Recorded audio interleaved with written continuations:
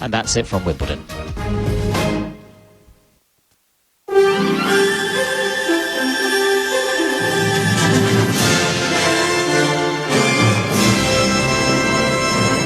ABC News. Good evening. I'm Susie Rains.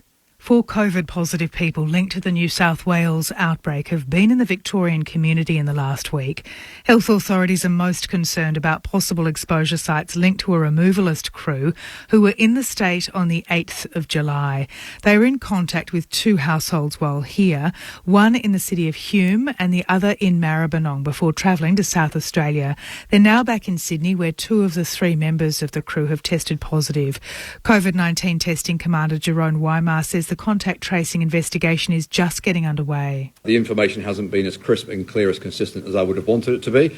Admittedly, we are, 5 or 6 hours into this investigation, so the day is still young, and we'll go at this all night long if we have to get the information we need so we can get this under control. The other 2 cases are members of a family who've been isolating since travelling back into the state on red zone permits. A Melbourne University epidemiologist says Victoria will be safe from the escalating COVID-19 outbreak in Sydney if contact tracers act fast enough when cases cross the border. There have been 4 COVID cases linked to the New South Wales outbreak in Victoria in the past week, as just reported. Health authorities are most concerned about those 2 of infected people who work as removalists and have been in contact with 2 Melbourne households. Professor Tony Blakely says these are the times when tighter border rules and contact tracing are most important. There will be incursions from time to time. The good news when those incursions happen is if you jump on them really fast with extremely good contact tracing, you can stamp them out. The New South Wales government is making the AstraZeneca vaccine available to people over 40 as the state deals with a surge in COVID-19 cases. Sarah Hawke reports. As of now, anyone over 40 can get the AstraZeneca vaccine at state-run vaccination clinics and centres. Pharmacies will also be involved. The federal advice is for anyone under 60 wanting AstraZeneca to first consult a GP. The Premier Gladys Berejiklian says the risks the state faces from the virus have changed. Please consider your own health situation, but know that you can get the AstraZeneca if you're over 40. There were 112 new cases in the state, the first time in the latest outbreak that numbers have exceeded 100. And vaccine experts are meeting to discuss whether to relax some of the health advice on the AstraZeneca vaccine given the deteriorating coronavirus situation in Sydney. The current advice from ATAGI is that it only be recommended for Australians over 60. A fortnight ago, the Prime Minister said all Australians could get the AstraZeneca vaccine if they consulted with their GP, despite the official advice saying the Pfizer shot was preferred. Outspoken Nationals backbencher Matt Canavan says he thinks some of the coronavirus vaccination advertisements are too dramatic. One of the new ads shows a young woman in hospital struggling to breathe due to COVID-19. Some critics believe it's insensitive because the Pfizer vaccine is not yet widely available for people under the age of 40, but Senator Canavan claims the advertisement is exaggerated because the virus is much more deadly in older people. Look, I don't think it's realistic. I think it's overly dramatic. Young people end up in hospital from the flu and other viruses too. But we've got to get things back into perspective here. In other news, a jury has heard that 3 men accused of shooting a former police officer in the head will argue they were acting in self-defence. Court reporter Annie Tran. In February 2019, Saeed Morgan was shot in the head at Point Cook after he waded into a business dispute for a childhood friend. Today, Mark Dixon, Stephen Tahani and Jack Harvey appeared in Victoria's Supreme Court where they're on trial for his attempted murder. Lawyers for the trio told the court that the men acted in self-defence, described Mr Morgan as hell-bent on violence and pointed the jury to Mr Morgan's controversial past. The court heard that the former New South Wales police detective was once acquitted over the murder of his brother-in-law, who had been charged with child sex offences in the 90s. The trial continues. Police have charged 7 people, including 6 minors, after an aggravated burglary at Berwick in Melbourne's southeast this morning. The owner of the home on McNair Court was stabbed during the incident and has been treated in hospital with non-life-threatening injuries. The alleged offenders face various charges and 3 have been remanded in custody to face the Children's Court at a later date. To the weather, there's a strong wind warning for the west coast and the central coast. Isolated showers becoming scattered on and south of the ranges during the evening, remaining mostly dry in the far northwest and in Gippsland. Partly cloudy in Melbourne and the chance of showers overnight. Right now it's 13 degrees. ABC News. This year's Origin has been dominated by New South Wales. Intercepted by Latrell Mitchell. Bye-bye, New South Wales, a 95-metre try. Can Queensland salvage something from the wreckage? Capewell's dummy, and Kurt Capewell's over. Or will the Blues make it a rare clean sweep? The 2021 State of Origin Series on Grandstand Rugby League. On your radio, ABC Sport Digital Radio, and on the ABC Listen app. ABC Sport. AFL. Get set for the deafening roar. The pent-up emotion is about to flow. Listen to the crowd roar. AFL. Fans are on their feet. Can't believe what they're about to see. The 2021 AFL Premiership Season. Grandstand AFL. We've got a game on our hands here. This is really good, fierce stuff. This is a fantastic game of football. Someone told me there was something wrong with our game. I can't see it today. Actually, it's a spectacular contest. Dreamers, keep on dreaming. Oh, the impossible angle. Sinners, keep on sinning. Don't go anywhere. The theatre of it all. Winners, keep on winning. And he dribbles one through and blows a kiss to the crowd. Just a new day beginning. Breaks the paint. Has a shot. Makes no mistake. Sends it for home.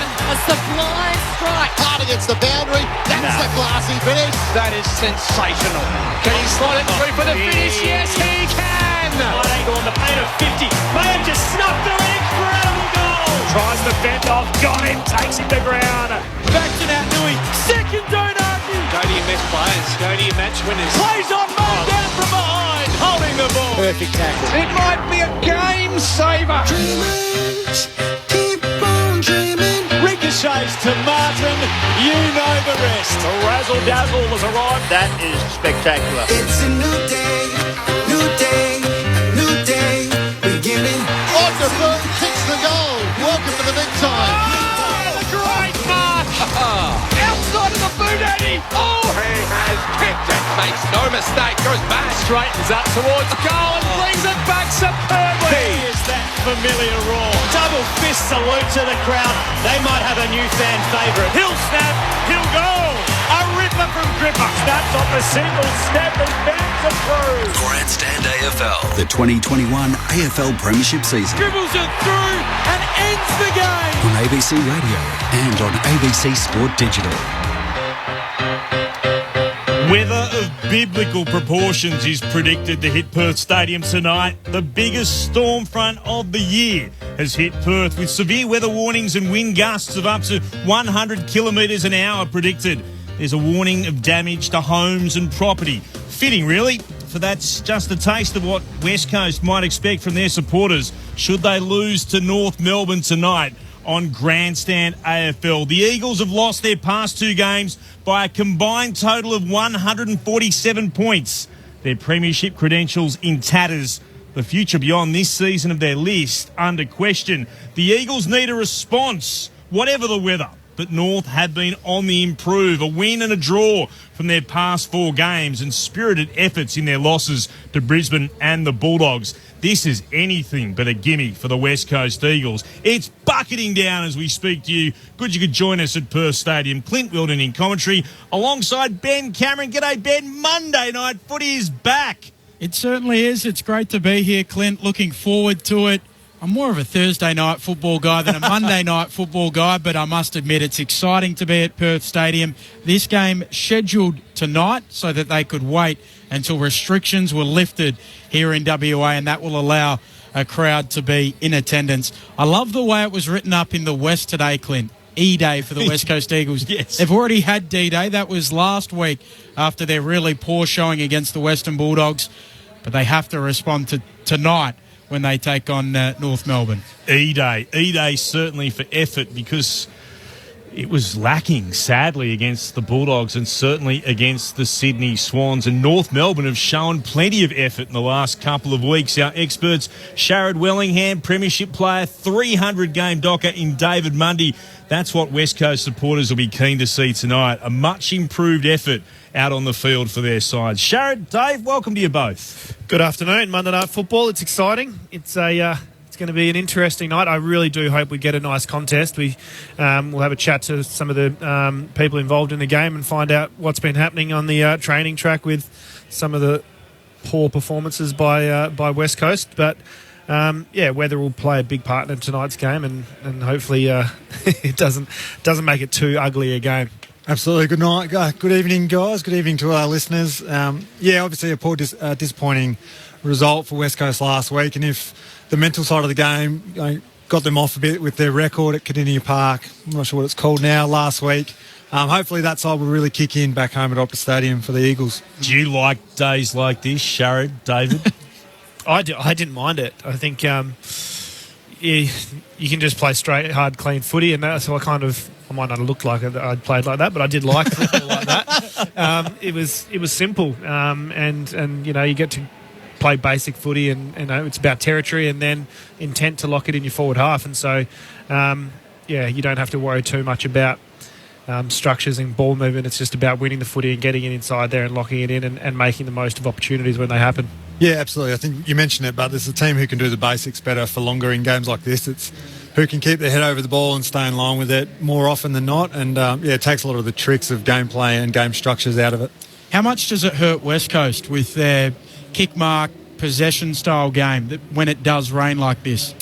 It absolutely will, but in saying that, for the last month they haven't even been able to implement that when it's been dry weather. So tonight is going to be about just winning clearance, getting it inside the forward 50. They're going to be not even thinking about that game style. It's going to be out the window, in my opinion. They're not going to be trying to maintain the ball and use the boundary and I suppose play possession football. It's going to be territory from the get-go. And if anything, I think it'll play into their hands a little bit. I'm sure during the week, you mentioned the effort word already.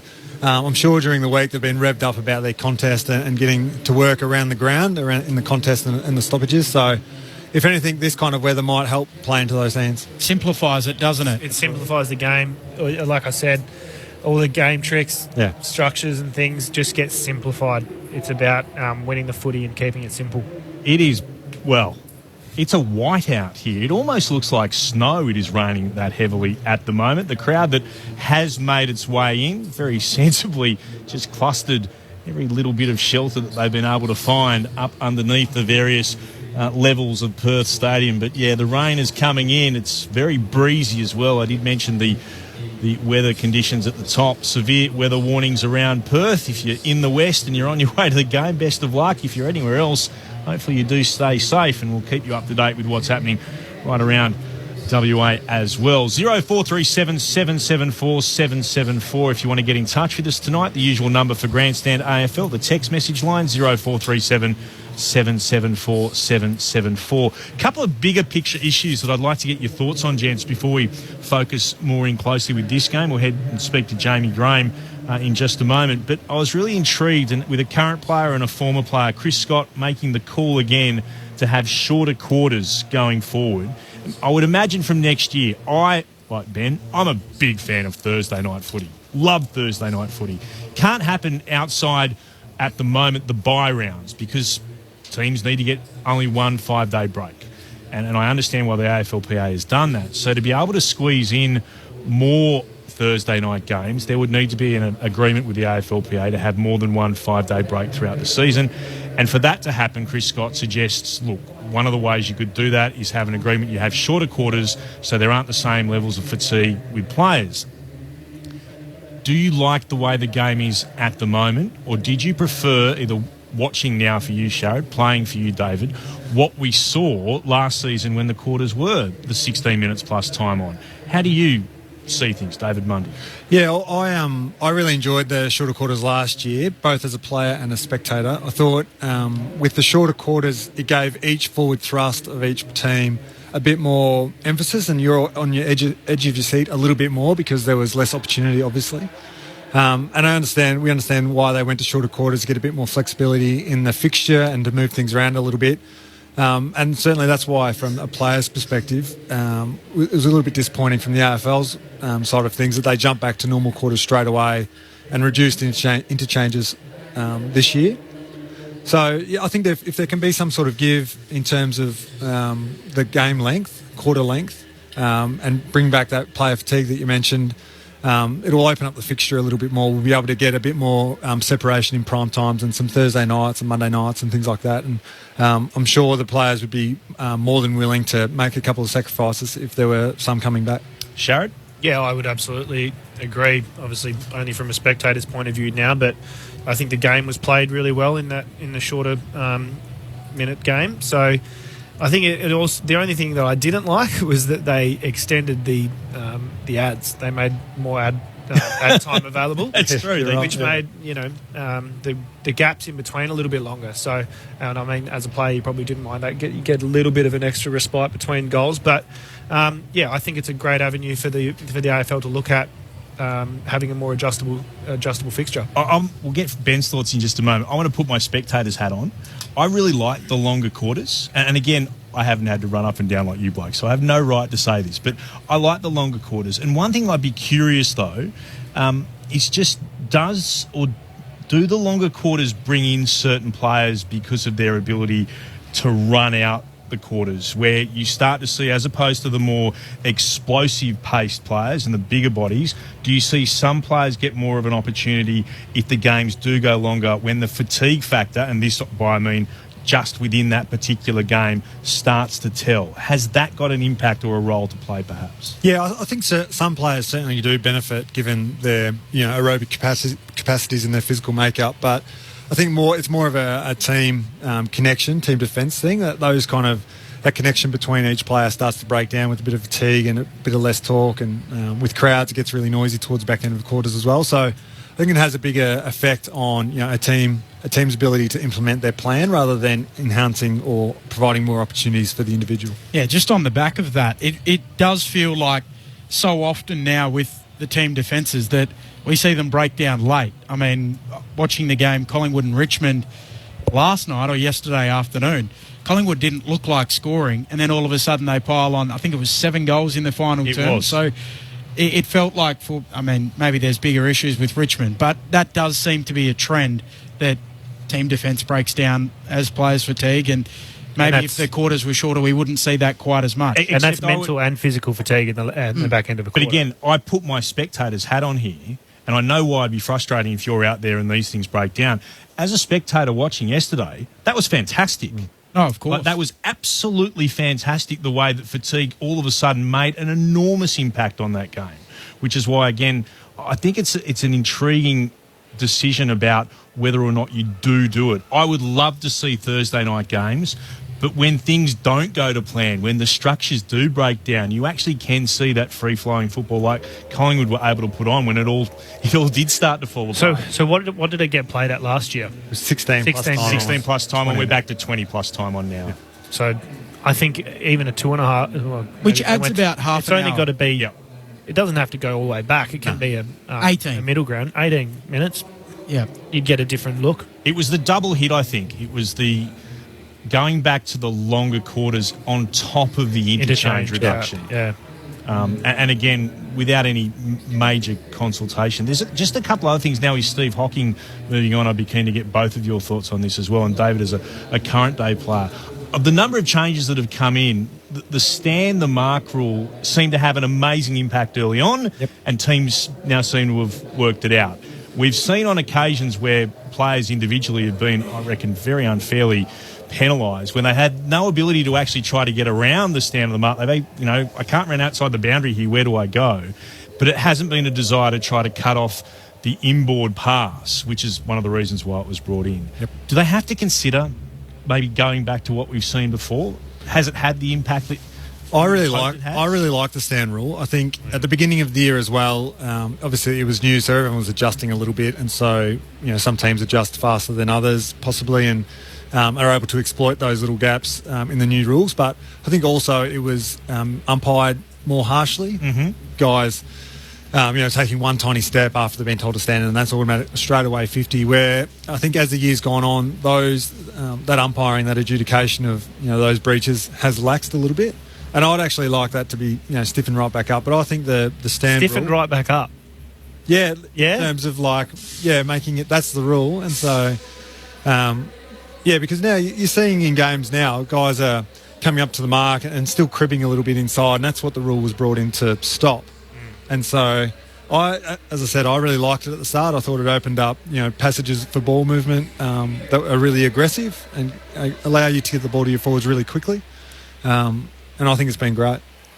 Get the umpires onto that. Bring it back, says David Money. That's interesting. Interesting decision from the 300 gamer with the Fremantle Dockers. He's alongside Sharad Wellingham. We'll hear more from both of those gents in a moment. Let's, by the way, head downstairs. Jamie Graham, one of the assistant coaches for the West Coast Eagles, was good enough to join us. Jamie, give us an insight after the past 2 weeks that you've had, really tough ones in terms of the losses. How is the group ahead of tonight's game with so much at stake, and for your supporters in particular?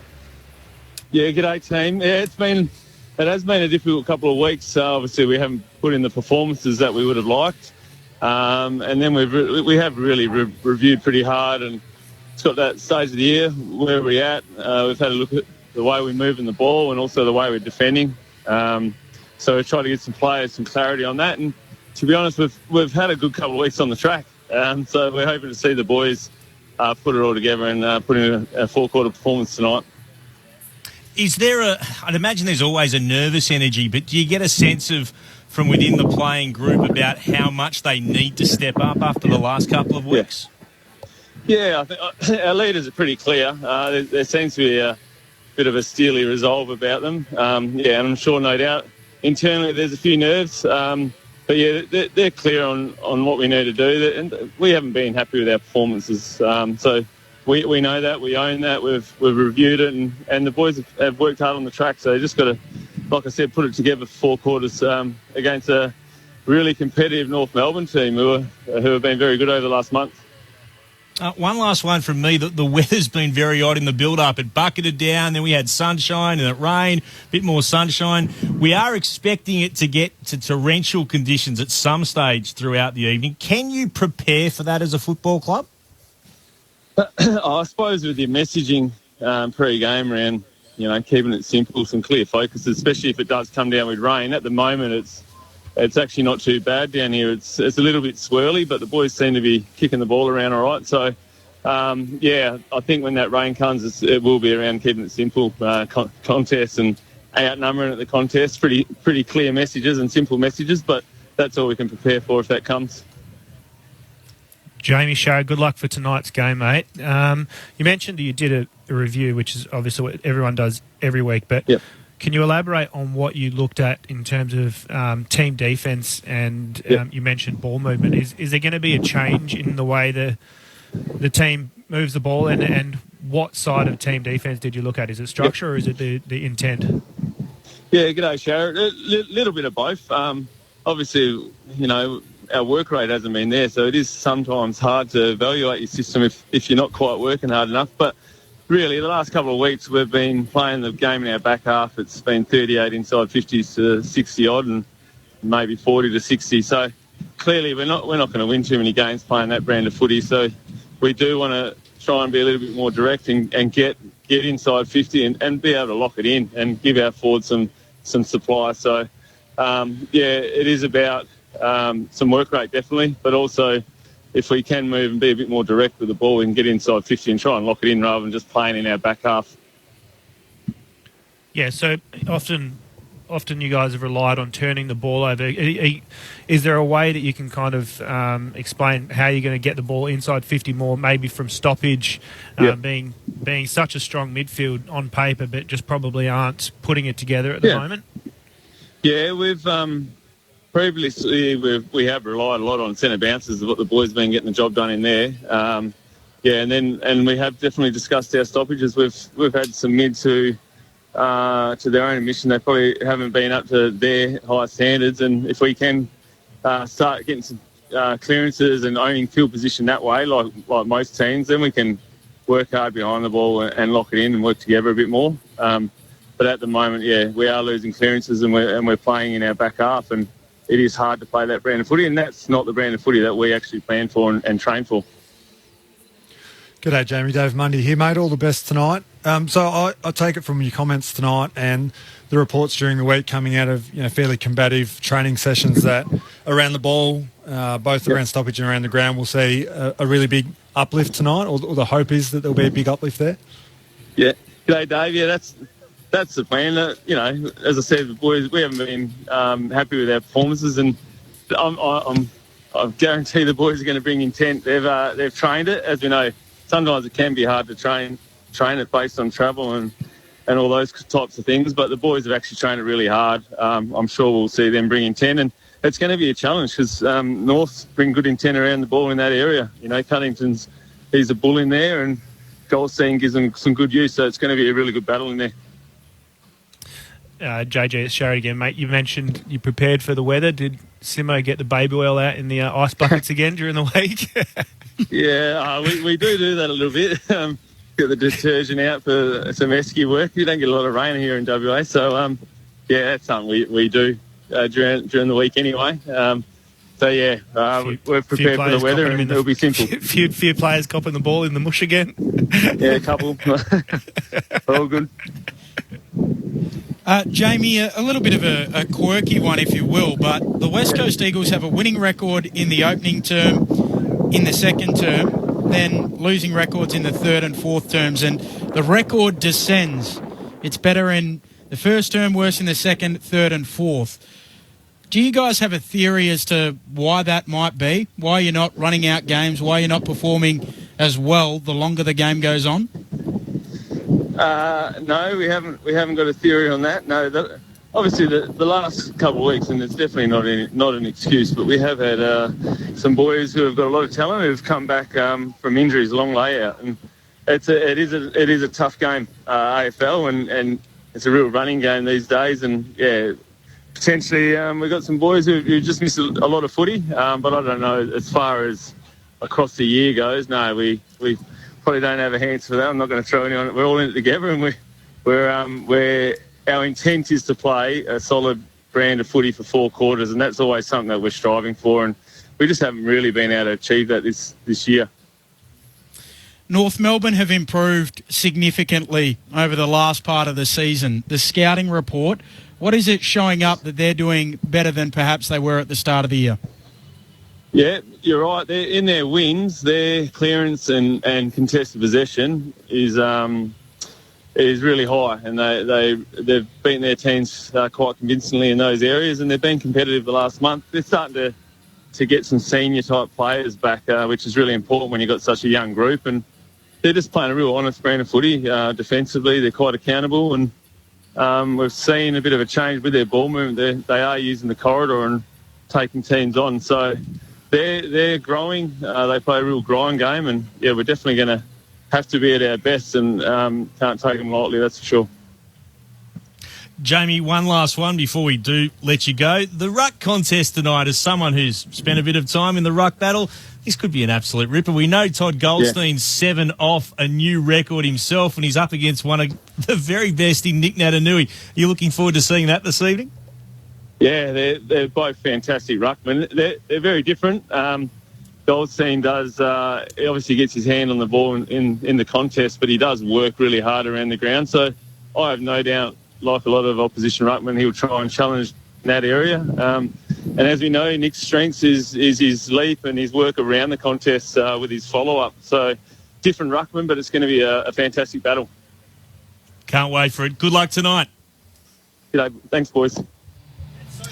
Jamie Graham joining us from the West Coast Eagles. Both teams out on the ground, or they're about to be out on the ground. The West Coast Eagles at the top of their race. North Melbourne are out, ready to go. The rain has eased again as the Eagles, with Captain Luke Shuey standing on the boundary line, high-fiving and then low-fiving his team as they head out. Jeremy McGovern, the first to go by, alongside the Premiership captain from 2018 in Shannon Hearn. If you've just joined us, there are no late changes for the Eagles or for North Melbourne. For West Coast, they made 5 changes coming in. Gaff, Nelson, Ryan, Rothen and Archie, the ins. Foley, Barty and Edwards omitted, Witherden, Jones and Redden injured.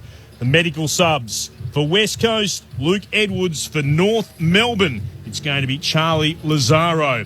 A huge amount at stake for the West Coast Eagles. It is 7th versus 18th, but North Melbourne have been no slouches in recent times. You'd imagine they will provide some sort of a test for the Eagles, who are looking to put behind them a fortnight of dire results, big losses to the Bulldogs and to Sydney. The game and all the description coming up on Grandstand AFL. Surprise! There's good surprises. Oh, thanks, guys. And bad surprises. Make me the happiest man alive. No. Oh. Like that. Look, go for the good surprises, friends. Good surprises only. Here's one, ABC iView. It's filled with jaw-dropping comedy, eye-popping drama, and heaps of mind-blowing television. Download the app now on your phone, tablet or smart TV. ABC iView. Don't be surprised if you're surprised. The 2021 AFL Premiership season on ABC Radio and on ABC Sport Digital. It's West Coast versus North Melbourne at a wet Perth stadium. Welcome to listeners throughout Victoria. Clint Wilden in commentary alongside Ben Cameron, our experts, Sharrod Wellingham, the Premiership player with Collingwood, and David Mundy, 300 gamer with the Fremantle Dockers. The Eagles have had 2 shocking weeks away from home. Well, belted down at Geelong by 92 points, and the week before here in Perth, downed by the Dogs to the tune of 55. Their fans expect more. It's been dubbed in the local newspaper, the West Australian, as E-Day. They've had D-Day and failed. It's E-Day, all about E for effort from the West Coast Eagles. Though North Melbourne, to our North supporters listening in, they should be buoyed by what they've seen from this young side under David Noble, particularly in the last couple of weeks. A win and a draw from their last 4 games, and 2 very encouraging efforts in their losses to Brisbane and the Western Bulldogs. Ben Cameron alongside me, as I said, but let's get the thoughts of our experts. How will this pan out? The ruck battle should be a beauty. Nick Naitanui up against Todd Goldstein, and we'll be counting down 7 hit-outs from Todd Goldstein for him to go past the record holder in this stat since it's been recorded, Aaron Sandilands. The hit-out record, 8,502 from 271 games for the big Fremantle Docker, while for Goldstein, the 33-year-old has 8,496. It is a record to be proud of if you're a ruckman. Shows how good you are and shows your durability as well in what should be a great battle anyway up against the West Coast Eagles, big man in Nick Naitanui. How does it all pan out tonight? David Mundy, Sharrod Wellingham, will the Eagles give their supporters what they're desperately hoping for? Or could North just continue to pile on the pain for the Eagles? Gentlemen, welcome to both of you. Good evening. Thanks for having me. Yeah, it's going to be an interesting one. I hope that Nick Nat can keep Toddy to under 7 hit-outs so my big mate can keep his record for another week. But the old saying, it's good to be home. I'm sure the Eagles are feeling that at the moment, and I'm really buoyed to put in a much better performance in front of their home crowd. We know how disappointing they've been the last couple of weeks, but yeah, big week on the track and a new mental focus. It's amazing how quickly it can turn around. Yeah, absolutely. I think they would have been very excited to get home and be able to get back to Optus, where they consider it to be the Coliseum and a real fortress for them. We heard Jamie say that the intent at training's been right up. Obviously, a focus on winning the contest is going to be crucial for them. Winning the stoppage, which Jamie touched on as well, and like we've already mentioned, the weather is going to probably play perfectly into that, enabling them to keep it pretty simple. Don't have to try too much in terms of ball movement. Get it inside their forward 50, lock it in. On the flip side, what are North going to be doing? They're going to be trying to make West Coast quiver in their boots a bit, try and get some early momentum, get them questioning themselves. It's going to be a really important start for North Melbourne. If they can get out to a couple of goal head start, it's going to be really in the mind of West Coast players. Not again. Absolutely, and from the Kangaroos side of things, Ben Cunnington's been a huge asset for them, especially in their turnaround in the last few weeks, and he had a really great game last week against a pretty potent midfield of the Western Bulldogs. So again, he'll be a prime target for Todd Goldstein and the North Melbourne Kangaroos for tonight, and a big big shoulders for him carrying this team. We have just had a little chat off air, but North Melbourne have got a really, really good top end of that midfield, but probably just rely a little bit too much on Cunnington and Simpkin to a lesser extent. They don't rely on him quite as much, but he's been performing really well. I think that for them to probably take that next level, they've got to have just a little bit more depth through their midfield, a few more players who can pinch hit when Cunnington's getting sat on and isn't having the impact he needs to, not just through a game but through a quarter. You know, players can go in and out during the quarter. If they do have someone who can just pick up the slack, Davies Uniacke is one who's playing forward, but he's the kind of player that moves really well, and if he's got that dynamic movement, if they can utilise him through the midfield, it would be really, really helpful for them. Yeah, so obviously the big white hope there is Luke Davies Uniacke, a really high draft pick for them a couple of years ago, but Jaden Stephenson and Taron Thomas both rotated through the midfield a little bit last week, and particularly Taron Thomas, but look really promising in there. So expect him to get a bit more of a run in there, I'd imagine, tonight. And you know, he's a big boy at 189 centimetres. So and he tackles as well. He tackles hard, is he? Yeah, absolutely. You with the tackle, yeah. He's got all the tricks, and yeah, as you said, he's hard at it and tackles. So yeah, he'll be a really interesting one tonight to see how he goes against a much vaunted West Coast midfield on their home deck. And then I suppose when you look at the North Melbourne defence, Tarrant and Mackay, are they going to be able to quell the well, I suppose there's the three towers of West Coast forward line. Are they going to be able to quell it when it does go in there? And then you add in Liam Ryan coming back into the forward mix. It's going to be pretty slippery conditions down in that forward line. If Kennedy and Darling create and Oscar Allen can create contests and then enable the forward line to do their work at their feet, it's going to be really hard. So I think those two key defenders locking out the two twin towers in Kennedy and Darling is going to be really important for North. And they'll be absolutely loving a bit of rain coming in, a bit of a slippery night on the ball. So I know that plays a big part in key defenders coming into games. But yeah, it's going to be an interesting battle down there. Zeebel's, I suppose, the last couple of years gone down back and is just doing a really, really good job. He disposes of the ball really well, but just structures up. He often, will be the one sitting right back and marshalling the troops of that back line. Similar to, it's a it's a big name to be compared to in this role, but it's kind of like what Hodge did late in his career, and that he'd just sit back there and dispose of the ball, really, really damaging with his kick. And so if they can, those two defenders turn it over and get it down on the ground, I can really see Zeebel disposing it and rebounding. Yeah, and particularly the early stages of this year when they were lacking Tarrant down there, a bit more of a senior head and a solid figure.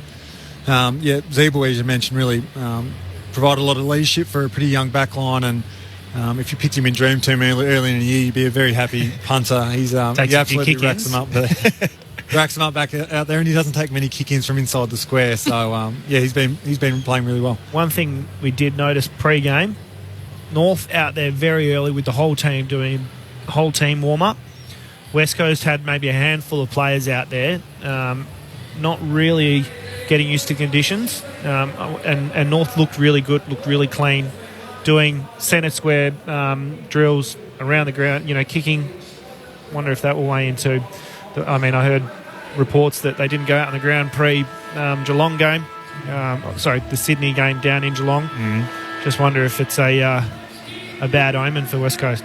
Thoughts of Sharad Willingham and David Mundy. Ben Cameron is with us in commentary. Ben, you've watched the toss. Yeah, Jack Zeebel has won it. He's elected to kick to the city end of the ground in the first turn. Let's head downstairs. Bridget Lacey. It looks like, for the moment at least, Bridget, the rain's staying away. Good evening, Clint. Yes, it is quite nice for now. No complaints from me just yet. I got the motorcycle pants on, so I'm ready to go if it does get wet and wild later, which we assume it will. It's about 17 degrees for right now and a blustery, swirly breeze. The starting benches for both sides for West Coast, Andrew Gaff, Tom Cole, Jackson Nelson and Brendan Archie, and a medical sub for the West Coast Eagles is Luke Edwards this evening.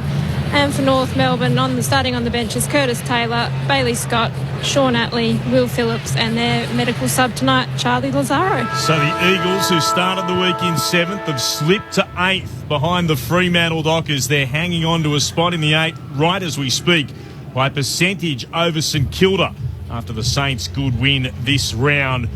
Teams heading to their respective positions. Which way are we going, gentlemen? David Mundy? I'm going to go West Coast. Sorry, I've just seen them in their huddle and it looks like they're revved up, ready to go. Sharad Willingham. I'm going to go with the home team in West Coast. Ben Cameron. I'll go West Coast, but maybe not by quite as much as we expect. North fans can rejoice because I'll tip the Eagles as well, and we know what normally happens on Grandstand AFL when that is the case. Ball in the centre. The Eagles are wearing their Indigenous jumper, designed by, Laurie Bellotti's relative, whose name escapes me for just a second. Daryl Bellotti. Yes, you are correct. With the woggle on the front. Big moment for the Eagles after 2 disappointing weeks. Can they hit back? Will North have other ideas?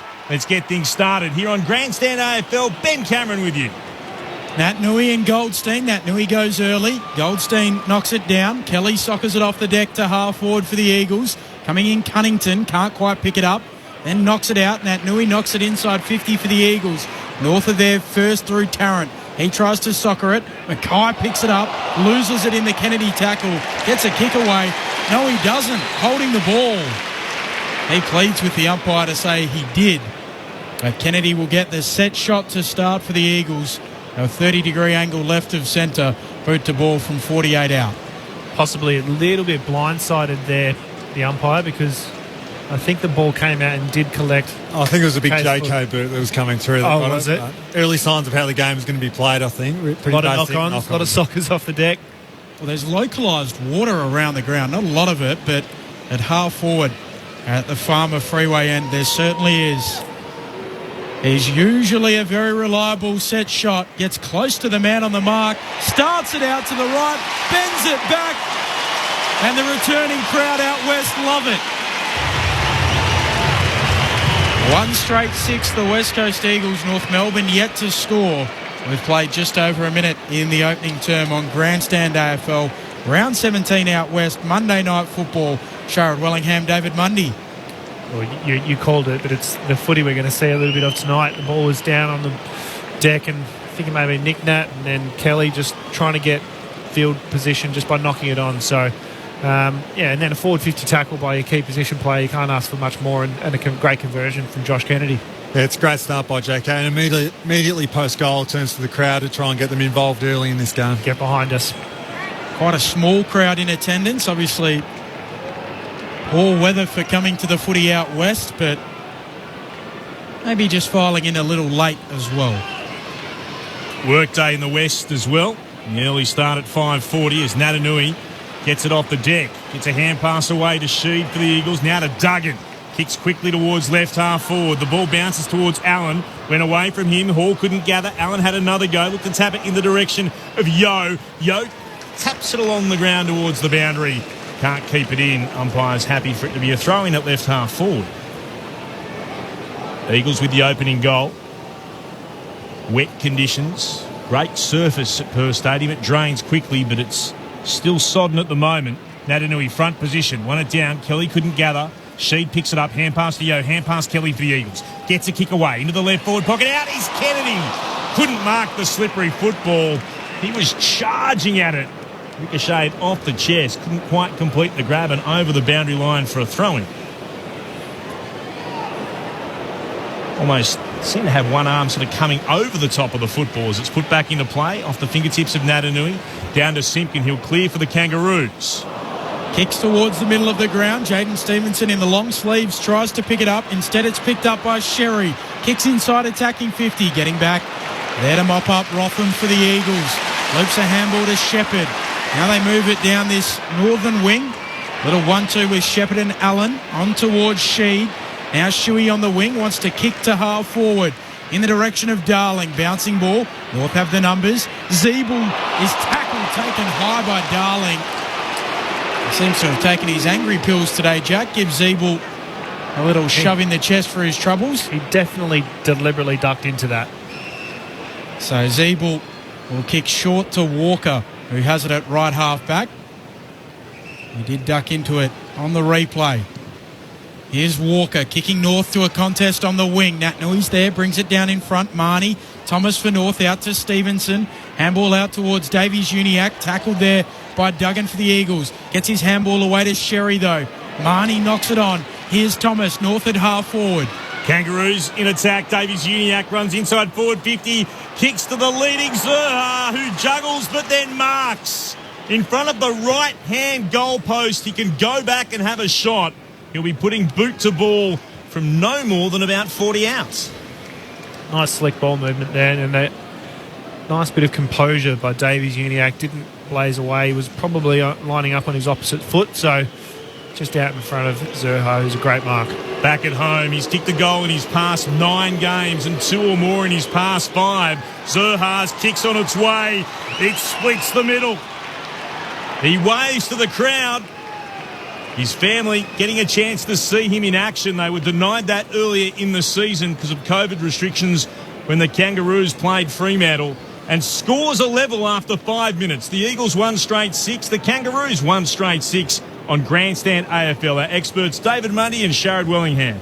He's a talent, isn't he, Zerha? How much time and effort gets put into him in Oppo, I suppose, reviews at the moment? Yeah, well, he's in a rich vein of form as well. He kicked 4 goals last week against the Bulldogs and 2 the week before that. So he's a really big focal target for the Kangaroos up forward. But it's only early in the game. But that was the first passage of play, which showed a little bit of composure and a little bit of slick ball use. Has something to say to Josh Rotham as well as they head back to the goal square. The only West Aussie in this North team today. Nat Nui flicks it down from the restart straight to Yo. Cunnington's right there with him and says, "You won't break my tackle." Couple of bulls going head to head. Umpire puts it back aloft. Nat Nui knocks it to himself and knocks it out to Gaff. Hacks it off the bounce towards half forward. Nice mark going back to Mackay for North Melbourne. About 30 out from his defensive goal. And the players run, every now and then you'll see a little splash of water come off the deck as Mackay kicks towards the northern wing, and Shannon Hearn bobs up and marks. Scores level 6 minutes in. Hearn, just from forward of the wing, kicks inside the attacking 50. Ryan was up, couldn't mark. Walker in front of him, spills out the back, tapped by Turner, through for a rush behind. He was at full stretch. Kane Turner's done well to react to the danger as Ryan turned quickly. The Eagles by a point, 6.5 gone in the first. So Hall brings it in quickly. Nice mark by Larkey at half-back for North.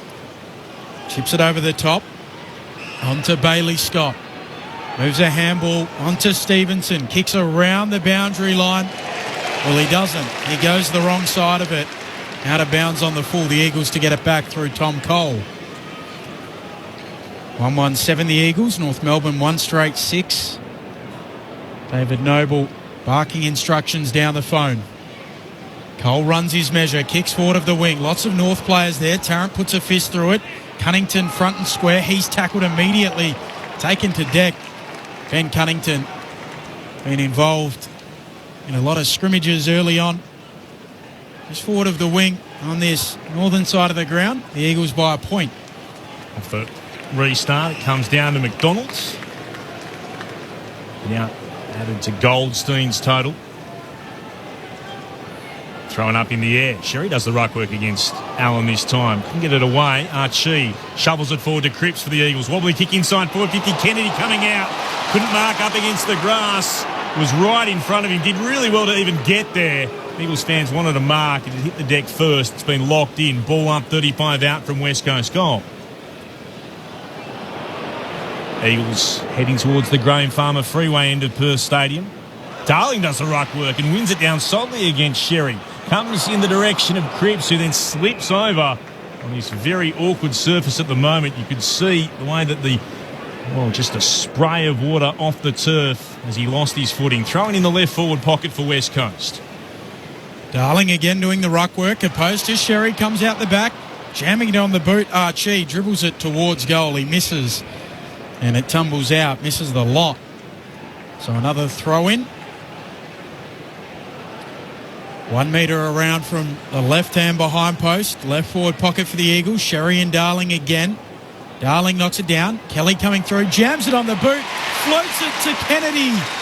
He marks 15 out directly in front. And again, highlighting the beauty of playing in front in conditions like this. I think that's the 4th or 5th time we've seen a quick kick out of the pack, full short, and the player in front being in the best position. And even in the wet, JK's got some pretty decent hands. Just the slightest of angles. Comes in, kicks it into the man on the mark. Touched on the way through, and that is a big let-off. And I mentioned the shortened run-up. He was a little bit casual there, Josh Kennedy. Wouldn't expect to see that from there. The kick in is across half-back from the Kangaroos. Nelson's out after it, slaps it away from Dumont. Just courage. Comes down to Barris from right half forward, puts it back inside attacking 50. Roos had the numbers, off hands, forcing to turn. Mackay got worked out from underneath it. Ball still there to be won. Phillips picks it up, gives it to Hall. Kicks a wobbly kick beyond defensive 50. Duggan waits. He takes the mark as Goldstein came towards him. Runs away from Goldstein and puts it back into the left forward pocket. Coming in from the side, mark not quite taken. Darling almost had it. Kennedy emerges with it from traffic. Handed it off to Gaff. Hard up against the boundary. The centering kick. He wants Archie. Goes up against Stevenson. Couldn't mark. Ball on the deck again. Players emerge with it. Walker threw it on the boot for the Kangaroos. Gaff stopped it going beyond the Kangaroos' defensive 50. Cunnington got it out towards Stevenson. Into the middle of the ground. Cole under pressure. Got tackled by Davies-Uniacke, but got it away to Rotham. He'll kick towards right half forward and Cripps marks on his chest. Cripps wheels and goes. Looks inside 50. Low ball towards Darling. Can't quite complete the mark. Spoilt from behind. Stevenson there to Rove. Off the haul. Kicks north back towards the wing. And Larkey can mark. Ground getting fairly chopped up throughout it all as well. Certainly is. It's a slippery ground even on dry days, isn't it, David? A little bit like a rugby pitch. Especially this side, we're on the interchange side, it's a bit more slippery. Larkey kicks north towards half forward. Over the pack it goes. Sheed there to mop up for West Coast. Back feeds a handball to Duggan, who kicks it to Gaff at fullback. Not the 15, so called to play on. He goes back to Sheed. And Sheed marks it.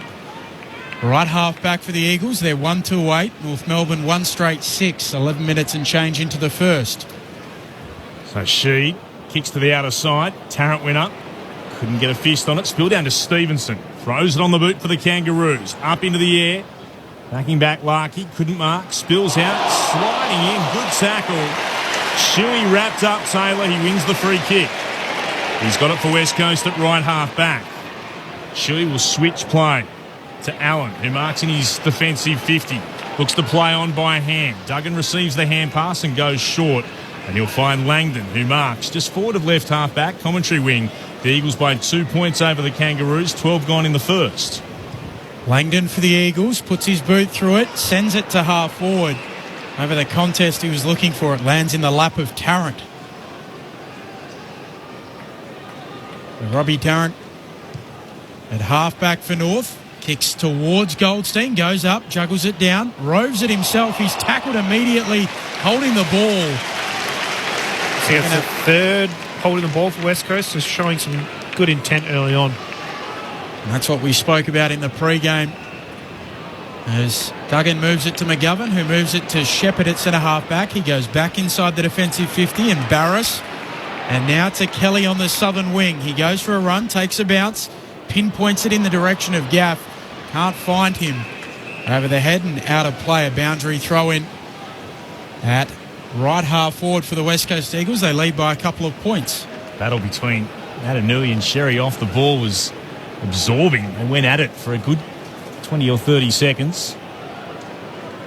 Adenui, though, works his way to the ruck contest. Wins it against Goldstein. Looking to work it forward. Sheed looked to tap it on. Simpkin was back there. Gave it to Dumont for the Kangaroos. Throws it on the boot as he kicks around the body towards left half back. Goldstein goes up. Umpire spots a free kick. North player being held. It's Marnie. He'll have it at left half back for the Kangaroos. They trail by 2 points. 14 gone in the first.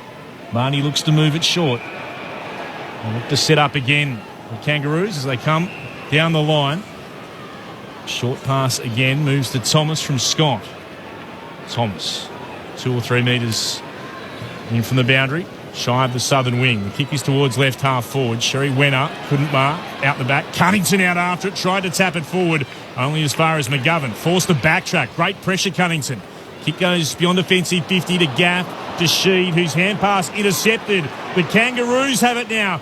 Thomas will kick long towards goal, and he puts it through.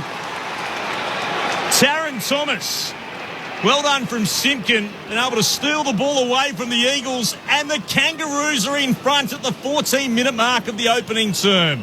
North at 2 straight 12, the Eagles 1-2-8 on Grandstand AFL. Clint Wilden and Ben Cameron with you from the West, alongside them, David Mundy and Sharad Wellingham.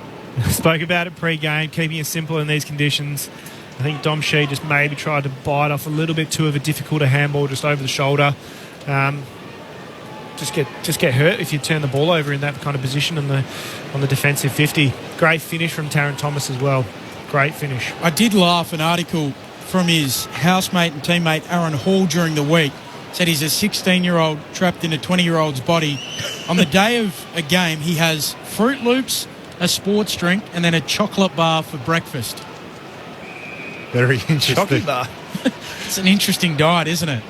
I wouldn't even give my 5-year-old that. Still, to this day. To this day. Playing AFL footy, that's his breakfast on game day. I guess you burn it off. Goldstein wins the tap. Simpkin tries to soccer it forward. Knocking it out, Taylor back to Simpkin, who sends North inside 50. Over the head of Larkey, bouncing ball. Sherry tracks it into the pocket. Tries to soccer it on goal. It's knocked out off the hand of McGovern. It's not, in fact. It was out on the full, so McGovern will have the kick in the left back pocket for the Eagles. Chips it short to Rotham. So Rotham comes inboard to Barras. The Eagles still in their left back pocket. Barras chips it short. Kelly, a little stumble, recovers to take the mark. So 4 points North's lead as Kelly goes laterally to Shuey, the West Coast Eagles captain. Shuey will send it to the wing, looking for Nat Nui. Goldstein overruns the footy. Nat Nui can't gather, and he knocks it out. We'll get a throw in on the interchange gates, or in between the interchange gates. 2 straight 12 North, West Coast 1-2-8, 16 minutes into the first. Still seeing a kick mark game style being implemented by West Coast, which is not what we called. Natanui wins it down, throws it on the boot. Ball spins it way towards centre half forward. Darling out, couldn't mark. Socket off the ground by Sheed, waiting for it. Zeeble marks on his chest, just inside North's defensive 50. Moves it out to Goldstein. Plays on by hand. 4 hit-outs so far for Goldstein. He needs 3 more. The kick to Taylor towards right half forward. Sherry couldn't mark. McGovern was there. The hand pass was in the direction of Gaff, who takes it over the boundary line. North players question whether or not it could be deliberate. Not to be. It's going to be a throw in right half forward for the Kangaroos. They lead by 4 points. 17 minutes gone in the first on Grandstand AFL, on ABC Radio and ABC Sport Digital. Goldstein in front, brings it down in front. Yo knocks it to Nat Nui, who snaps around the corner, looking for Darling. There's a whistle, a holding free kick against Walker. He doesn't like it. They never do, the defenders. Free kick will go to Darling on the wing for the Eagles. Forwards don't hold as well. Darling drives it inside 50 for the Eagles. Marking contest. And a fabulous mark by Langdon. Reminiscent of Jonty Rhodes. He parried it into the air, and as he landed on the ground, it fell in his lap. And he was able to mark it on his backside. Still sliding across the deck as well. Nice bit of ball control there. Very nice. So he'll have the set shot from 35 metres out, maybe slightly further than that. About 40. Slight angle to left of centre. Langdon comes in and drives it through the middle. West Coast take back the lead. They lead by 2 points. 2-2-14 North Melbourne, 2 straight 12. Sharad Wellingham, David Mundy. Well, we'll give him the benefit of the doubt there and say that was a deliberate move. Tap it up to himself over the big key forwards. But, yeah, fantastic bit of play there from Zach. And to go back and finish in these conditions was a great effort. But we're already seeing the deck get a bit ripped up at the West Coast end. And as Ben's mentioned, a bit of water on the surface. So it's going to be an interesting game. And in these conditions, there's still a lot of kick mark, as you mentioned, Sharad. Contested possessions pretty close. Clearances at the moment. West Coast 9-3, so getting a little bit of a head start at the stoppage. Rain still largely staying away. Both rucks had a go at it. Fell down. Tapped back by Thomas. Got it on to Simpkin. Kick was in the direction of Stevenson. Still in the centre square. Couldn't mark. Yo gathers. Gives it to Shuey. Now to Duggan. Hand passes back to Gaff. Under pressure. Kicks around the body towards the wing. 2-on-1 battle in favour of the Eagles. Archie going up. Takes the mark for West Coast. Kicks over the top, allowing Petruccelli to run onto it. He'll mark it at left half forward. Sends it into the left forward pocket. Coming out, Allen dropped in front of him. Couldn't mark, obviously, and then as he gathered it was taken over the line for a throw-in. Deep in the left forward pocket. Probably 40 out from the Eagles' attacking goal. They lead by 2, West Coast, as we head towards time on in the opening term. Grandstand AFL on ABC Radio and ABC Sport Digital. Goldstein opposed to Darling. Goldstein straight down towards Ryan, who went to ground. And we'll get another ball up, playing for the high free kick. Overlooked by the umpire on that occasion. No, he's getting the free kick. I think it was called by Daglish as the non-controlling umpire. Liam Ryan. Again, it was one of those ones where he leans into the tackler, which I don't know, as a player, ex-player, I don't really like seeing those ones paid. No, they seem to be slipping through the cracks a fair bit, those ones. David Noble looked like the emoji with the hands out saying what's he meant to do, as Ryan skips in past the arcs out. He'll set it out to the right. There'll be a marking contest. Goldstein got 2 hands to it but elected to spoil it down. And eventually it's carried over. We'll get a throw in. Right forward pocket for the West Coast Eagles. They lead by 2 points. They're 2-2. North 2 straight. It's a bit of football justice there. Still not quite sure what Goldstein was supposed to do as it's thrown in. Darling front position, knocked it down. Now there's another umpire. Daglish again. Umpire once again who spotted a free kick, and I'm at a loss to say what it was for. It's gone to Goldstein. Can you... It looks like it's Turner off the ball, doing a job on Shuey, and wasn't happy with some attention, obviously. Third time tonight Daglish has paid a non-controlling free kick. Oh, the kick is towards left half back, and Thomas flew. That's a sensational mark. Great grab over the top of Gaff. He really did fly. Genuine highlight considering the wet, slippery footy as Davies-Uniacke moves it out to Stevenson, who marks just shy of centre wing, southern side of the ground. The Eagles by 2, 22 gone in the first. Stevenson elects to go short. Simpkin marks on the logo on the southern side of the ground. Ujai Simpkin will send it long. A shallow inside 50 entry. Larkey goes up. Barris with the spoil. Comes down to Davies-Uniacke. Evades one tackler. Now has to backfeed a handball to Zerha. His kick a shocker. Sets a task for Hall. Has to go back and get it on the logo. Can't pick it up. The Eagles dive in. Langdon does pick it up for the Eagles. Kicks laterally across the square to Darling. Now they break.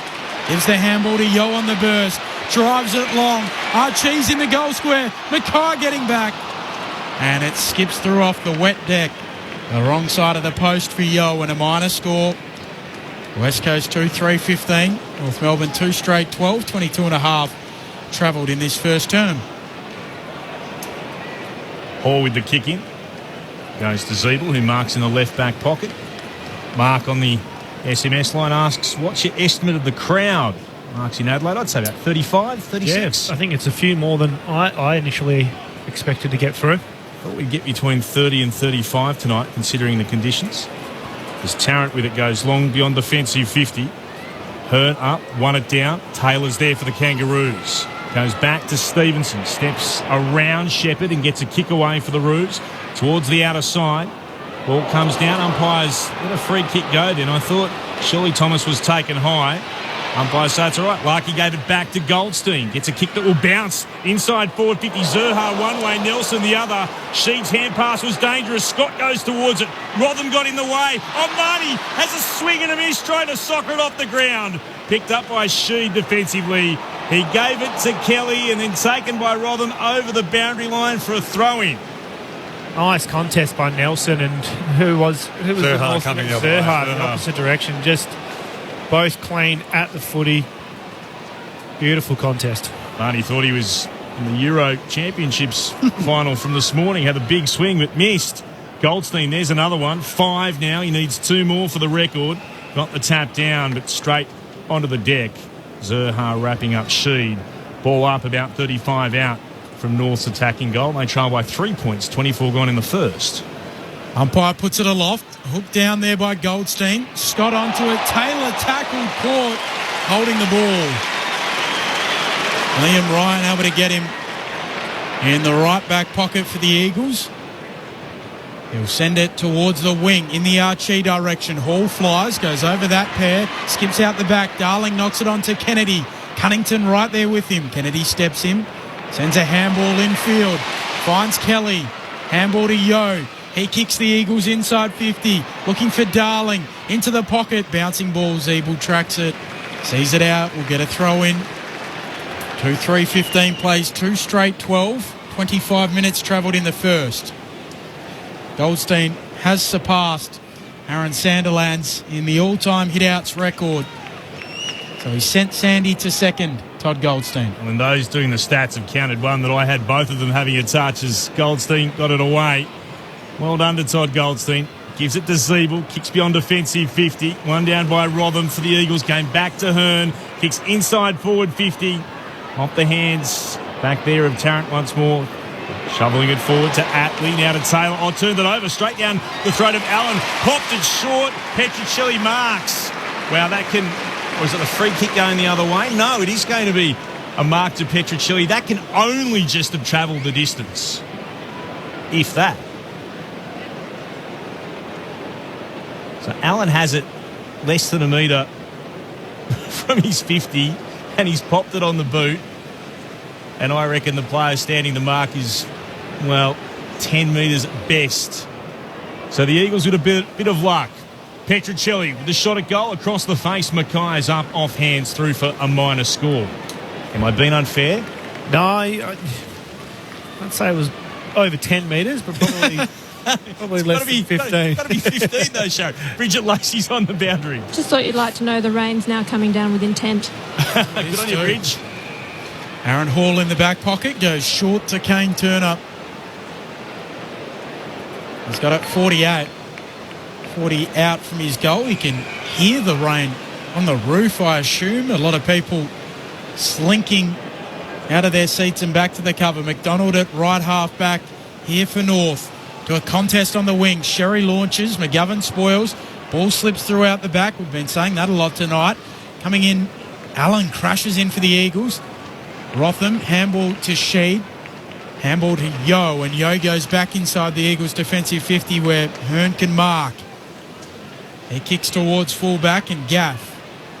Back in the side this week, a late admission with a hand injury last week. He goes to Hearn, who goes back to Gaff. A little closer to fullback. West Coast leading by 4 points. Gaff sends it out towards the wing. Darling leads up. He marks on his chest. Here we go. Down the southern side to Cole, who marks and plays on by hand to Petruccelli. Goes for a run alongside the boundary. Kicks the Eagles in the direction of Natanui, who went up. Couldn't mark. Gathered the crumbs, though. Gave it off to Kennedy. Deep in the right forward pocket. Misses. Narrowly to the right-hand side. A minor score. 2-5 now, West Coast. 2-5-17. The Roos are 2 straight 12. 28 gone in the first. As it continues to bucket down.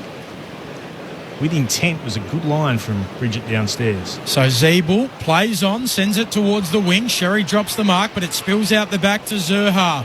And he's taken high. So Zerha to get the free kick on the logo on this northern side of the ground. And with the mullet moustache combination, Zerha sends it inside 50 for North. Not a great kick. And McGovern can only bring it to ground. He recovers first. Sherry, a big tackle. Drags him to ground. The umpire says it's held in. We'll get a ball up. 45 metres out from the attacking goal for North. 2-5-17. Plays 2 straight 12. Closing in on quarter time. Thrown up. Natanui gets the kick away. Zeeble in the centre square. Couldn't mark. Spills down. The Kangaroos look to work it forward. Turner. And then crunched into his Cripps, who's a little bit worse for wear after the contest, and the ball stays on the deck and Darling dives on top of it. Cripps has certainly hurt his hand a moment ago in a collision. Natanui palms it down. Trying to get a kick away out of that was Cunnington. It comes out towards the wing. Natanui was there, goes to Cripps, who remains troubled by an injury to the left wrist, I think, from what I can see. That's what he's certainly holding as the siren sounds for quarter time. The Eagles 2-5-17. The Kangaroos 2 straight 12. And the goal kickers for West Coast, Langdon and Kennedy, while for North Melbourne, Thomas and Zurha. Tough conditions for both teams. It's been wet and very windy as well. It does swirl around at the best of times in at Perth Stadium, but there's an almighty breeze blowing in from the northeast at the moment. And the rain has eased a little bit again. It's been dry and then it's bucketed down and it's dry again, but the surface is sodden. Plenty of challenges regards to picking up the football and indeed with players' footing. Beating West Coast, they lead by 5 points at quarter time. Wherever you're listening on ABC Radio and on ABC Sport Digital, this is Grandstand AFL. Make sure you follow ABC Sport on social media, Instagram, Facebook and Twitter for more great AFL content. Sea change or tree change? Across Australia, people are chasing their dream and moving to the country. Oh, wow. Join Helena, Christy and Craig as they seek out the bright sparks who've moved in or been there all along. These aren't just rose petals. Growing great ideas. This is the tasting station. In regional Australia. These hills are alive with creativity. Move into the country. Friday nights at 7:30 on ABC TV and streaming on iView. The 2021 AFL Premiership season on ABC Radio and on ABC Sport Digital. North of there, first through Tarrant. He tries to soccer it. Mackay picks it up, loses it in the Kennedy tackle, gets a kick away. No, he doesn't, holding the ball. He pleads with the umpire to say he did. But Kennedy will get the set shot to start for the Eagles. Is usually a very reliable set shot. Gets close to the man on the mark. Starts it out to the right. Bends it back. And the returning crowd out west love it. Kangaroos in attack. Davies Uniacke runs inside forward 50. Kicks to the leading Zurha, who juggles but then marks. Zurha's kick's on its way. It splits the middle. Kick goes beyond defensive 50 to Gaff, to Sheed, whose hand pass intercepted. The Kangaroos have it now. Thomas will kick long towards goal, and he puts it through. And the Kangaroos are in front at the 14-minute mark of the opening term. Darling drives it inside 50 for the Eagles. Marking contest, and a fabulous mark by Langdon. Reminiscent of Jonty Rhodes. Langdon comes in and drives it through the middle. West Coast take back the lead. The 2021 AFL Premiership season on ABC Radio and on ABC Sport Digital. Todd Goldstein has broken the record for the AFL hitouts. 8,503 now to his name. He has 8 to quarter time as he moves past Aaron Sanderland's long-standing mark. Congratulations to Todd Goldstein. His team finds itself down by 5 points at quarter time. West Coast 2-5-17. The Kangaroos are 2 straight 12. Let's get the thoughts of our experts down. What are you watching, Ben? What are you having a look at?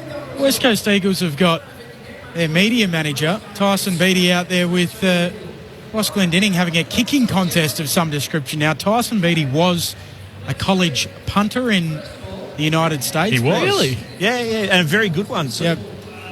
I think he might have. Was he involved? He didn't win the Ray Guy medal as the best punter like one of David's former teammates has recently. Max Duffy, but Duffy? Yeah, Max Duffy. Yeah. Max Duffy. But he was a punter of repute. So I'm not sure what's going on out there, but just caught me off guard, Clint. They're doing the old bits where they have to, wear goggles that make you feel like you had 10 beers. Yeah. I was about to say inebriated, but yes, that's the word we're looking for. And there's much mirth as they fall over on the wet surface. Seriously, gents, what have you made of this game? The Eagles up by 5 points at quarter time. Sharad and Dave. Yeah, well, I think West Coast dominance around the stoppages early in that game has really set them up well, leading the clearances 14-5, and on the back of that, North Melbourne are really big, numbers to the ball, pressure, and so their forwards are getting really high up the ground, allowing West Coast defenders to set up a bit of a wall and set up anchor behind the ball. And they're getting enough pressure on in these conditions when North Melbourne are trying to clear it, that the ball's coming out really pressured and they're able to clean that up and get repeat entries. And as we've seen, it's going to be a bit of a territory battle and a bit of an opportunity battle in these kind of conditions, and West Coast certainly have started the better. Yeah, absolutely. You're spot on with the clearances, and it's really been set up not just by the West Coast Rovers and midfields, but Nick Nat, who Goldstein winning in the hitouts, but Nick Nat's got 6 clearances of his own. He's getting it to letting Goldstein get it to the ground, but then his follow up around the ground and around the stoppage has been really good, as you can see by those 6 clearances. And you're exactly right; they've just been able to generate field position from that, and then set up the wall as you mentioned, and just lock it in there. North have got to probably have a little bit more, I think, depth in their structure when they get the ball forward. Larkey and Zerha are their deep forwards and are probably just playing a little bit too close. And when they are able to win a possession forward inside the bubble, as they call it, they've got nothing to then kick to. Before we hear from Ben, Bridget Lacey's got something for us downstairs. Bridge? You mentioned Jamie Cripps was clutching at that left wrist at the break there, but he's back on the ground to start on the wing. Ben will have some numbers for us in a moment as Simpkin gets a hand pass away across half back. Came to Dumont, then to Cunnington, forced to go right back to Zeeble. And Zeeble from his defensive 50 kicks to the wing for North Melbourne. Chasing it out, Hearn gathers, gives a hand pass short to Cripps. Moves it on to Petruccelli, back to Cripps. Can hand pass forward to Yo. Juggled it for a moment, moved it on to Petruccelli. Puts it into the right forward pocket. It bounces in front of Darling. Hand pass over his head. Langdon was there for it. Tried to spin out of the Cunnington tackle. Ball intercepted, taken by Tarrant. Gives it to Mackay, then to Scott. Threw it on the boot. Anywhere will do, but it's down the throat of Cripps. And he marks inside the forward 50. He's at right half forward. If he has a shot at goal, he'll be kicking from about 51 out. Nick Nat at the centre bounce, just taking field position, obvious mindset, and then just a wave of the West Coast players continuing to put pressure on, enabled the turnover kick from North Melbourne. So Cripps comes in from right half forward. He kicks from 51 out. Kick started right, it stayed right. Minor score 2-6-18 the Eagles, 2 straight 12 North Melbourne. A couple of the leading stat winners. Sheeds now had 10 disposals, Stevenson 8. So Zeeble to take the kick in. Runs up the middle, drives it towards the northern side of the ground. Hearn underneath it, has a lot of it. And he's paid the mark. Chopping of the arm, so Hearn will get the free kick. So Hearn looks back inside 50 for West Coast. Sets it up towards Kennedy. And the big man clunks it. Reaching over the top of a couple. He's able to drag it in. 35 out. A 45-degree angle to the right-hand side. Well, that's an absolutely wonderful mark in these conditions and under that pressure. He's certainly piled on the grippo from the trainers at quarter time, I reckon. Just clunked it, didn't he? Just snatched at it. Stuck right in those big mitts. So Kennedy, his little stutter steps, straightens up, sends it on goal and hits the post. The left-hand goal post. It's the ground in a little bit of frustration. 2-7-19, the West Coast Eagles, usually accurate. Inaccurate here tonight, north of 2 straight. 0437 774 774. If you want to get in touch, let us know where you're listening in. How the Kangaroos fans faring throughout Victoria as McDonald, beyond defensive 50, finds Cunnington, who marks. Looks to move it on quickly. Gets a bouncing ball. Larkey couldn't gather. Duggan tried to slap it inboard. Larkey went again. Surrounded by Eagles. Ball's been held in. Umpire Lurks thought about it, I think, for a moment, holding the ball. Underneath it was Marnie. Instead, it's going to be a ball up. As Goldstein works his way across. Does win this tap against Natanui. Unable to take it, Simpkin. Yo over the top, looking to work it away. In there too, Thomas tries to shovel it out. Yo tackles him. We're not going anywhere. So left half forward for the Kangaroos. Another ball up. The Eagles lead by 7. 3.5 gone in the second quarter. Natanui and Goldstein again. Natanui straight down to Yo, who shrugs a tackle. Brute strength, then jams it on the boot. High up and under, forward of the wing for the Eagles. Bouncing ball. Turner there to win it for North. Handball goes through the hands of Mackay. Shuey swoops onto the footy. Kicks into the pocket. Foot race on. Cripps soccers it off the deck and just sneaks it through for a score. 2-8-20 West Coast. North 2 straight 12. 4 minutes played here in the second. Zeeble again. On a short run, kicks beyond defensive 50. Now McGovern just crashed into Simpkin. And Simpkin will get the free kick, and Thomas needs to be careful he doesn't get it reversed here. He is Cunnington drag McGovern away. It's an odd one, that. Simpkin just planted himself, and McGovern, trying to run at the flight of the ball, just really ran in the back of him while still trying to catch the footy. Yeah, didn't try to really go for it at all, though. Just ran straight into the player. The right decision with the free kick is moves to Cunnington, who marks on centre wing. He'll kick towards left half forward. That's beautifully weighted. Wonderfully marked as well to Zurha. He's able to get away and hold the wet footy. Kicks into the left forward pocket. No mark taken. Barras got a spoil down. It came to Stevenson. Centering kick. McGovern waits underneath. Oh, drops the chest mark. He spills the slippery footy. Goes to ground. Hearn has to tap it back to Kelly. Kelly's hand passes over the boundary line. Rotherham was right there. No deliberate the call. It'll be a throw-in deep in the left forward pocket for North, who trail now by 8 points, 5 gone in the second. Grandstand AFL on ABC Radio and ABC Sport Digital. Forward 50 stoppage here for the Eagles. Goldstein and Natanui wrestle. Spills out the back to Shuey, who gives it off to Cripps. A spiral to the wing. Bouncing ball now. Knocking it on. Mackay to Walker. Handballs forward for North. Cunnington comes in. Archie goes the other way for the Eagles. No one with the clean possession. Cunnington over the top of Archie. And we'll get a ball up. Love being Cunnington's game. A lot of people maybe don't fully appreciate it. It is dressed up like overalls and looks like hard work. The way he goes about it is Gaff picks it up off the deck, kicks the Eagles to half forward. Turner's there to mop up, gives it off to Tarrant. His kick dribbles away to Kelly. The Eagles at half forward. Ryan gets a handball out. Gaff has to stop and gather it. Jams it on the boot. Kicks it back to Kelly. Mark not paid. Play on, says the umpire. Handball away. Thomas goes in. And still the ball just spills around and eventually it jars free. A clearing kick for North from Simpkin. Comes again to the Eagles. Goldstein tapped it down the direction, though, of Shuey. Kicks inside forward 50. Big pack up, off hands. We're going to get to it. Cunnington might have tackled Cripps without the football. Eagles fans thought so. Umpires didn't. Comes out the side of Darling. Hand pass meant for Kelly. Cunnington bumps him off the football. Ball still on the deck. It's been held in. Up with a call. Eagles fans thought they were unlucky twice not to get a free kick. I don't mind it. Put the whistle away in these conditions a little bit. One down by Goldstein, though. The clearing kick comes from Tarrant beyond defensive 50. Down the throat of Shepherd. He's got it for West Coast at right half forward. They'll continue to pile on the pressure, the Eagles. Shepherd kicks towards full forward. Fist of the footy came from Mackay down to Cunnington.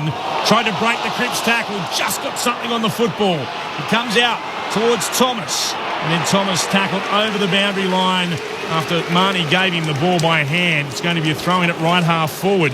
Neil Walsh of Pascoe Vale South says not expecting a North win, just have a go and gain some experience. They're having a red-hot crack, the Kangas, Neil. They trail by 8 points, 7 gone in the second, 0437 774 774 if you want your say. Sheed doing the ruck work for the Eagles. Goldstein easily wins it opposed to him, straight to Thomas, who jams it on the boot.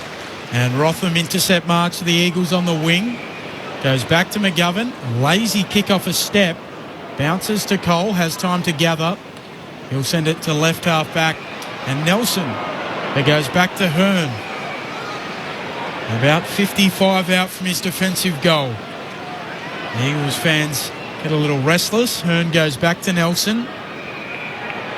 Nelson goes short to the wing and Kelly can mark on his chest. 8 points the Eagles advantage. They're 2-8, North are 2 straight. Kelly moves it forward to Sheed.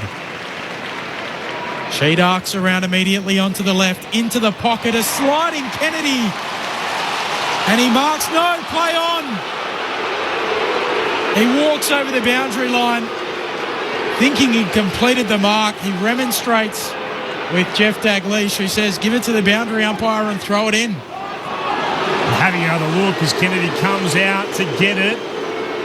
Has he cradled it in? I reckon he might feel himself a little bit unlucky. As then the ball's taken from the restart over the line again, and there's some push and shove here with North getting a free kick. Zeeble unhappy. Shuey was in there, so too Cripps. Bit going on. Free kick against Jamie Cripps. And down at the moment after getting a knock is Thomas, who looks a bit worse for wear. Kick beyond defensive 50. Barras was up, one down. Hand pass comes for North towards the logo. Stevenson races away. Kicks inside forward 50. It's a real race on here towards right full forward. It's bouncing and just missing to the right. Shepherd gave it everything, trying to make sure he got a touch on it. He crashed into the fence as well. And still it's all going on off the ball. Bridget Lacey, what have you got for us? Taron Thomas got up, but you mentioned he was on his haunches. He was sore, like he'd cocked one in the guts, and he went straight for Jamie Cripps, and they've been wrestling basically ever since. Still going at it as the kick-in goes to Rotham, who goes laterally, misses his target. It skips out, will get a throw-in.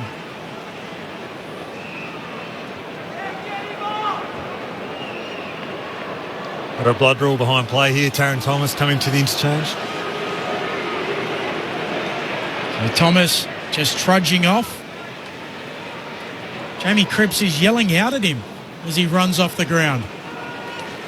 The replay on the camera did look very, very light on a little touch to Taron Thomas's ribcage, but it's what's happened after that's the issue at the moment, with Thomas blood pouring from his mouth and gets a little bit of support from McDonald. Umpire spins it back in. Both rucks miss it. Zerha tackled immediately by Shepherd. Taken high. Free kick to Zerha. The locals don't like it. And Zerha will have the set shot slightly right of centre. Man on the mark, 45 out. What are you seeing, Shaz and Ara? Just trying to catch a replay on it, because the tackle from Cole as the second in, I think, was the free kick. He's already got one. 48 out. It's a good-looking kick. It's just away to the left. First blemish of the night for North. They're 2-1-13. West Coast 2-8-20. 11 minutes 20 into their second term Grandstand AFL. Free kick was there against Cole, no doubt, as Hearn thumping kick towards the wing. Sherry went up. Couldn't mark. Ball spills to ground. It's going to be locked in for a ball up. This is good on the text line. Liam and Ben driving back from Albany. The Sherry Darling contest from early in the quarter had us singing Bruce Springsteen's Hey, Hey, Hey. What do you say, Sherry Darling? Long live the boss. Calm the ruse. I like that. Good stuff, Liam and Ben. Corbin and Ben, by the way, on ABC Sport Digital. Don't miss it where you get your podcast from, as well as this is a chance for Zeeble. We've got the hand pass from Dumont. Zeeble measures the kick out to Stevenson, marking just shy of the logo. Southern wing here at Perth Stadium. Stabs a pass. Beautiful. Hit low and hard, and Dumont's done well to mark that. Hammered into the chest. He kicks towards right half forward, but turns it over. Robin had enough of the football. He was marking it. It was knocked out of his hands just as he completed the mark, and he's got it standing on the logo, or the 50 where it's painted on the ground at left half back. The Eagles still lead. 13 gone in the second. They're up by 7 points over the Roos. Back in the team this week. He kicks forward of the wing. Coming through. Hall can't gather. Nelson does. Spins and kicks the Eagles inside 50. Zeeble gets a hand to it. Now has to gather. Under pressure. Gets a handball away. Turner paddles. Wants to knock it through. He does eventually. Under sufficient pressure. Players have got to remember, if they're inside that 9 metres, it doesn't matter if they knock it through. Just stop running at the top of the goal square. Robbie Gray did it well earlier on in the year. Robbie knew the rule. It's a rule that I wouldn't mind see changed, but it's the rule as it is. If you're in the goal square, you can hammer it through, no problems. Oh, North have turned it over.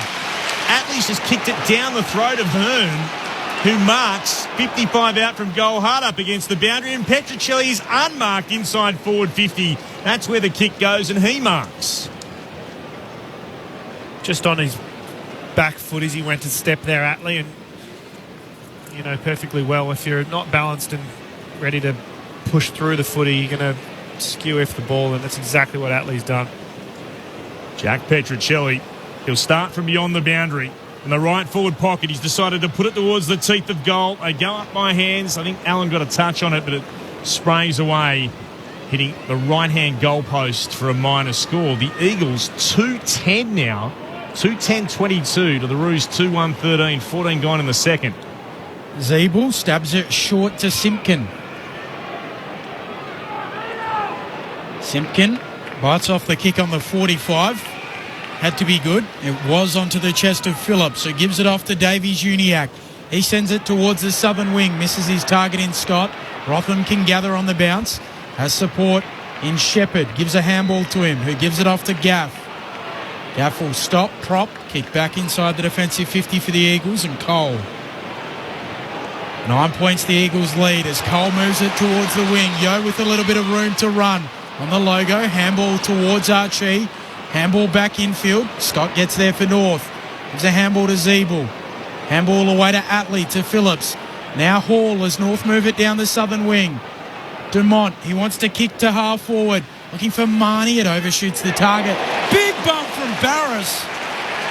Oh, different weight classes, but Marnie gets back up and gives Barris one to go on with. Larkey got involved as well. Barris just turned, ignored him. And now McGovern gives Larkey a shove, who goes down, claiming he might have been taken a little bit high. The officials ignore all of that as it's thrown in. Sherry front position, won it down against Natanui, who went again. Looked to tap it out. It's Willing out there as Simpkin tried to gather. He was tackled to ground by Sheed. Ball still there to be won. Phillips gets it, emerges with it. Short hand pass to Simpkin. Hard up against the boundary. Short pass Scott. Now, that's been paid a mark, and there is no way in the world that is 15 metres. I said the last one was over 10. That wasn't over 10. He decides to kick short, can't find a teammate. Cunnington was there, gives it off to Marnie. Langdon, great smother. Ricochets away and over the boundary line for a throw-in. I'm not picking on North, but there have been two decisions where, goodness me, you would not want to be buying property off those in green tonight. The Eagles are 2-10-22, North are 2-1-13, 16 gone in the second. Sherry and Natanui in the ruck. Natanui double palms it in front. Davies-Uniacke picks it up, tackled. I reckon we'll get another stoppage. We will. Still 9 points. 2-10 plays 2-1. Umpire quickly puts it aloft. Natanui flicks it down. Zerha sockers it towards goal. Cunnington picks it up, tries to spin onto the boot. Kick goes 1 metre and slapping it through Rotham. 2-2 move North. West Coast 2-10. 8 points. The advantage the way of the home side. Marks from Shepparton on the text. Just lets us know that at the moment, both sides couldn't hit concrete if they fell off a push bike, let alone kick a goal. Loving the call on ABC Footy. Thank you, Mark. Tough conditions out there, I will say, for both sets of players. The ball is at left half forward for the Kangas. It's been locked in. It was touched on the way through. She thought he'd taken the mark here and got tackled immediately by Zerha. So a ball ups the decision. Natanui palmed it back inboard. Kelly over it. Got tackled immediately. Looked to work it out to Yo. Taken by Simpkin. Got a hurried kick away. Intercepted by Gaff. Hand passes back to Sheed for the Eagles. Now to Shepherd. Under pressure, he got knocked. Did he? After he got the kick away, he did. Got bumped to ground. So it'll be a downfield free kick. Petruccelli from centre half back.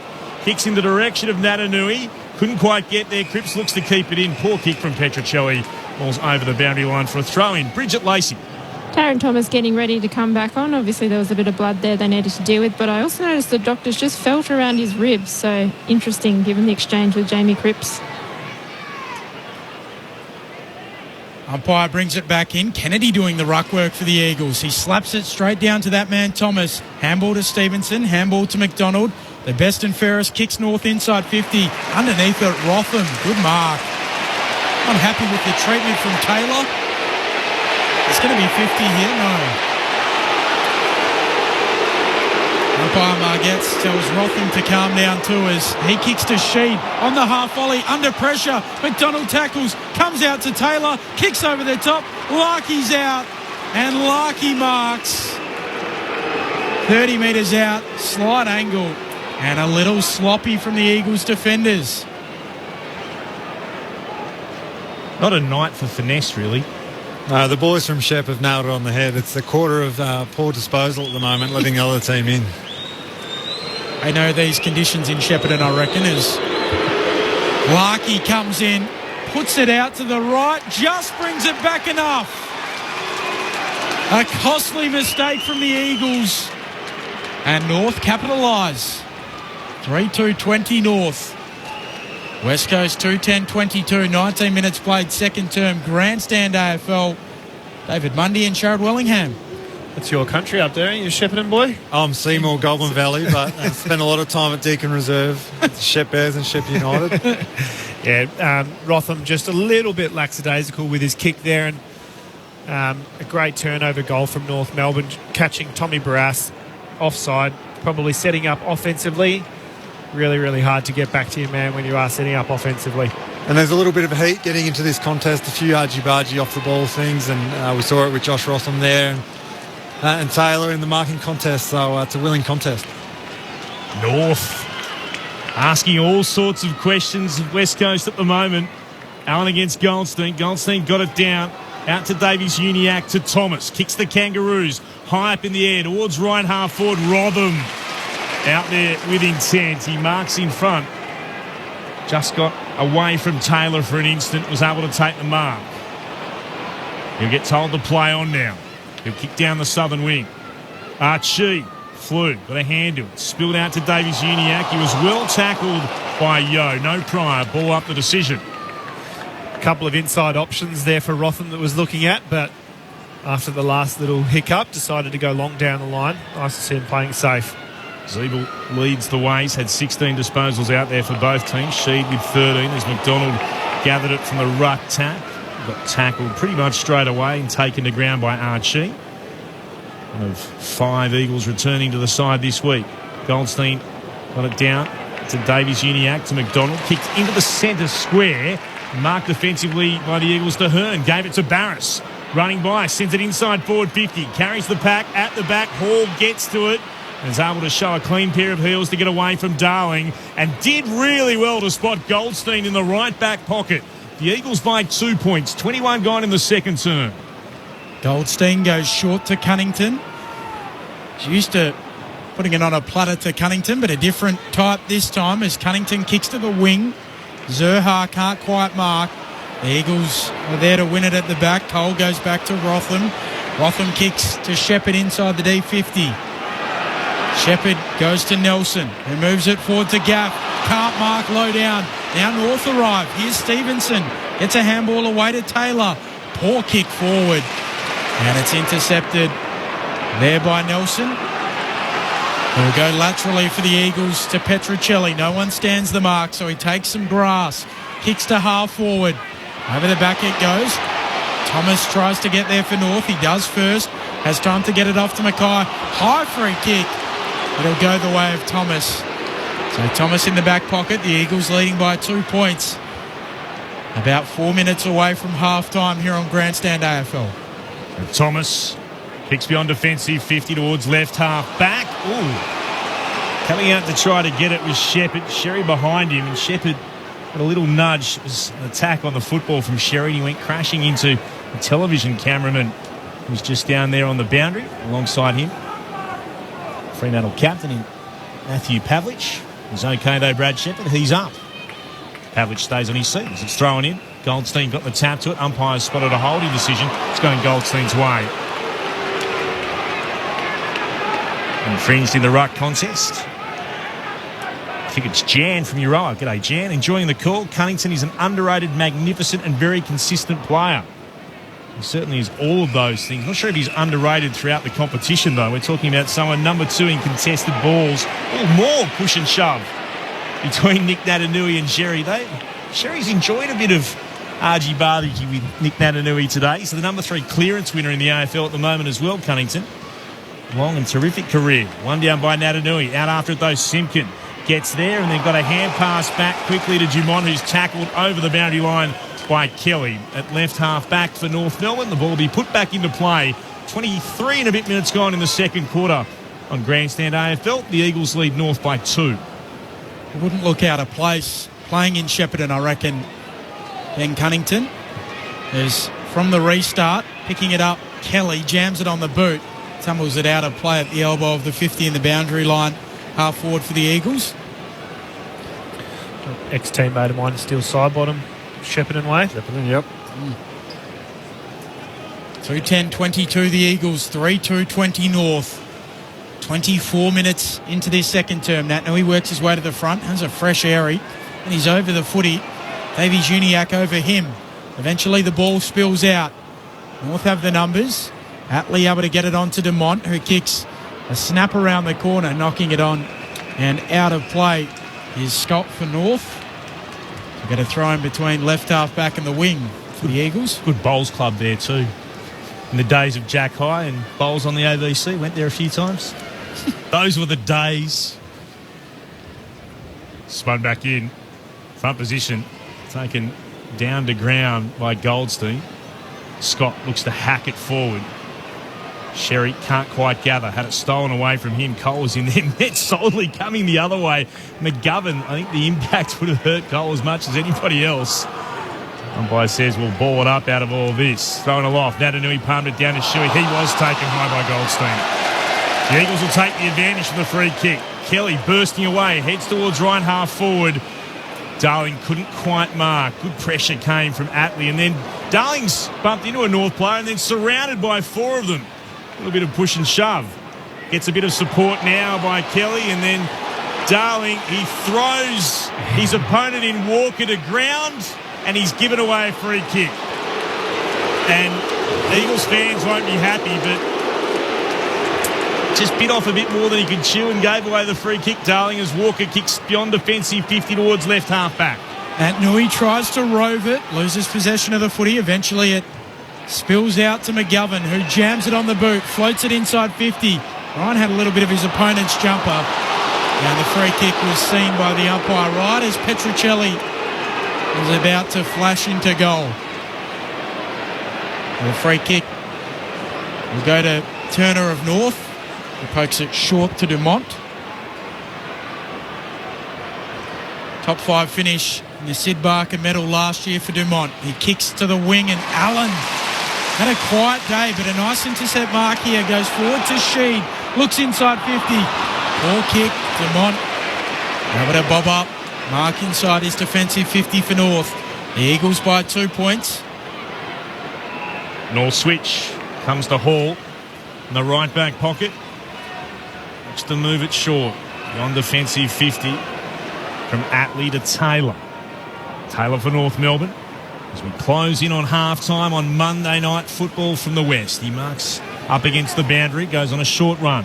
Kicks towards the southern wing. Barris going back up against Larkey. It's off hands down to Shepherd. Did well to keep it in. Got a hand pass away to Hearn. Back to Duggan. Back to left half. Back go the Eagles. Conceding ground. McGovern. Now Kelly. And Kelly will stab the pass back up the line. Marking there was Shepherd. Eagles fans wanted a free kick as Zerha tackled Shepherd after he'd taken the mark. Officials say play on. Shepherd kicks to left half forward. Getting out in front of the rest of the pack was Ryan. He read it well off the boot and he takes the mark. Right up against the boundary. He'll come across half forward. Cole waits. Thomas went there. Provided the pressure. Spilled down to Duggan. Back to Cole. Top of the attacking 50. The kicks into the right forward pocket. It had too much on it. Sheed couldn't find him either. Credit to Sheed. He was trying to lead out there. The kick wasn't quite what he was hoping for from Cole. And it's over for a throw-in. Right forward pocket about 45 out from the Eagles' goal. They lead by just 2 points. There's been just one goal kicked in this quarter, that to North, who trail by 2, 27 gone in the second. Nui flicks it to the back. McDonald picks it up, needs to get rid of it, jams it on the boot. Towards Hearn, low down, he can't mark, spills out to Shuey for the Eagles. Handball back to Shepherd, to Barris. Very short kick to Shuey. Goes forward to Duggan, gives it back to Shuey. Sidesteps Sherry. Now Shuey on the left, kicks inside 50. Looking for Allen. Vice-like grip, he puts his hands around it and takes the mark. 40 metres out, a 45-degree angle to the right-hand side. You mentioned that Allen has been a bit quiet, but he's been playing in that kind of floating half-back role. He hasn't been forward of the play too often tonight, and with a lot of the ball bank locked in West Coast forward half, just hasn't found himself in the right positions, but opportunity here. Breaks the 50 after the siren. A beautiful drop punt. And the Eagles get their only goal of the second term. After the siren to signify half-time. They'll lead by 8 points at the main break with that goal from Oscar Allen. So the goal kickers, Allen adding his name to a very short list, as Ben said, right on half-time. Allen, Langdon, Kennedy for the West Coast Eagles. For North Melbourne, their goals to Thomas, Zurha, and in that quarter, Nick Larkey. 3 goals apiece. The Eagles lead by a number of behinds. 3-10 to 3-2. They're 8 points to the good of North Melbourne here on Grandstand AFL. Our experts, Sharad Wellingham, David Mundy. What have you made of all of that? It's been tough going. Yep. It's been willing. Yeah, well, before that final goal, I would have said that you probably say that North Melbourne did a really good job of holding up the damn wall, because they had a lot of inside 50s, I think, for that quarter alone. I know it's 33 to, what do we got? Inside 50s, 17 to 5 for that quarter. So they really, really did hold up the wall and peg back the lead. But West Coast just managed to kind of find something at the end there as a result of having it in there so much of the quarter and so much of that half.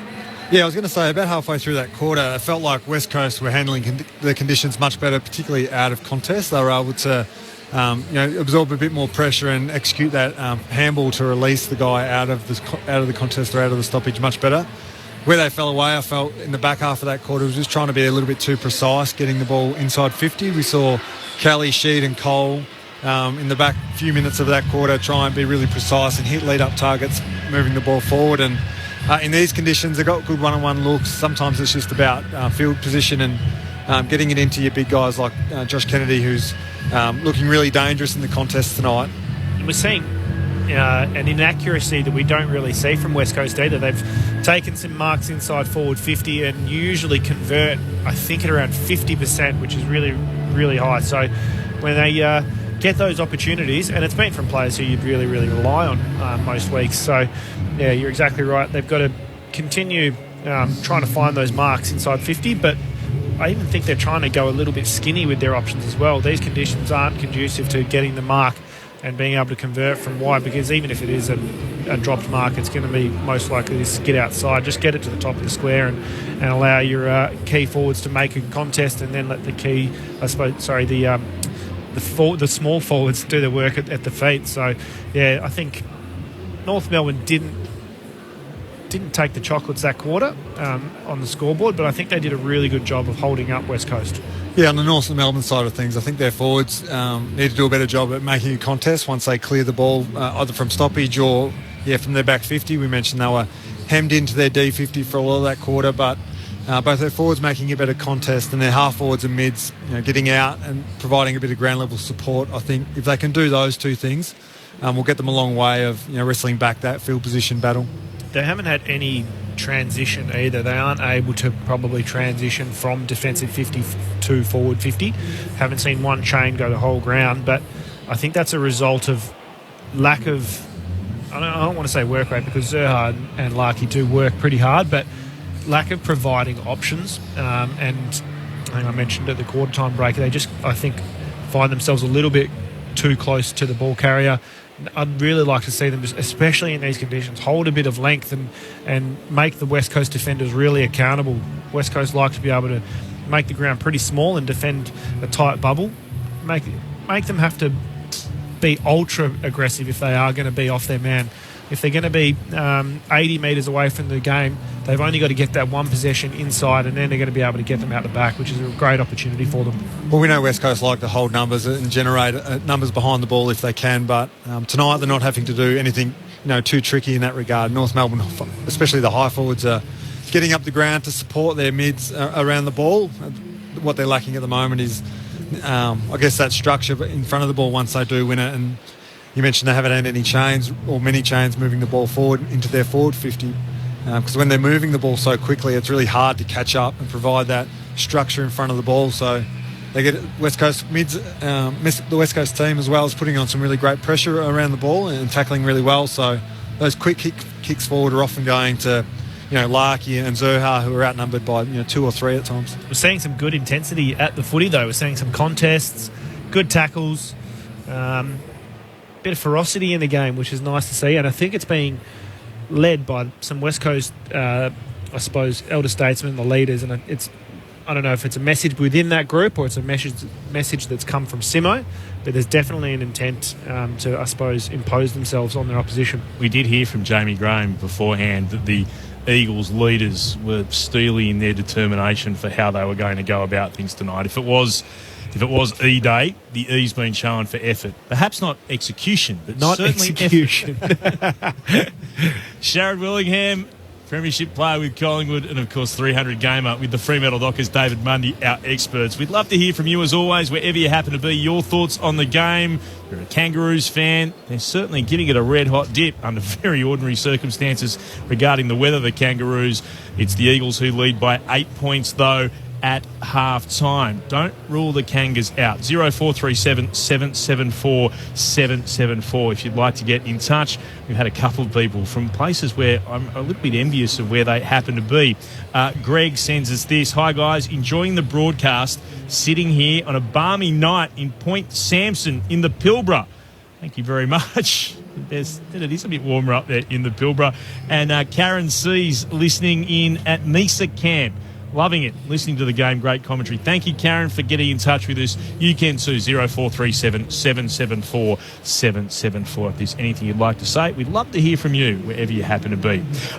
Let's, though, pause now, take a little break and get the latest from the ABC Newsroom.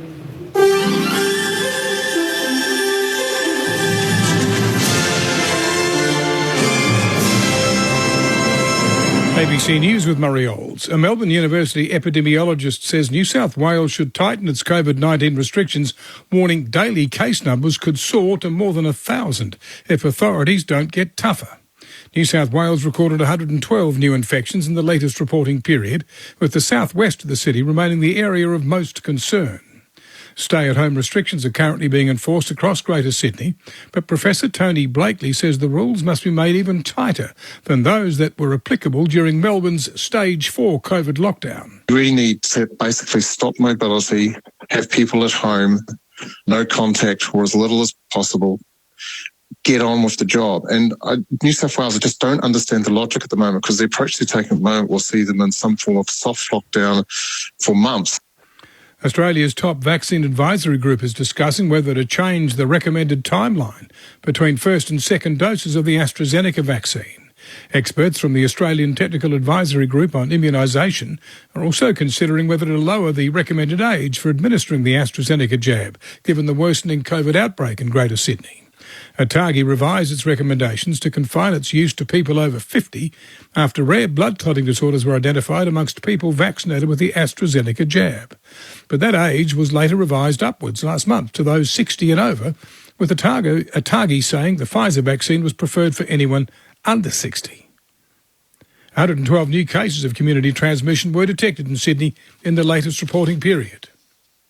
And health authorities in Victoria say 4 COVID-positive people linked to the New South Wales outbreak have been in the southern state while infectious. They include 2 removalists who tested positive after entering Victoria last week from Sydney for work, and 2 members of a family who've been isolating since travelling back into the state on red zone permits. Meantime, the federal government's ruled out bringing back the JobKeeper wage subsidy, but says it's close to finalising an economic and mental health support package for New South Wales. Federal opposition frontbencher Chris Bowen says existing Commonwealth support payments for workers must be improved. The beauty of JobKeeper was that it kept the employment relationship between the employer and the employee, i.e. when things get back to normal, the employee goes back to work and is being paid over the lockdown. The current arrangements don't do that. It's direct payment through Centrelink. The chief executive of Google is warning the Western model of a free and open internet is under attack from international rivals. Sundar Pichai defended Google's record on privacy and data collection, saying it's a free product and people can go elsewhere. Mr. Pichai says governments around the world are restricting the flow of information, and the so-called open model does not apply everywhere. The free and open internet has been a tremendous force for good, and I think we take it for granted a bit. Google has proudly stood for freedom of expression and the flow of information in a free and open way. But I do think the model is, being attacked. China says it's driven away an American warship that illegally entered Chinese waters near the Paracel Islands in the South China Sea. It's the anniversary today of a ruling in 2016 by the Permanent Court of Arbitration in The Hague that found China had no historic title over the South China Sea.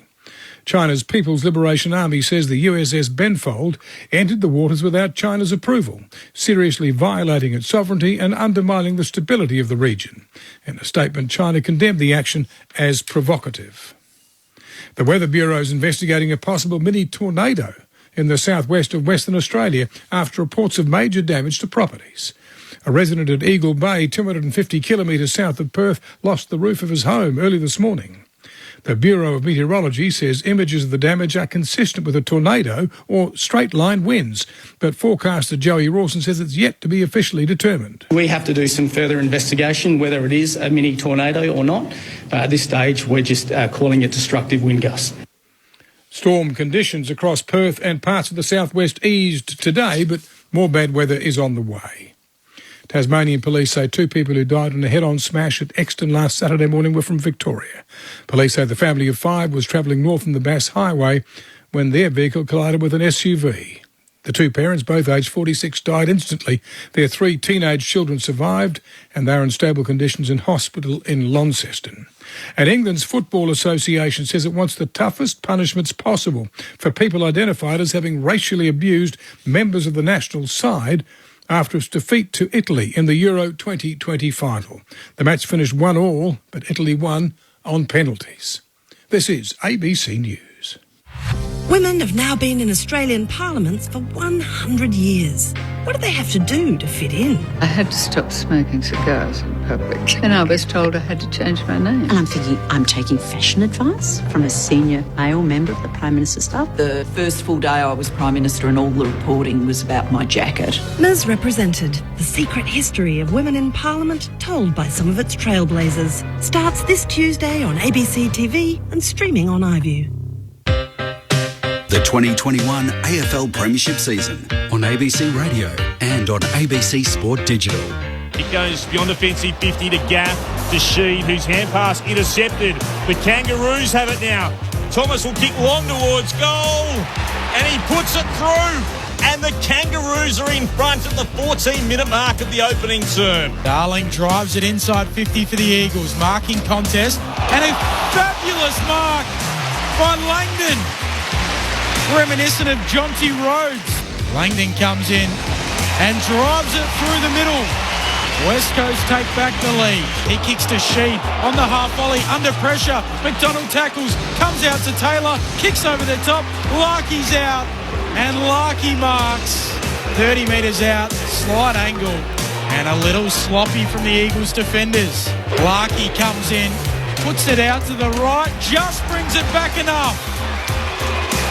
A costly mistake from the Eagles. And North capitalise. Now Shuey on the left, kicks inside 50. Looking for Allen. Vice-like grip. He puts his hands around it and takes the mark.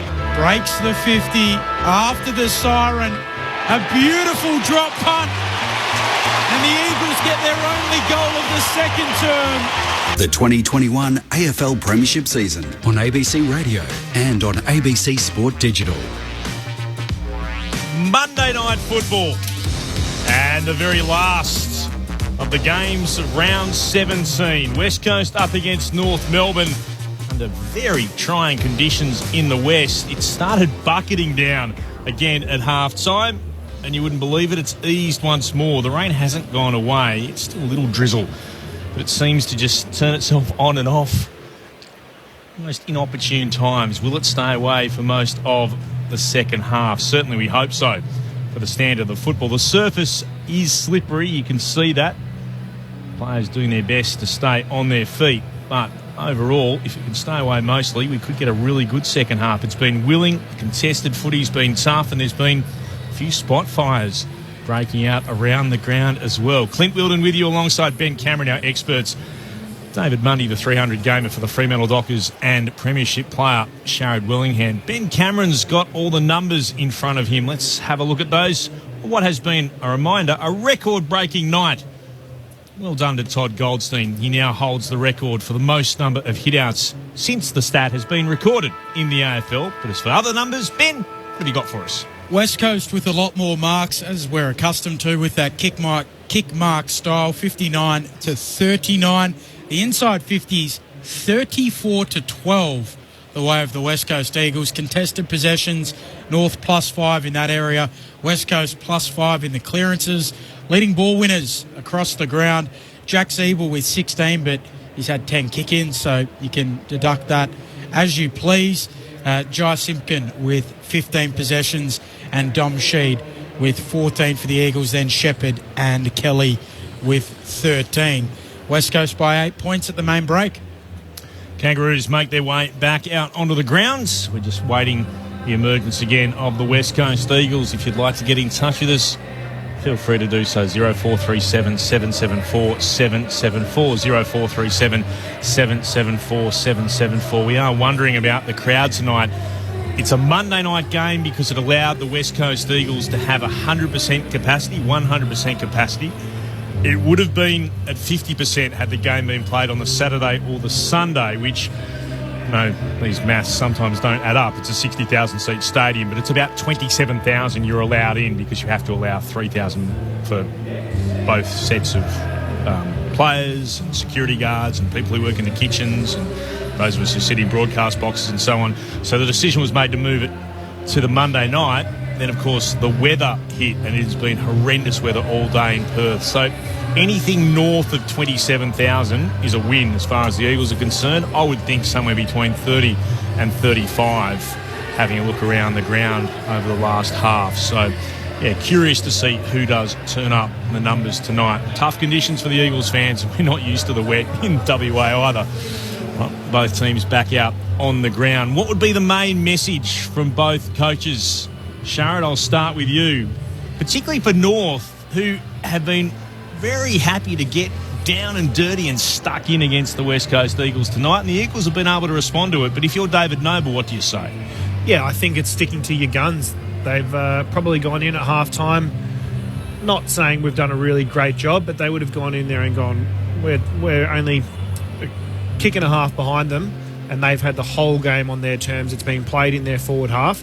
It's going to be about Goldstein getting it to Cunnington, Simpkin, the rest of their mids, and getting some field position. We spoke about it pre-game. These conditions are really important to get field position. If they can start, I suppose, evening the ledger in the stoppages and field position, it's going to go a long way to them locking it and kind of turning the tables in terms of locking in their forward half and enabling them to put the pressure on the West Coast defenders. David, put yourself in the Eagles' rooms. You've come off the back of two really disappointing performances. What would be the message down there from Adam Simpson to the players? I think that'll be the message would be to get back to how they started the game. They had a really great work rate and intent around the ball, and that led to at quarter time really dominating the clearances, and on the back of that inside 50s. And in the second quarter, North Melbourne were able to even it up around the ball. And you mentioned earlier there's a few spot fires popping up, a bit of argy-bargy happening around and behind the ball. So obviously keeping their head in that regard and trying to play the ball as hard as they can, and getting back to, as I said, how they started the game, I think will hold them in good stead.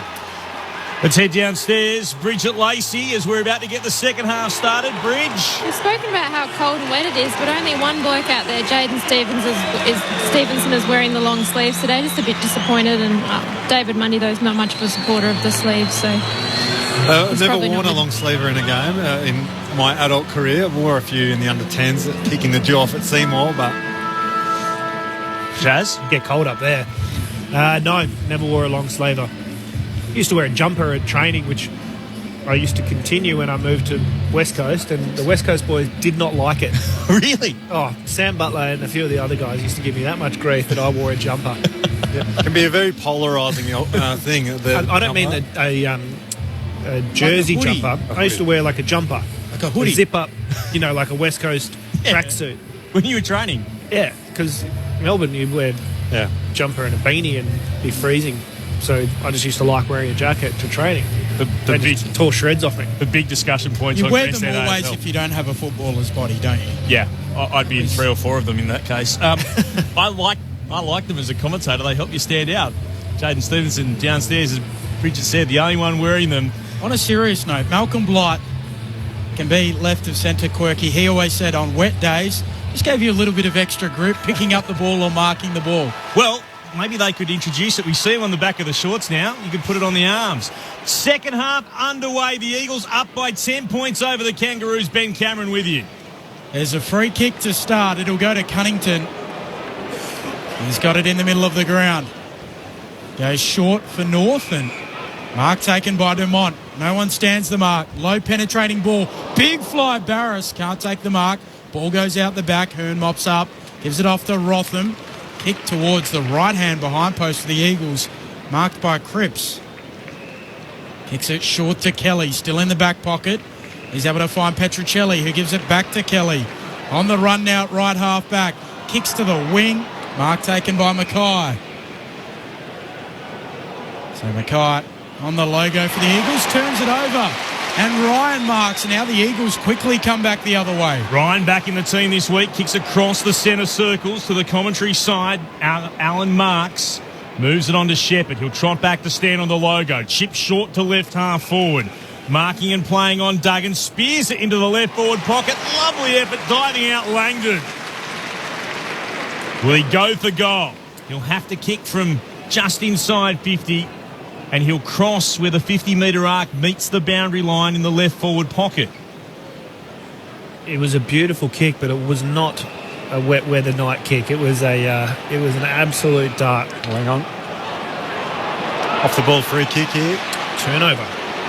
Didn't spot what it was for. My eyes were on Langdon about to have the shot. Zeeble takes the free kick, moves it beyond defensive 50 for the Kangaroos. We'll see if we can spot a replay for you as it comes towards Simpkin. Kicks down the line, up.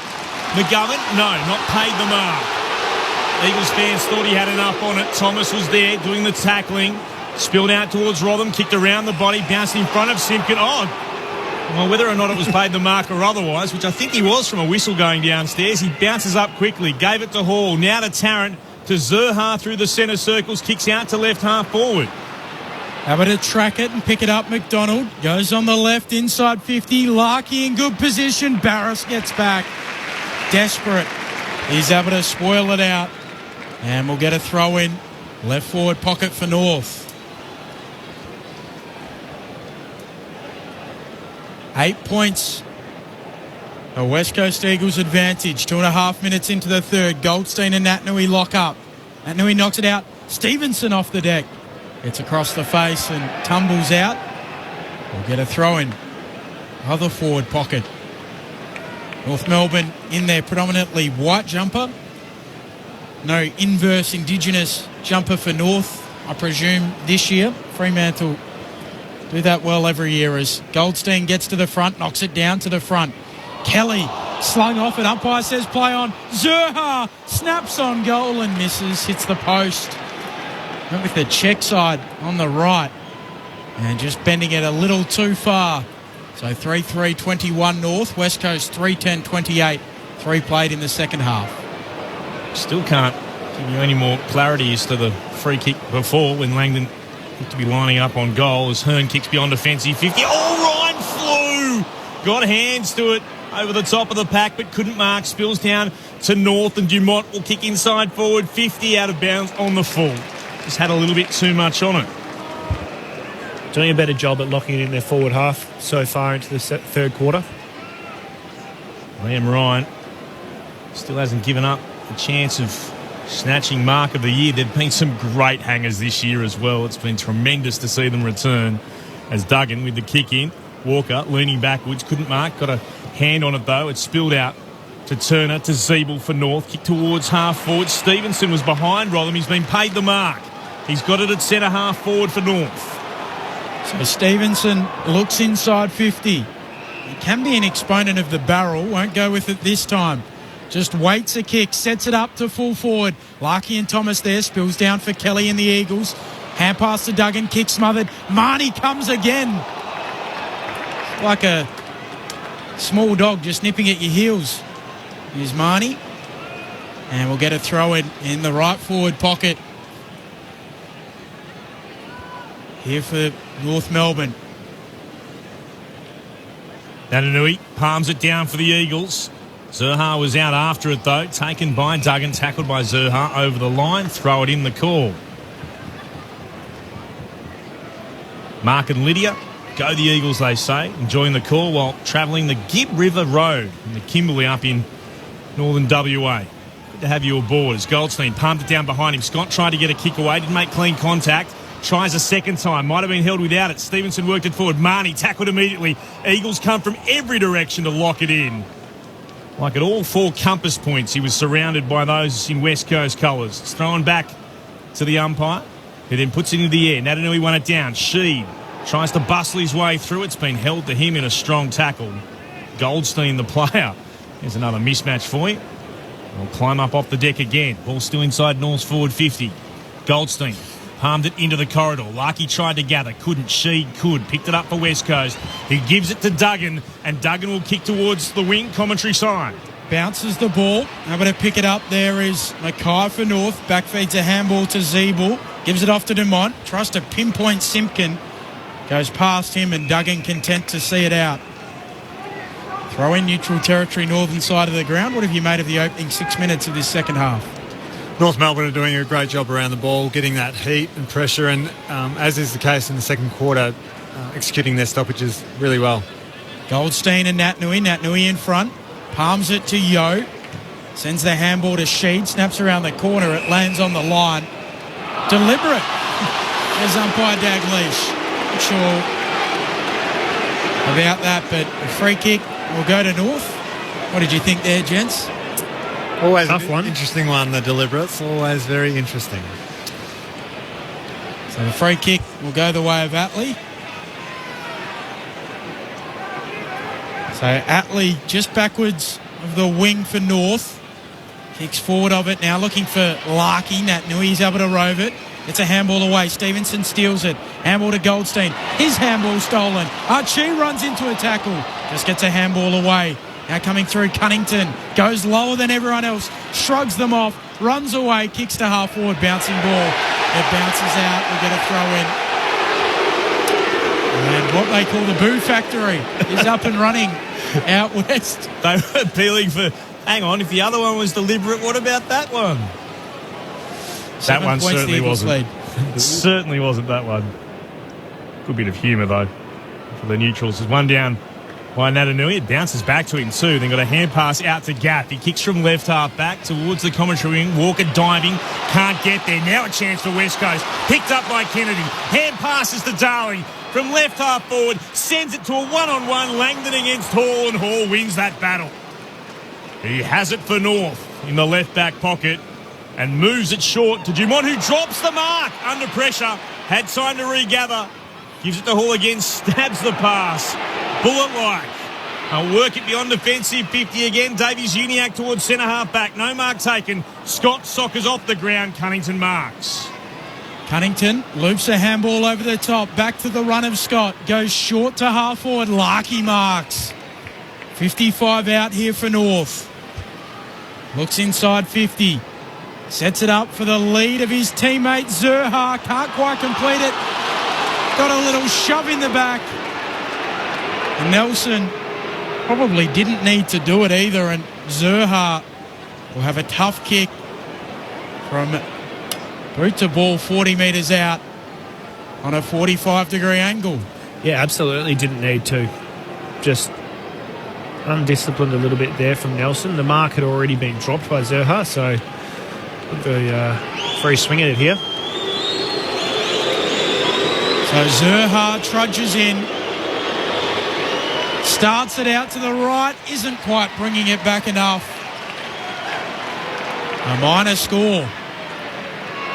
So 3-4-22 move North. West Coast 3-10-28. 1 goal neat, the difference. The Eagles move it short. Kick was low, flat and hard from Hearn to Gav. He just moves it long enough on towards Rotham. Beyond defensive 50. Shepherd was set a task up against McDonald. McDonald front position was able to sport over the boundary for a throw-in, just forward of right half back. Tracy B's on the road, listening in from the car, about to arrive for a night stay in Northampton, the home of JK and Jamie Cripps. A few more as well. On our way further north, go Eagles. Lady Tracy, safe travels. All thrown back in. Off the deck. She looks to work it away. Pinballs around and then comes to the Kangaroos. McDonald will kick inside the forward 50 for them. In the left forward pocket, Sherry went up, couldn't mark. Comes now to Larkey. Larkey will snap on goal. He'll kick the goal. From about 35 metres out, he gets his second.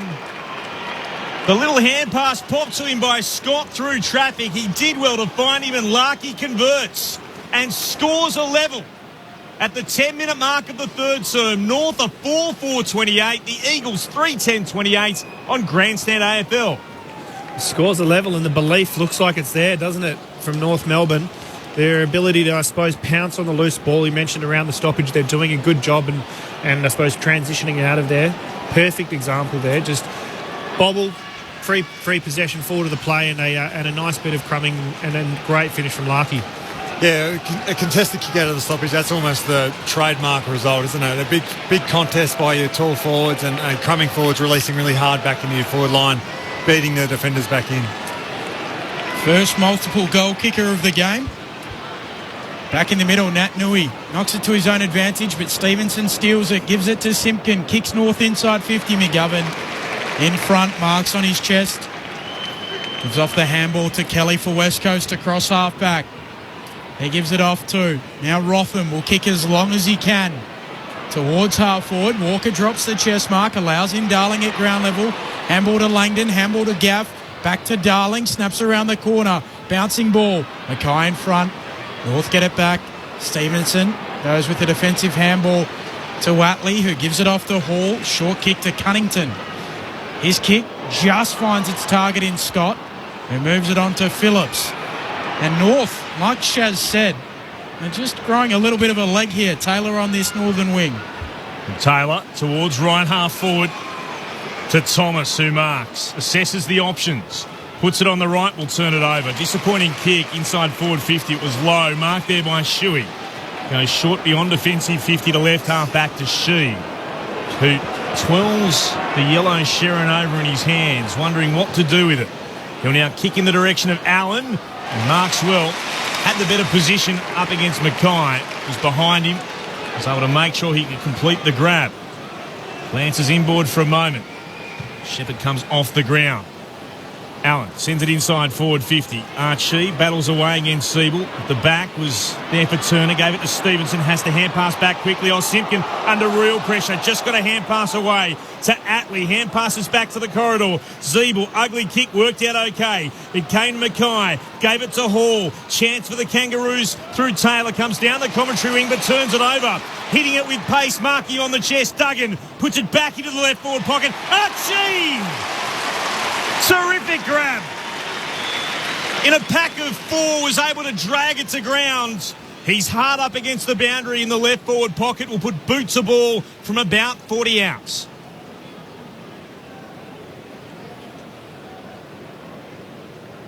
Thought it was about to squirt away from him for a moment. Zeebel's attempted spoil, but was able to bring it to ground to put the Eagles back in front. Any score will do for that. We're right behind the kick. Archie starts left, misses left. A minor score, but West Coast back in the lead by 1. 3-11-29. North 4-4-28. 13.5 gone in the third. Clint Wilden alongside Ben Cameron, our experts, Sharad Wellingham and David Mundy on Grandstand AFL. I mentioned in the pre-game to Jamie Graham that West Coast don't finish games well as Hall goes to the wing. Fisted out of play. We'll get a throw in. In third terms, they're 6-9. In final terms, they're 5-10 this season. So for whatever reason, they haven't run out games well. Goldstein and Natnui go for a little waltz. Natnui with the palm down. Gaff able to get it on the boot. Dribbles it to the boundary. North Melbourne appeal. The umpire says throw it in. Pete's up in Darwin, 0437 774 774. Great call, gang. Sitting back watching the game. Can't believe these players are still trying to do these dinky little kicks in the back line. Territory seems to be the go. Probably better weather in Darwin. And here tonight as Davies Uniacke extracts it. Comes back to him. Handball to Stevenson. North on the wing. Stevenson unsure where to go. Gives it to Thomas. Slips over. Throws it on the boot. McGovern should intercept Mark. Drops it. Straight through the fingers. Now Zurha picks it up. Unsure where to run. Breaks a couple of tackles. Little 1-2 with the handball. Back to Zurha. And now Thomas goes inside 50. McGovern goes up. Doesn't quite hold it long enough. Who's paid the mark or the free kick. Taylor might have slightly tunnelled him. So McGovern will get the free kick. 40 out from his defensive goal. 1 point the Eagles lead. Quarter hour mark, third term. Looks a little sore after landing awkwardly. The Eagles kick beyond defensive 50. It now comes to Nelson. He has it in the right half-back position. Stabs the pass 1 yard she. Couldn't mark. Works it back infield. Petruccelli tackled the moment he got the hand pass wrapped up by Taylor. On the logo, southern wing. Ball up will be the decision. Eagles lead by a point. North making life very difficult for the home team. Natanui down to Kelly. Quick kick to Ryan. He's got it shy of right half forward. On the outer edge of the centre square. Moves it short to Archie, who marks uncontested. Has time to turn. Sends it in the direction of Darling, who tried to go early for a mark against Walker. Didn't get anywhere near the footy. And Walker stayed down, took the mark. Dangerous short kick, though. He wanted McDonald, spoiled by the Eagles, to Rotham onto Kennedy, who spent it before he had it. Stevenson's able to soccer it away. He clears it towards right half back, but the Eagles will get it again through Cole. Cole sends it inside forward 50, leading out to mark. A chance again for Langdon to have a set shot, and he'll turn to his teammates and say, "Don't anyone give away a free kick." Beautiful kick by Cole there. Drew the forward into the space and just put it on an absolute dime. Made it really easy for Zach Langdon. And that's the kind of kick that you want tonight. It was not like the one that we mentioned prior with Duggan, where he's beautiful kick, absolutely where he wanted it to go, but just made it really easy for the marker there. Mundy-esque. Oh, hang on. He'll be kicking from just inside 50. It's better than a 45-degree angle to the left of centre. Zach Langdon sends the kick on its way. It won't have the carry. It's going to land at right full forward, where it's thumped through for a rush behind. West Coast are able to double their score. 3-12-30. North of 4-4-28. 17 gone in the third term. Grandstand AFL. So Jack's able to take the kick in for the Eagles. Sorry, for North. After that, Eagles behind. Sends it towards the northern wing. Over Larkey's head it goes. Sherry spins and kicks. Sends it high up and down, close to the boundary line. Rotham fumbles it over. We'll get a throw in. 3-12-30 plays, 4-4-28. West Coast leading by a couple of points. And Cunnington just getting a little bit of work done on his hip. As Natanui takes it out of the ruck. Throws it on the boot. Zeeble slides in and marks at halfback for North. Just inside the centre square. Very short kick, not the required distance. Davies Uniacke under pressure. Handball back to Zeeble. Coming to support Tarrant. Has time, sends it to the wing. Stevenson, strong mark. Rotham overcommits. Allows Stevenson to go for a run. Gets it off to Sherry. Sherry from right half forward. Kicks inside forward 50. Barris coming up. Flew up from the side. Marked in front of Phillips. Certainly had the height and weight advantage, but had to rise off the Perth Stadium turf, and he takes the grab. Kicks back towards centre wing. Oh, Ryan tried to go for a big mark, but he's gone before acceptances. According to the officials, it'll be a free kick to North. He still wants mark of the year. No doubt about that. Won it a year or two ago here against Melbourne. Tarrant with the free kick towards right half forward. Strong grab, Sherry. He's 2 kicks from goal. 3 metres in from the boundary. 70 from goal. He'll put it into the right forward pocket. Barris front position. Zurha was there. Did he get a little push? He did. Zurha giving away the free kick. Barris will have it in the left back pocket for West Coast. The Eagles lead by 2 points. 19 gone in the third. Grandstand AFL, thanks to ABC Sport on ABC Radio and ABC Sport Digital. Barris goes to the wing. Natanui outpoints Sherry. Able to take the mark. Natanui Wants to weight his kick towards Gaff. Dumont comes over, spoils it down. It falls favourably for him too. Handball away. Stevenson picks it up off the deck, gives it to Simpkin, who runs away, loops a handball to Sherry, needs to get it on the boot, just does. Now Gaff picks it up, or Shuey rather, tackled by Stevenson. Handball to Sheed, now Gaff on the wing. West Coast come back along this southern wing. Oh, Gaff pauses, got tackled, just got the kick away. Play on the call, not far enough to be a mark. Right decision as well. Well done, Thomas, who continued to apply the pressure. It was a short pass to Yo. Thought he'd marked it. Got tackled. It'll be a ball up.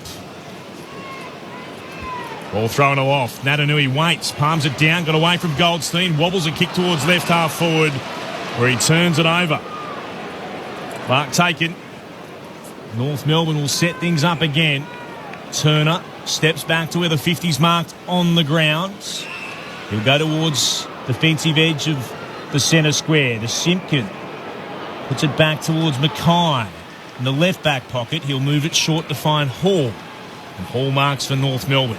They trail by 2. 21 minutes gone in the third. Grandstand AFL from Perth Stadium. Hall pinpoints it towards the wing. Nice mark from Zurha.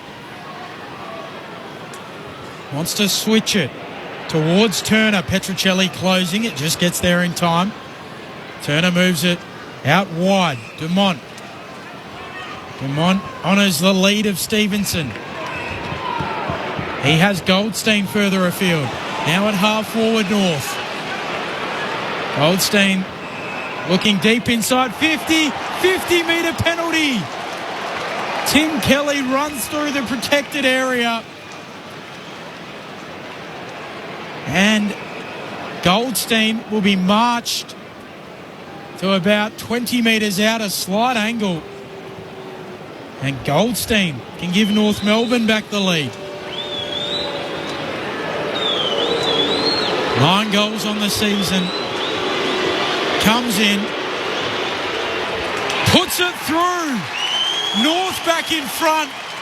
And West Coast are being challenged.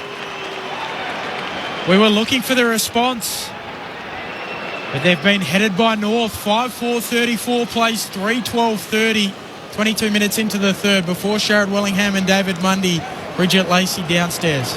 Brendan Archie for West Coast just on the phone now. He's been having a right hand issue looked at. Didn't look too pleased with it, but it looks like he's going to come back on the ground. A few North players also been coming off and receiving treatment, looking really sore.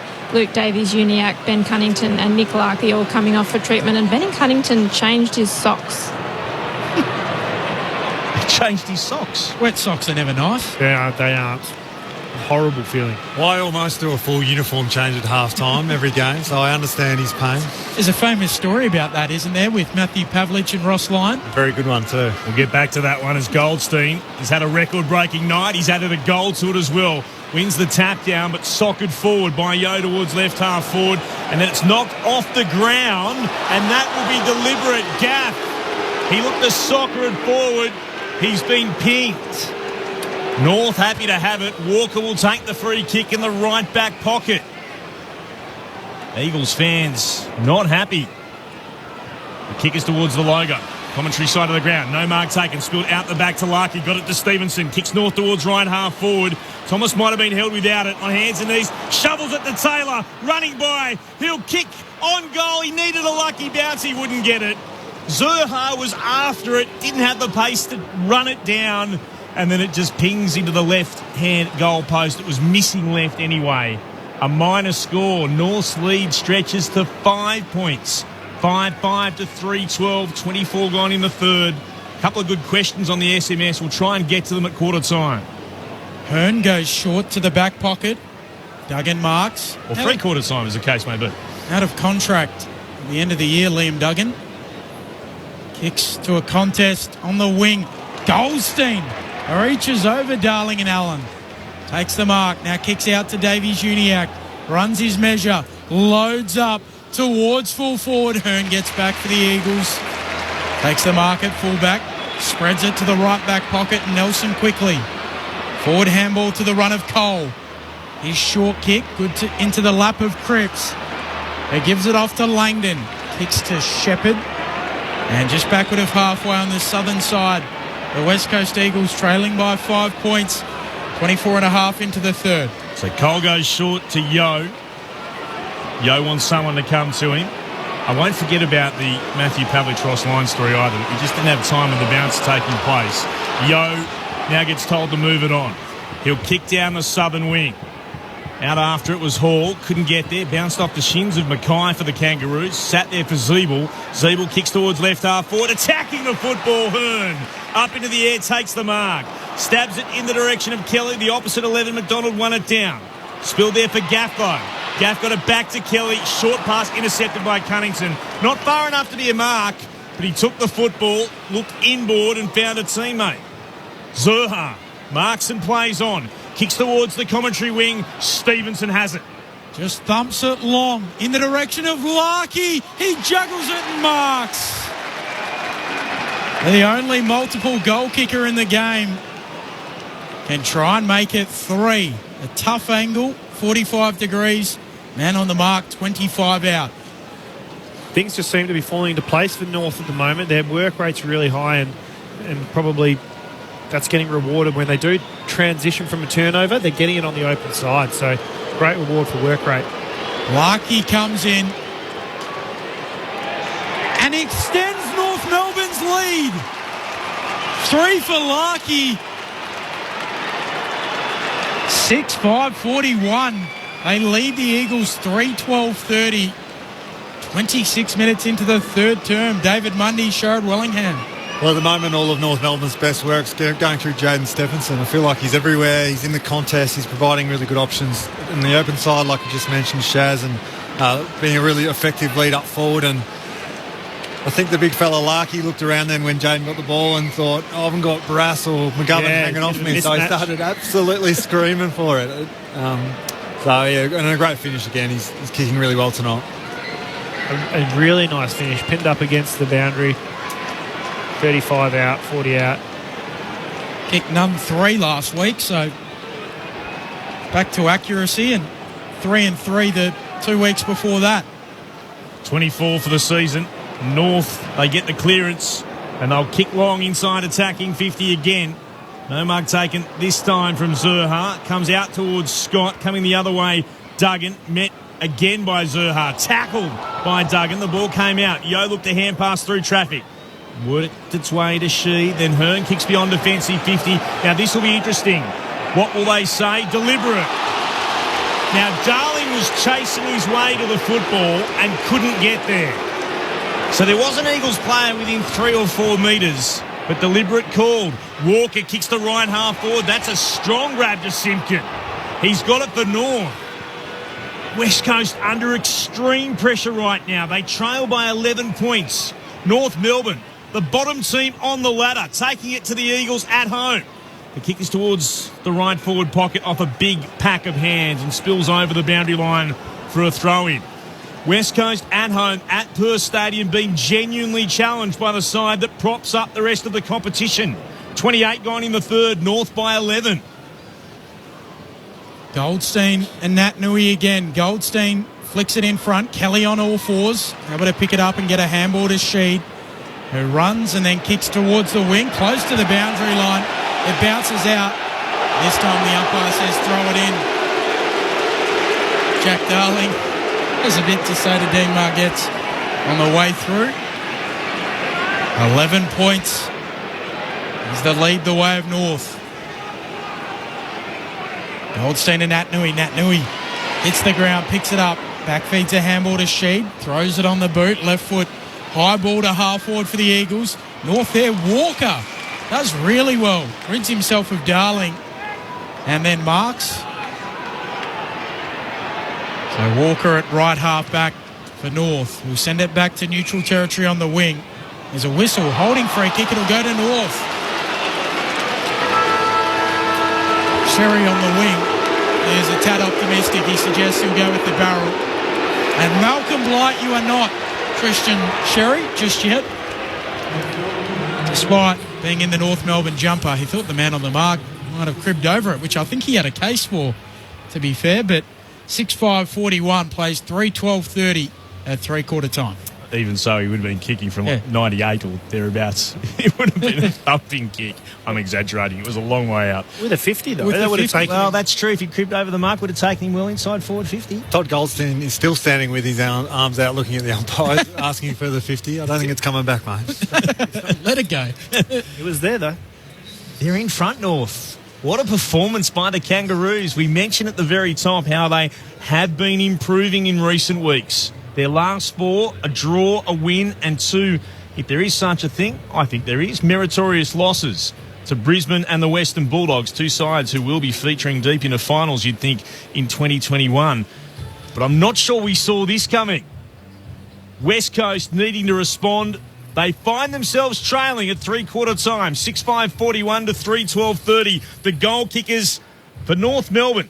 Larkey has 3, and then you can chuck in a couple more. Goldstein, Thomas and Zerha, while for West Coast, their 3 goals, Kennedy, Allen and Langdon. It's the Kangaroos by 11 points. Wherever you're listening on ABC Radio and on ABC Sport Digital, this is a ripper. This is Grandstand, AFL. Get around ABC Sport wherever you scroll. We're on Instagram, Facebook and Twitter. There's even more AFL content.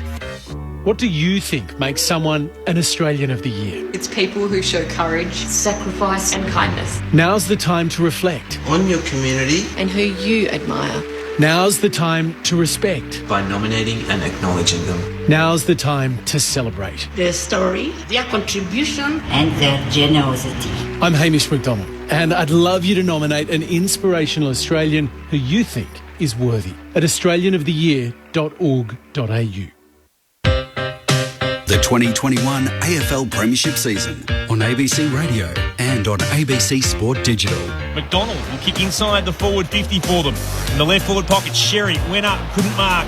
Comes now to Larkey. Larkey will snap on goal. He'll kick the goal. From about 35 metres out, he gets his second and scores a level. Goldstein looking deep inside 50-metre penalty. Tim Kelly runs through the protected area. Goldstein will be marched to about 20 metres out, a slight angle. And Goldstein can give North Melbourne back the lead. 9 goals on the season. Comes in. Puts it through. North back in front. And West Coast are being challenged. Zerha marks and plays on. Kicks towards the commentary wing. Stevenson has it. Just thumps it long in the direction of Larkey. He juggles it and marks. Larkey comes in and extends North Melbourne's lead. 3 for Larkey. The 2021 AFL Premiership season on ABC Radio and on ABC Sport Digital. It's North Melbourne by 11 points over the West Coast Eagles with a quarter to play. The Eagles were hoping to turn around some rotten form in the last fortnight. They're under real pressure right now. 0437 774 774 to get in touch. Dave the Truckie says, just passing the Big Koala on my way to Melbourne. I've been to the Big Koala. Where is the Big Koala? It's at Gundagai. It's part of the tourist attraction where the dog sits on the tucker box. Really? Yeah. I've got relatives who live at Holbrook, so I've actually been cool. Been to the Big Koala 1 or 2 times. Bev from Seymour. Oh, here we go. G'day, Bev. Oh, do you know Bev? Great spot. David would know everyone, surely. Sitting by a campfire at Robinvale Caravan Park, listening to the footy. I come from David Mundy's hometown. That's very nice. You do indeed, Bev. I thought she was going to say she's just driven past the David Mundy statue. Which one? He plays humble. I like that a lot. I like it. They're under real pressure here, the West Coast Eagles. David Mundy, Sharrod Wellingham. What happens from here? North Melbourne. What a great effort in that quarter. Aren't they coming? I feel like on the back of Jaden Stephenson through the middle, Cam Zerha looking really dynamic up forward, and Aaron Hall really giving them a great rebound option out of the D50 and winning a couple of big contests there. The whole team has lifted, and last week against the Western Bulldogs, they kicked 4 goals, 8 in the last quarter, and to couple that with Ben's stat before about West Coast having diminishing returns each quarter, really worrying signs. Yeah, I think you can tell just by the, I suppose, animosity of Adam Simpson at that three-quarter time huddle. He's really trying to rally that team, and I suppose urge them to present, because they got beaten in the clearances, they got beaten in ball field position, and North Melbourne did exactly what we asked, or I suppose said they needed to do, and they went out and absolutely ticked that quarter off. So West Coast have got to really fight back here, because North are just moving over the ground. They look like they're just moving the ball open space. On a wet night, they're able to transition from open side, and West Coast have really got to dig their heels in here, because if they get the first couple of this quarter, it's going to be very tough. Bridget Lacey's downstairs, Bridge. Adam Simpson's remained on the bench to coach in this last quarter, at least for now. The Eagles try to get their fans try to get the Eagles chant going around this ground. They're under enormous pressure, West Coast, as Goldstein wins the tap up against Natanui. Down to Davies-Uniacke, under pressure though from Shuey.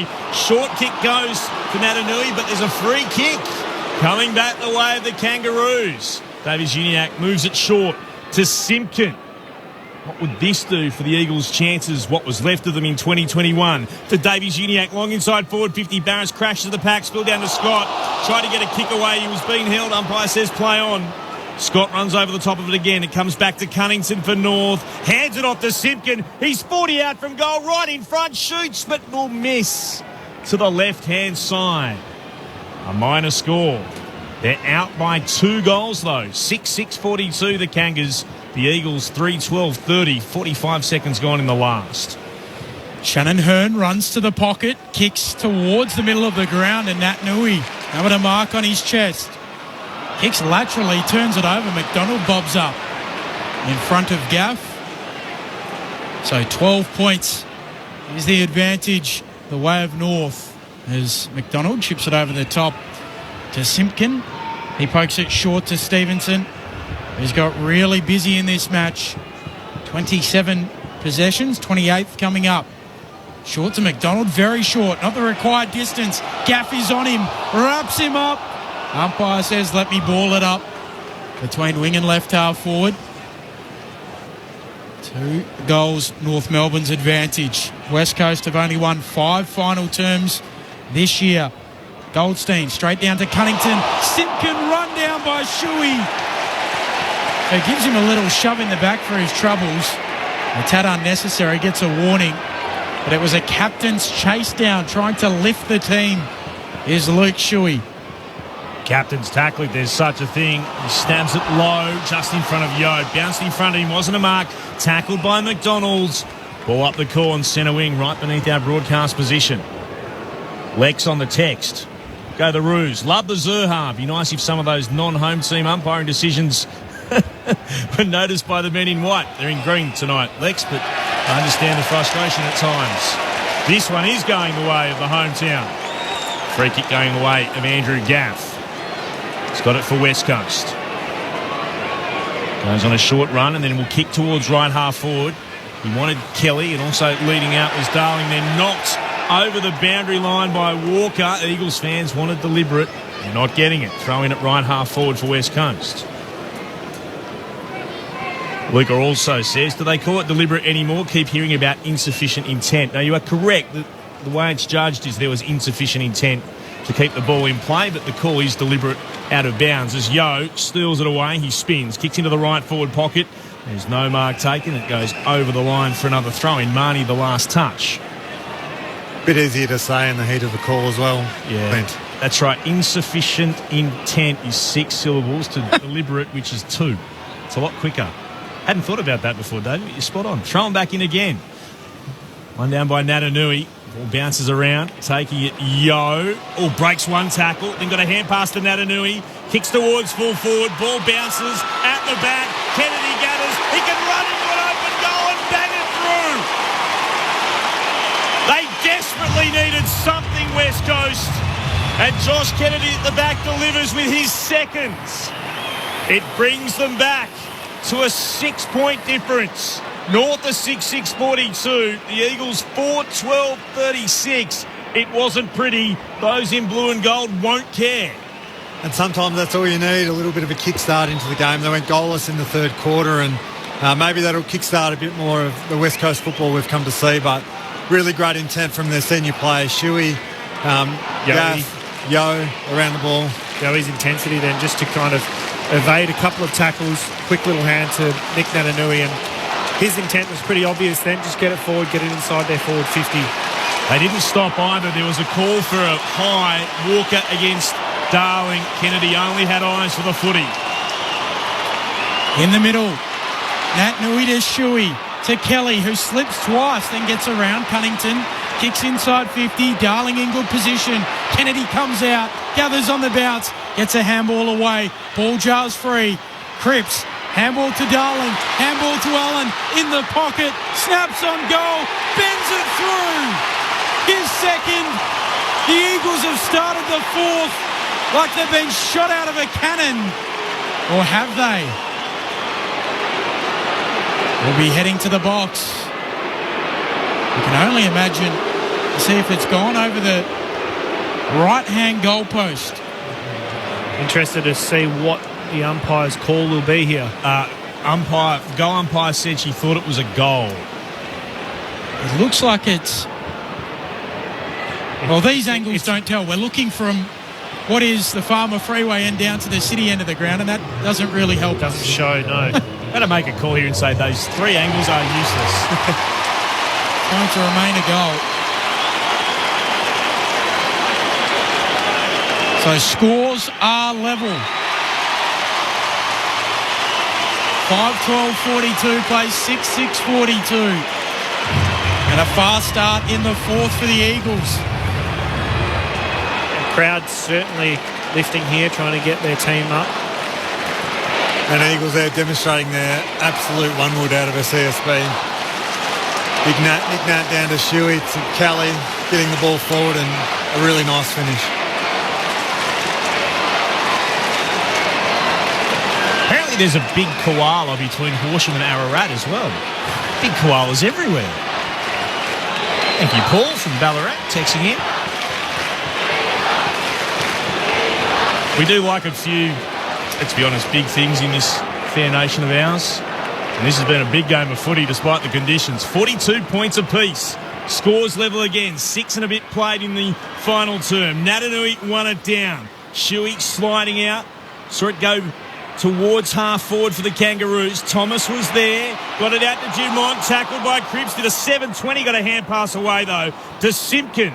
They'll play on, and Simpkin spots Cunnington, who marks. 48 out from goal in the right forward pocket. Didn't notice the CB was Cunnington at that centre bounce and just worked really hard forward. A couple of the West Coast mids potentially ball watching and get really caught out. Yeah, tracked it over to the contest and over to the ball a bit. Ben Cunnington, what a player he is for North Melbourne, from right on 50. The kick's on its way towards goal. It's going to miss. Cross to the right-hand side, so he misses narrow. But it's enough to put the Kangaroos back in front. 6-7-43. The Eagles 5-12-42. 7.5 gone in the final term. For the moment, the rain is staying away again here at Perth Stadium. So Shannon Hearn runs to the pocket, drives it as long as he can, looking for Nat Nui. Goes over his head. Hall gets there first for North. Over to Gather. Floats a left-footed kick towards half forward. No mark taken. Big tackle from Taylor. Gaff gets rid of it. Free kick taken high. Jeff Daglish, the non-controlling umpire again. So Gaff to have it. Starts outside the boundary line. Runs a little arc. Kicks the Eagles to half forward. Darling goes up through his hands. Kennedy roves at the back. Gives it off to Archie. Spears it inside 50. And Ryan marks. So 45 metres out. 45-degree angle. Beautiful delivery from Brendan Archie. And it will take a similarly special kick from Liam Ryan to finish it.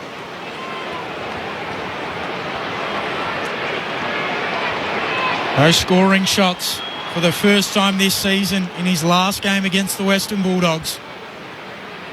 Arcs out to the right slightly. Sends it through the middle.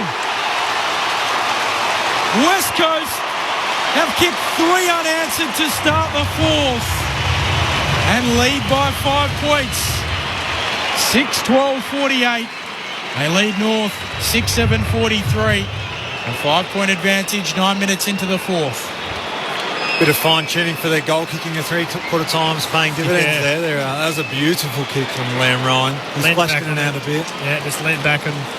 But even their intensity looks significantly higher than it has been all match. It is, and they've just not allowed North to get any clean possession. They've been under pressure and forced them, I suppose, into dirty possession when they have had it. Andy Roo from Rock Vegas. All too rare to hear the Eagles crowd booing the umpires. There should be more of it. On the text, 0437747774. Michael in Reservoir says, you're wrong, the big koalas between Adelaide and Melbourne. Actually, as the bounce starts and we're underway again, goes towards centre-half forward for the Eagles. Overrunning it was Kelly. Natanui picks it up, got it back to Kelly, slips over as he gets a kick towards goal. Oh, it takes an amazing bounce, carries over the pack, in the goal square, and he's through for a major. Well, I didn't expect that. Kelly at the top of the 50, right in front of the goals. He slips as he got the kick forward. And then about 30, maybe 25 out from goal, he took a wicked bounce up into the air. Obviously, the surface is a lot harder at the city end of the ground than the Graeme Farmer Freeway end, and carried on through for a major. The Eagles lead is now 11. 7-12-54 to North, 6-7-43. Goodness me. Not a bad time to get the first ball bounce like that for the night for the Eagles faithful. It was incredible. By the way, there's more people texting in. I love how passionate people get about this stuff. Apparently, and again, don't abuse me, I'm just going off what I've been told, the one between Adelaide and Melbourne is the giant koala. So there's a giant and a big. I haven't been to the giant. The Eagles out of the middle, waxing handballs. Eventually, Gaffey's under pressure. Shepherd able to mop it up there. Gives it off to Cripps, who kicks the Eagles to half forward. Bouncing ball. Tarrant able to gather on the bounce. Gives it to Simpkin. He'll send it to the wing. Hall pinpoints the chest of Stevenson. Can North come again? Waits a kick towards Davies-Uniacke. Marks 51 out. They move inside 50. Nothing takes his liking just yet. Down by 11. Davies-Uniacke goes into the pocket. Zerha! 20 metres out. 5 metres in from the boundary line in the right forward pocket. A couple of really good repeat leads there from Zerha. Led up the middle from the goal square. Ducked back to the goal square. Out again and then ducked out to the left. Smart forward craft. Go with the check side. And it's a little narrow. Misses to the near side. 7-8-44 move North. 7-12-54. 10 points is the difference. 12-22 played in this fourth term. What a thrilling finish. Do North have another thrust forward as the Eagles beyond their defensive 50? Kick long. Allen got hands to it, couldn't mark Cunnington. Working hard as he always does. Tackled by Yo. It's been held to him. Eagles want holding the ball. They won't get it. Ball up the call.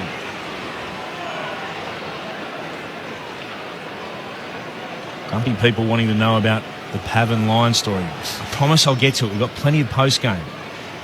Throwing down. Thanks, Ben, for chucking us under the bus with that one. Gets a kick away towards the logo. I spotted a free kick for holding. It'll come back. It'll be Turner's free kick for North Melbourne. He's got it at left half back.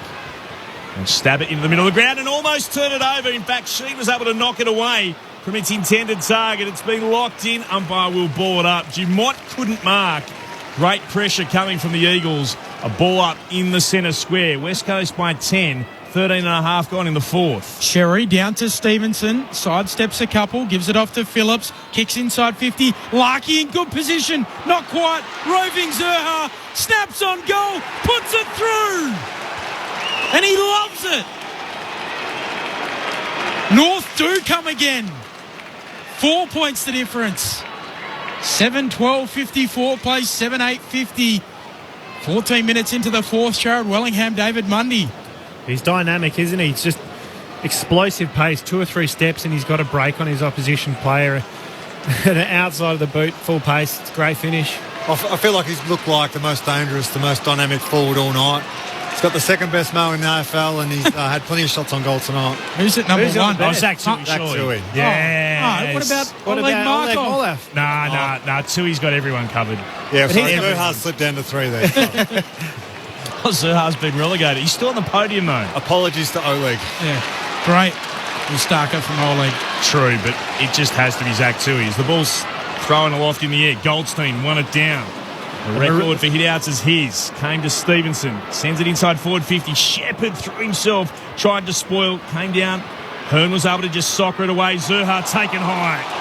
He'll get the free kick for North Melbourne. Langdon got him around the neck. No doubt. Despite the protestations of the Eagles fans. Zerha trots back. Puts it into the right forward pocket. Taylor stretch, couldn't mark. Spoil came the back from the Eagles. Shepherd got it away.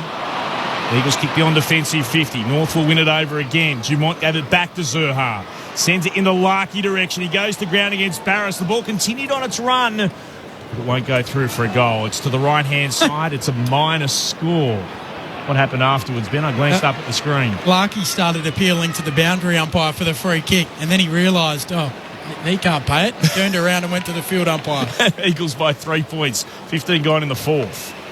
Saw the flash of green and thought it was his man as a short kick in from Hearn goes to the pocket. Barras chips it short to Hearn again.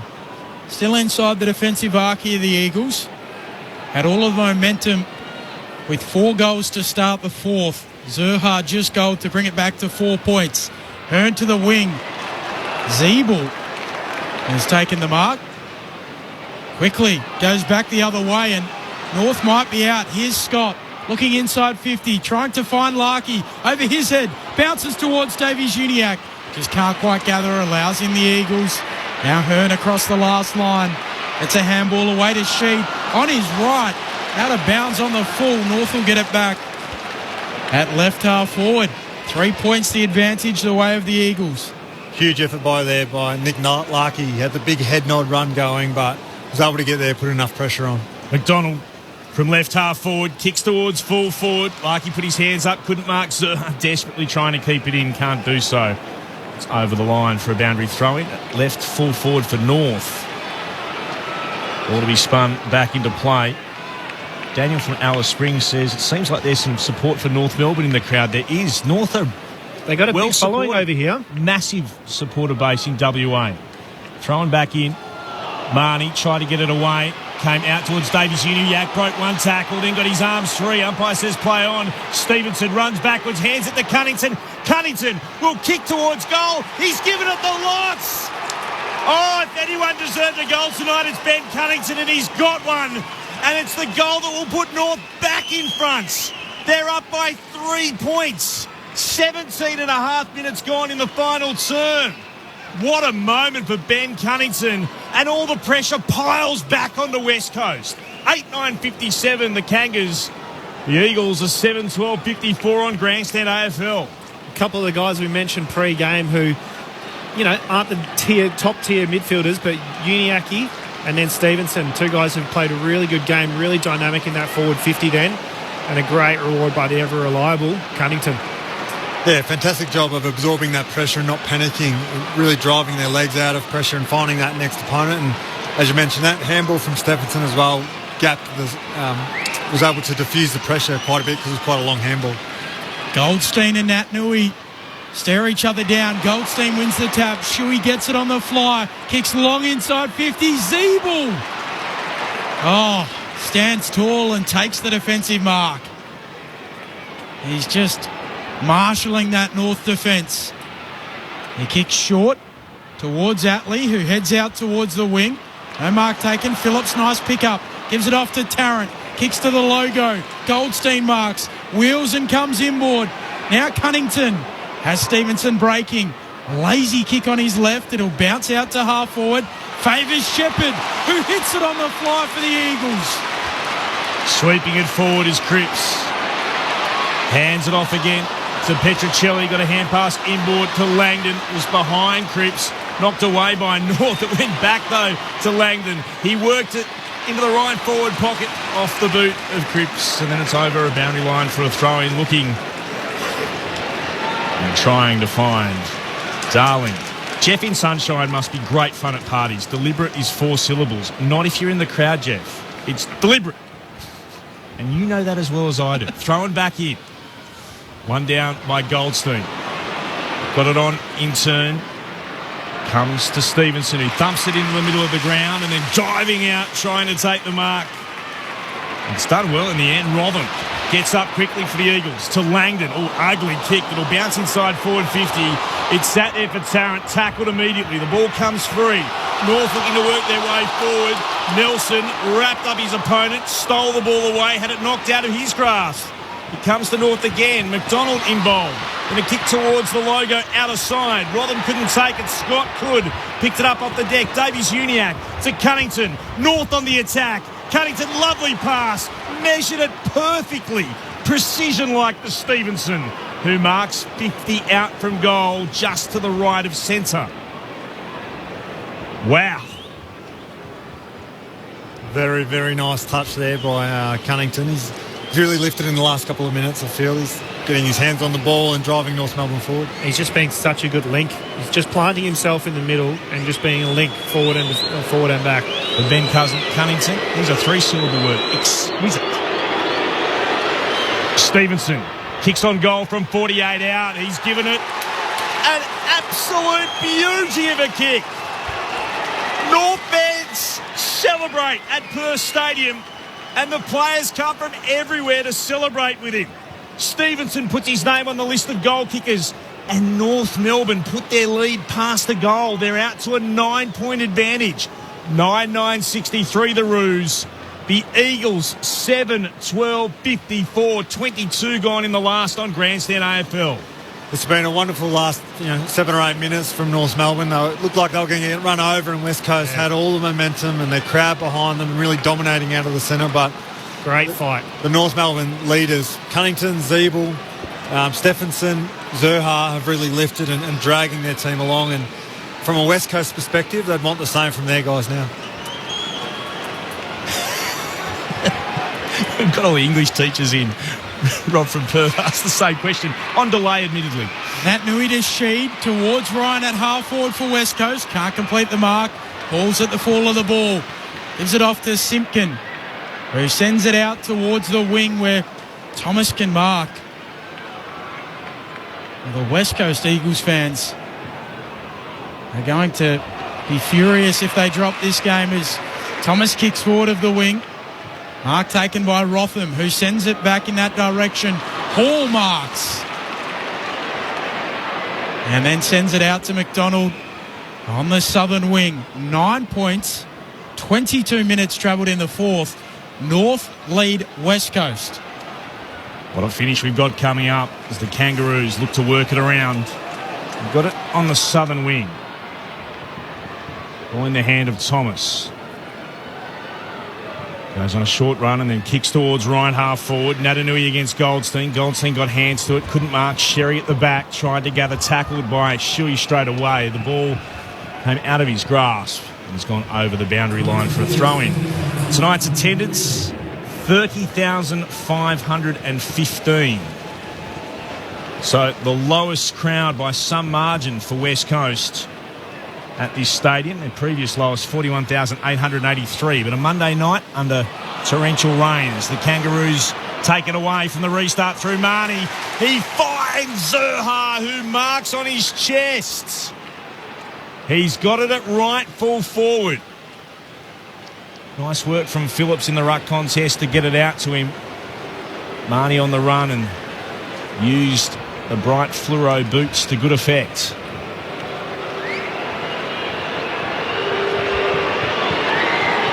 Zerha goes with the outside of the boot. He'll miss. Not far away from a very tight angle, trying to curl it around. It's out to a 10-point difference. 9-10-64 to 7-12-54. 23 gone in the fourth. Hearn goes up the middle. West Coast are at the point of taking some risks. Archie marks, gives it off to Gaff. Alongside the logo, floats it inside 50. Zeeble and Kennedy. Spills out the back. McDonald mops up, handball towards Hall, overruns it, allows in Ryan. Some support comes from North though. Handball away from McDonald. Now strong tackle from Duggan. Drags his opponent to the deck.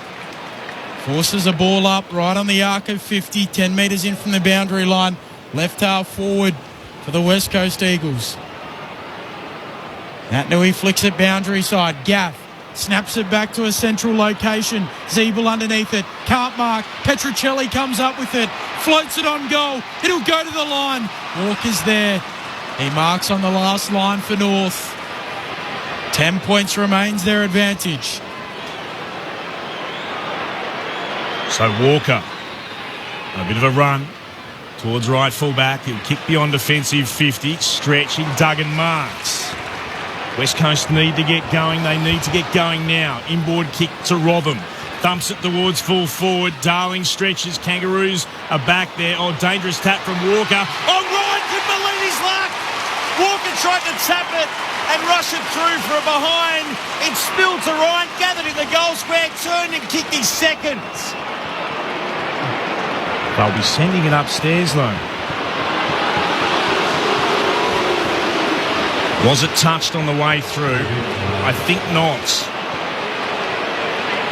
Replay's certainly suggesting that, despite the best efforts of Hall to lay a fingertip on it.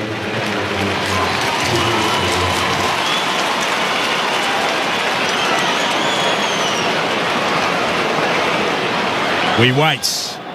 Liam Ryan's got 2. The Eagles cut the margin back to within a goal. 26 minutes gone in the final term. North by 4 points on Grandstand AFL. It's a thriller on Monday Night Footy. David Mundy, Sharad Wellingham. Transition all the way. I mean, we saw the intent from Shannon Hearn's kick in just to go up the middle and then play on from Archie, who took a great mark, but we obviously can see the time playing in the mind. We've got just over 5 minutes of play left. They haven't got to put it all on the line, but they do have to play with a little bit of dare. Well, I'm back to a South Square bounce now where it feels like West Coast really dominating this quarter and able to generate some really good looks inside 50. So I don't want to see North try and save it either. I want them to continue to try and win it. Umpire puts it aloft. Nat Nui to Shuey. Handball to Yo. Handball to Sheed. Handball to Nat Nui. Cunnington coming for him. Nat Nui gets it on the boot. Into the pocket. Bouncing ball. Doing well, Mackay. He paddles to the boundary. Not deliberate. The umpire says throw it in.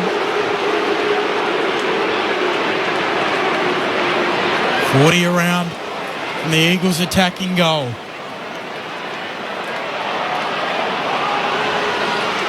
Nat Nui flicks it to the back. Cripps gets it on the boot. Great smother, Dumont. Now it comes out towards Cunnington. He throws it on the boot. Beyond defensive 50. Lots of players around it. Stevenson into the corridor with the soccer. Cole tries to soccer. Gets a shove in the back.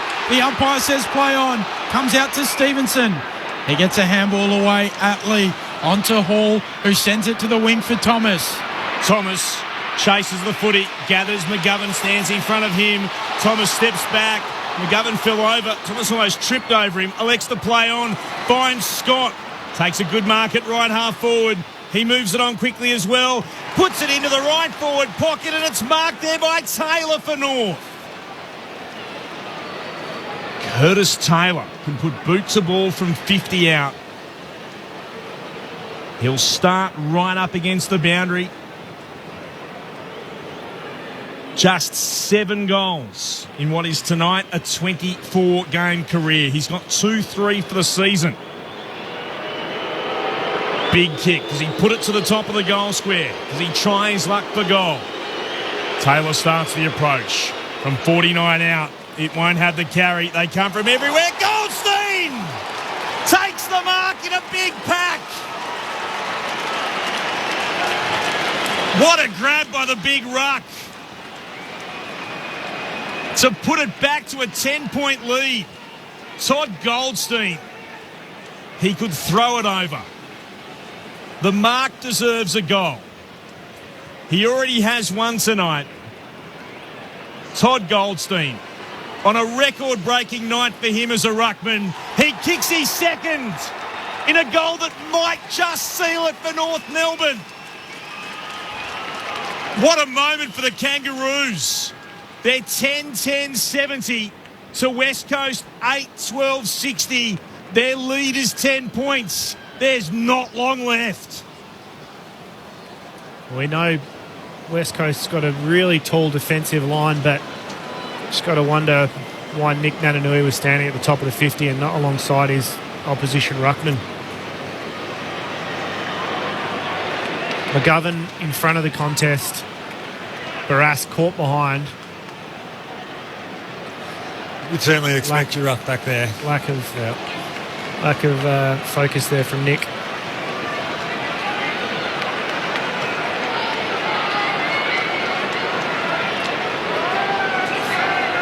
Deathly quiet at Perth Stadium. Hear a pin drop. Up it goes. Goldstein and Natanui both with hands on it. Shuey tries to knock it on. McDonald gets it for North, gives it to Cunnington. Goldstein goes short to Stevenson. Just forward of the centre circles. He sends it to the southern wing and Hall. Looks towards Davies-Uniacke at half forward, just over his head. Bouncing ball, getting it Duggan, tackled immediately by Davies-Uniacke. And the umpire to come in and throw it up. 45 out from North's attacking goal. 30 and a half minutes travelled in the fourth term. They lead by 10 points. Goldstein flicks it out. Gaff dribbles it beyond defensive 50. Cripps snaps around the corner. Can only find Walker. Southern wing. North Melbourne in possession. Up by 10. Almost 31 minutes travelled. The Eagles staring down the barrel of a third straight loss. The kick for North inside forward 50, punched away by Barras. Looking to work it out, Cripps, tackled by McDonald. Hall went bustling in. Marnie threw himself into the contest. Yo looked to get it away to Stevenson though. He had it. And the kick from Simpkin inside forward 50, defensive mark taken by McGovern. The Eagles have to get going. They must go now. The kick is towards right half back. It bounces to Archie. He'll turn. Put it down the northern wing and then marking Turner. Diving out. Takes a great grab in front of Cripps. He's got it for North at left half back. The Kangaroos by 10. 32 minutes gone now in the final term. So Turner kicks a high ball just forward of the wing. Going up Barras. Fists it down. Coming through Duggan. Can't knock it on. Kelly picks it up. Gives it off to Duggan. Wants to kick on the left. Kick smothered by Dumont. It heads towards the boundary. He's happy to let it roll out without touching it. 10 points is the advantage.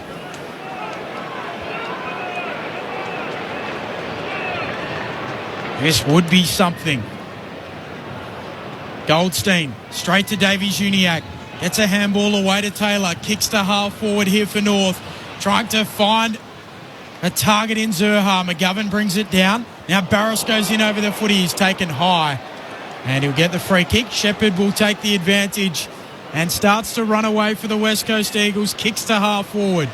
Offhand, spills down to Turner for North. He'll sweep it forward. Simpkin moves it short to Taylor. And North know they just have to control the football now. North Melbourne. They won't be able to drag themselves off the foot of the ladder with a win tonight. But nevertheless, what a victory it will be away from home. Cunnington with a big don't argue to Kelly, then was tackled. He couldn't get past him a second time. As Shuey won't give up, plays on. Kicks long. It'll land at right half forward. Ryan was out to it, couldn't get there. Slapping it over the boundary line, and that should be deliberate, I reckon. It is against Dumont. That's the most deliberate of the nights. The Eagles move it quickly inside forward 50. It came from Kennedy, went looking for Cripps, and then thumped over the boundary line. Great bit of play. He wanted to make absolutely sure of it, Zeeble. Ball to be spun back in again. Natanui in front. Brings it down to Cunnington. Gives it off to Goldstein. Now Davies-Uniacke. Gives a handball away to Stevenson. They can't quite gather it. Drags it in. Now Taylor. Gives it away to Hall.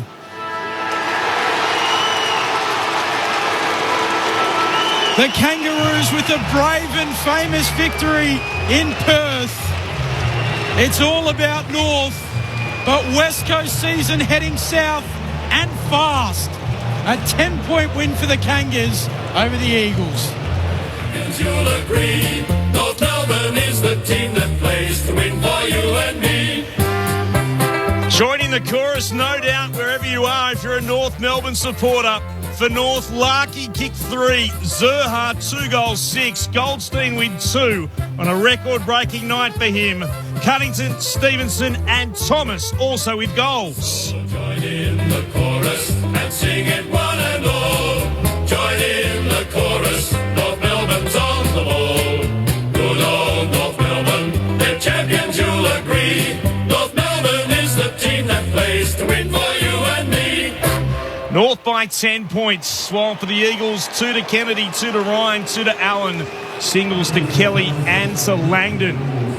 30,515 to see what, as Ben quite rightly said, should become a famous victory for North Melbourne.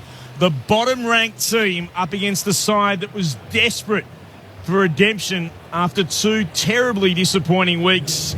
And the Kangaroos, they get just their 3rd win of the season and a 3rd win under David Noble in his first year as senior coach. They trailed by 5 at quarter time, by 8 at the half, led by 11 at three-quarter time and won by 10. What a win for the North Melbourne Football Club. And the supporters, and they do have plenty of them in the West after so many great WA players, the likes, of course, Barry Cable, Ross Glendinning, just to name a few. Peter Spencer going across to play for them in the days before the Eagles and the Dockers. A moment to savour wherever you are if you're a Kangaroos fan. For West Coast, what now from here? The effort was there, but the execution wasn't. And the Eagles slump to a 3rd straight loss. And they're just hanging on as far as their spot in the 8 is concerned. West Coast will remain in 8th spot. Their percentage 94.8 to St Kilda's 86.9. To come, though, for the Eagles, a tough one. They're in Adelaide. North's next one against Essendon at the Docklands. We'll head down into the rooms as soon as we can to take what I reckon will be a Kangaroos club song with plenty of gusto as the rain starts again in the west. Bridget Lacey's down there, North by 10, 10-10-70 to West Coast, 8-12-60. What a win, Bridget. What's the reaction like downstairs? Oh, they're pumped down here, guys. There's mud all over the jerseys. Who cares? Here we go.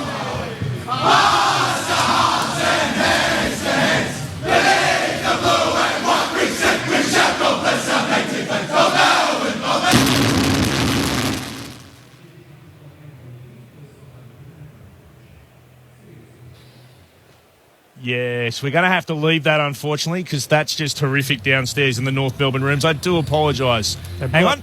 They blew up the speakers. They did.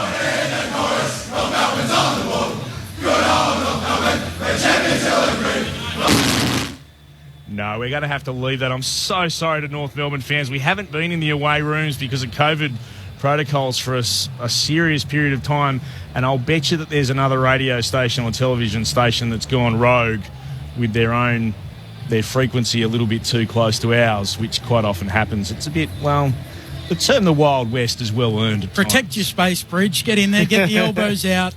And it's a great song. It's a great song. Oh, I tell you what we'll do. If the studio can record it, we'll do our best to bring it to you. Dan back in the studio will be keeping across the TV. If we get a chance to record it and bring it to you, we will, because it's certainly worth doing. Because, yeah, terribly disappointing, but it's... They would have been singing it very, very proudly. Yes, it was a win to remember for North Melbourne, and really great concerns for West Coast after what is now another one where they were supposed to fight back. And while it was a better performance from what we saw them against Sydney, simply not good enough at home. Sharad Wellingham, David Mundy, assess that for us as we see if we can get the club song for you here on Grandstand AFL? I'm not gobsmacked, but I'm a little bit bewildered. I don't really know what to take of it and where to, I suppose. Is it a better win for North Melbourne? Is it a worse loss for West Coast? It's probably a little bit of both. I think it's a great win for North Melbourne, for them as a club, travelling to WA. Been in and around the mark in the last 3 or 4 games and have put in some really good games. But to come over to WA, Monday night footy, the whole country watching probably, put in a performance like that after being behind the 8 ball to start with. West Coast started off pretty well, fought back in that first quarter. They led for a portion of the first quarter, but then to be behind right up until the end of the third quarter and then fight it out after a really fast start from West Coast in that fourth. Just grit, determination, leadership shown by some really, really good players and a really good performance from young player in Stevenson. It's worrying for West Coast that they don't have confidence, don't have, I think, they don't have a second game plan to fall on that, they could have implemented tonight. They didn't have a change of gear, I suppose, and it just left them continuing to bang their heads against a wall. Yeah, it felt like it was a game of two halves almost. Like West Coast came out and attacked the game really aggressively and looked at the better side in the first half. Missed a few chances in front of goal, which always hurts. But, yeah, after half-time, North Melbourne came out and had recalibrated their game a bit, had a bit more of a presence forward of the ball and really dominated the game after that, outside of a 3 or 4 minute window in that last quarter where West Coast really came again and kicked a few quick ones.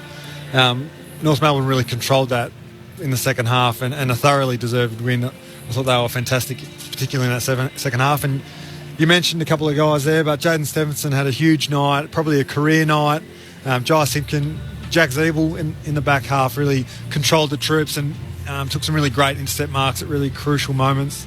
Spoke about Ben Cunnington being that really great link in the second half between the defence and the forward line, and they played much better football. That's a real, it's the portion of the season as well where you remember these games going into pre-season. These last 4 or 5 games are really huge for a club to take that mentality and positivity, and I suppose those kind of wins are really something that you can build on. And you saw the passion after a few of their goals when they came back in that last quarter. Guys coming from everywhere to get around. Cunnington when he kicked his, and Stevenson when he kicked his goal, and even really late there where Zeeble got the fist in to spoil it. They come from everywhere to really celebrate. So, really great signs of a really connected group. I spoke to a couple of people out of Adelaide, and I spoke about the Crows build, and obviously 17 they were in the grand final, lost to Richmond. We know what sort of happened thereafter, but 2 people out of Adelaide spoke to me and said the man who was really a big part, I don't want to say catalyst because a lot of other people like Don Pike had a lot to do with it, was David Noble. Mm-hmm. That he knows what it takes to make a footy club tick. He knows how to build and construct a list. And they were basically saying, don't be surprised if they're slow at the start, but he eventually gets North Melbourne up and running and turns them around. So maybe we are starting to see that. They've been good late.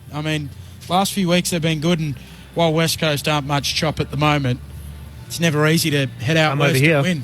It's a tough task to come over to WA as a young side as well. Yep. Even harder. They will be absolutely lapping it up down there right now. Well, another little sign that I noticed was Will Phillips, with 6 or 7 minutes to go, real 50-50 ball, one of those really awkward ones that's between you and an opponent, and Liam Duggan coming the other way, who's a seasoned, hardened man. Put his head over it, kept the ball in, didn't win a possession, nothing really tricky about it, but was just willing to put his head over the ball. And he's a young first yearer, and really quite light and quite small.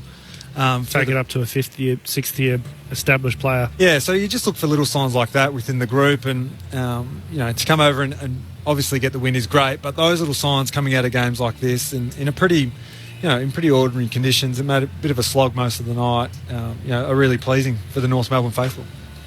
Let's head down into the rooms. Nick Larkey's been good enough to chat to us from downstairs. Nick, congratulations. That's an outstanding performance, tough conditions, what a win. Sum it up for us. Yeah, it's unreal, absolutely unreal. Everyone it was just a great team performance. Everyone stood up, played their role, and I thought the backs held up awesome all day. Goldie, Cunners, Jai in the midfield, Steve up half forward, Bull played his role well. So it's awesome. The feeling's great. We haven't had a road win with this. Obviously with the new coaching staff yet. So to get that first one and to get it here, because it's an unreal ground, but it's a tough crowd. As you said, it's unreal feeling. Two wonderful moments. I'll get David Mundy and Sharad Willingham to go through the nitty-gritty of it. But two wonderful moments at the end. Ben Cunnington, who has meant so much to the club and does so much great work, to be able to kick that goal that really did give you a little bit more of a gap. And then at the end, in a milestone night for your ruck, who we all love and has done so much work and breaks the record for the most number of hit-outs, Todd Goldstein takes the grab in the square and kicks it for you to wrap it up. It was sensational. Oh, it was absolutely unreal. Yeah, those two boys, they're... And we seem to have lost Nick Larkey downstairs for some reason or other. Nick, are you back? All right, lads, I'm back here. That's all right. If there's any other TV station, we'll just get Bridget to play Shepherd and push them out of the way because there's one of those interference things that we get. Anyway... No, we're going to have to give it up. We might see if we can get Bridget to give you the phone and she'll ring you to the studio because we were really hoping to chat to you. Very frustrating, but it is as I said, and you would understand, apologies listening around the nation, but it is the first time we've been able, due to COVID, to actually go into the away rooms. So we do had a few little technical hitches along the way. Bridget, if you can ring into the studio, that'd be tremendous. You can see what we can do from here. You could hear it in his voice, though, couldn't you? You could hear the elation, the positivity, and it's a good feeling to be able to go on the road, like he said, as a young group. We said it, but for him to mention it, it obviously is something that they're feeling down there right now. Particularly against West Coast in Perth. We know we've spoken about West Coast troubles over the last few weeks and how they're battling in their game a little bit at the moment, but historically they've always been a much better and tougher side to play in Perth. And so for that young group to come over here and get the win and change their game the way they did halfway through, where they weren't getting much of a look forward, and to really dominate that second half is going to make their flight home a lot nicer, I think. I'm pretty sure Adam Simpson said during the week, just judge us on Monday. Yeah. Yep. Yeah, which now is ugly now. Yeah. Because, again, this takes nothing away from North Melbourne. This is a great win. But they're bottom of the ladder for a reason. They're a young team. They're a developing team. And look, we saw them against Gold Coast, and we spoke about this throughout the call. They're a team that has shown a lot. Mm-hmm. Really like their efforts against Brisbane, against the Bulldogs. Unlucky against GWS. Good win down in Hobart against Gold Coast, who have all themselves shown a fair bit in recent weeks as well. But they're a developing side. This is a West Coast team who, with the quality of players they have, should be challenging. They should be challenging. They shouldn't be just trying to hang on to the 8. They had to come back. They had to respond. And losing to North Melbourne just doesn't cut it. Is that a mental issue at the moment? Do you think it's a confidence and form on the back of confidence, or is it that they don't have enough variances in their game style? Well, I'd be concerned, or I'm thinking about how much they've had a lot of injuries and a lot of their key guys have really interrupted both pre-seasons and seasons. We're seeing Yo's missed a heap of footy and only a few games back in, and same with Shuey. And Kelly injuries as well. McGovern missed a lot of footy in there. They're like absolute key guys. They're key drivers. And so I'm wondering, it might be a little bit of mental stuff, but are they physically at the moment not able to run out games as well as they'd like? We've referenced your stat, Ben, a few times tonight where their games are slipping away and they're losing more quarters as the game wears on. And maybe tonight they wound themselves up so high at the start of the game to come out with that hunt and pressure and tackle around the footy. They maybe just cook themselves. Can you make too many changes at a time? And they had to bring back a lot of players, and they did that the other week. So a tremendous effort against Richmond, who have, again, fallen away since that point in time. But then they made a decision a couple of weeks ago, and while I don't have the numbers against Sydney, we know they made a number of changes then. But against the Western Bulldogs, they brought back in 5, and then they made a number of changes. I think it was 5 or 6 again against Sydney, and then they've made another 5 tonight, West Coast. When you make that many changes game after game after game, injury or form, either or, how hard is it as a group to try and get any level of consistency?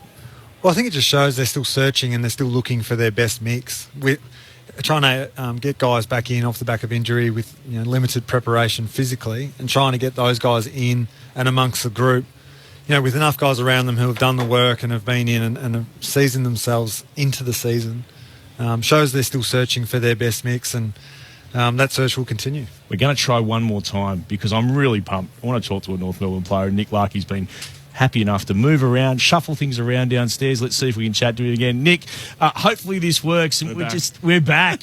And you guys were back tonight in a big way. We pumped up a couple of great moments. Can you just tell us a little bit more about what Todd Goldstein means to this side and what was a milestone night for him? Yeah, as I was saying, him and Cunners have been pillars of our club for so long, and that's they're a big part of the reason all these young boys coming through. That's what we play for. We play for like those older boys who have been there for so long, and they want the ultimate success in footy. And they've been there for so long, and they've done this the whole way through. To see them get a bit of personal reward, like Goldie tonight broke the hit-outs record, so I don't know, that means he's the GOAT ruckman, I suppose. And Cunners was huge. The other moment, when he kicked that goal, but he's just a workhorse in there, and the other mids really bounce off him and build around him, and to have him and Goldie in our midfield is just huge, especially for the development of all our younger players coming through. So, I couldn't praise those two higher enough. Nick, Sherrod Wellingham, congratulations on a great win and a great season for yourself.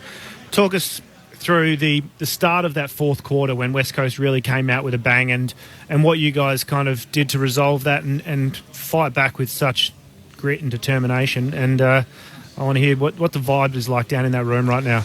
The vibe's electric down here in the rooms right now. You can hear it from, there's a bit of carry on. A couple of boys like to fly the flag down there after a win. They haven't come around too often, so you got to make the most of it when they do. But hopefully many more. But the last quarter was it was an interesting one. Like we've had a couple last quarters this year which have been pretty poor, to be honest. And it's been a massive focus for us to show that grit and not fall away when we've been challenged. So it was just a huge test for us tonight, especially at the home crowd.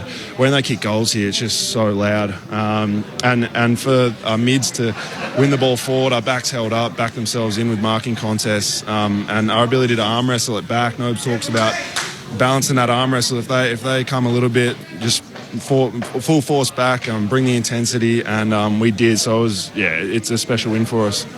Talk to us about Jaden Stevenson's role tonight and the game he was out there, I suppose, to play, because up here we had him down as one of the best on ground. Yeah. Oh, mate, how the hell do you get 38 disposals playing high half forward? I got no idea. He was unreal today. And he doesn't always need high numbers because he's such a good impact player for us. But when he does, it makes it all the better. And that big goal in the last quarter, it was huge again for us. So, I need to go to work with him on how to get a bit more of the pill. But, he's done that well. Was that his role for the night, though? High half forward, get in and around the footy, and he seemed to be the one who was using his legs, getting out of that kind of congestion at the stoppage or congestion, at any stop play. Was that his instruction, and can we see more of that from him?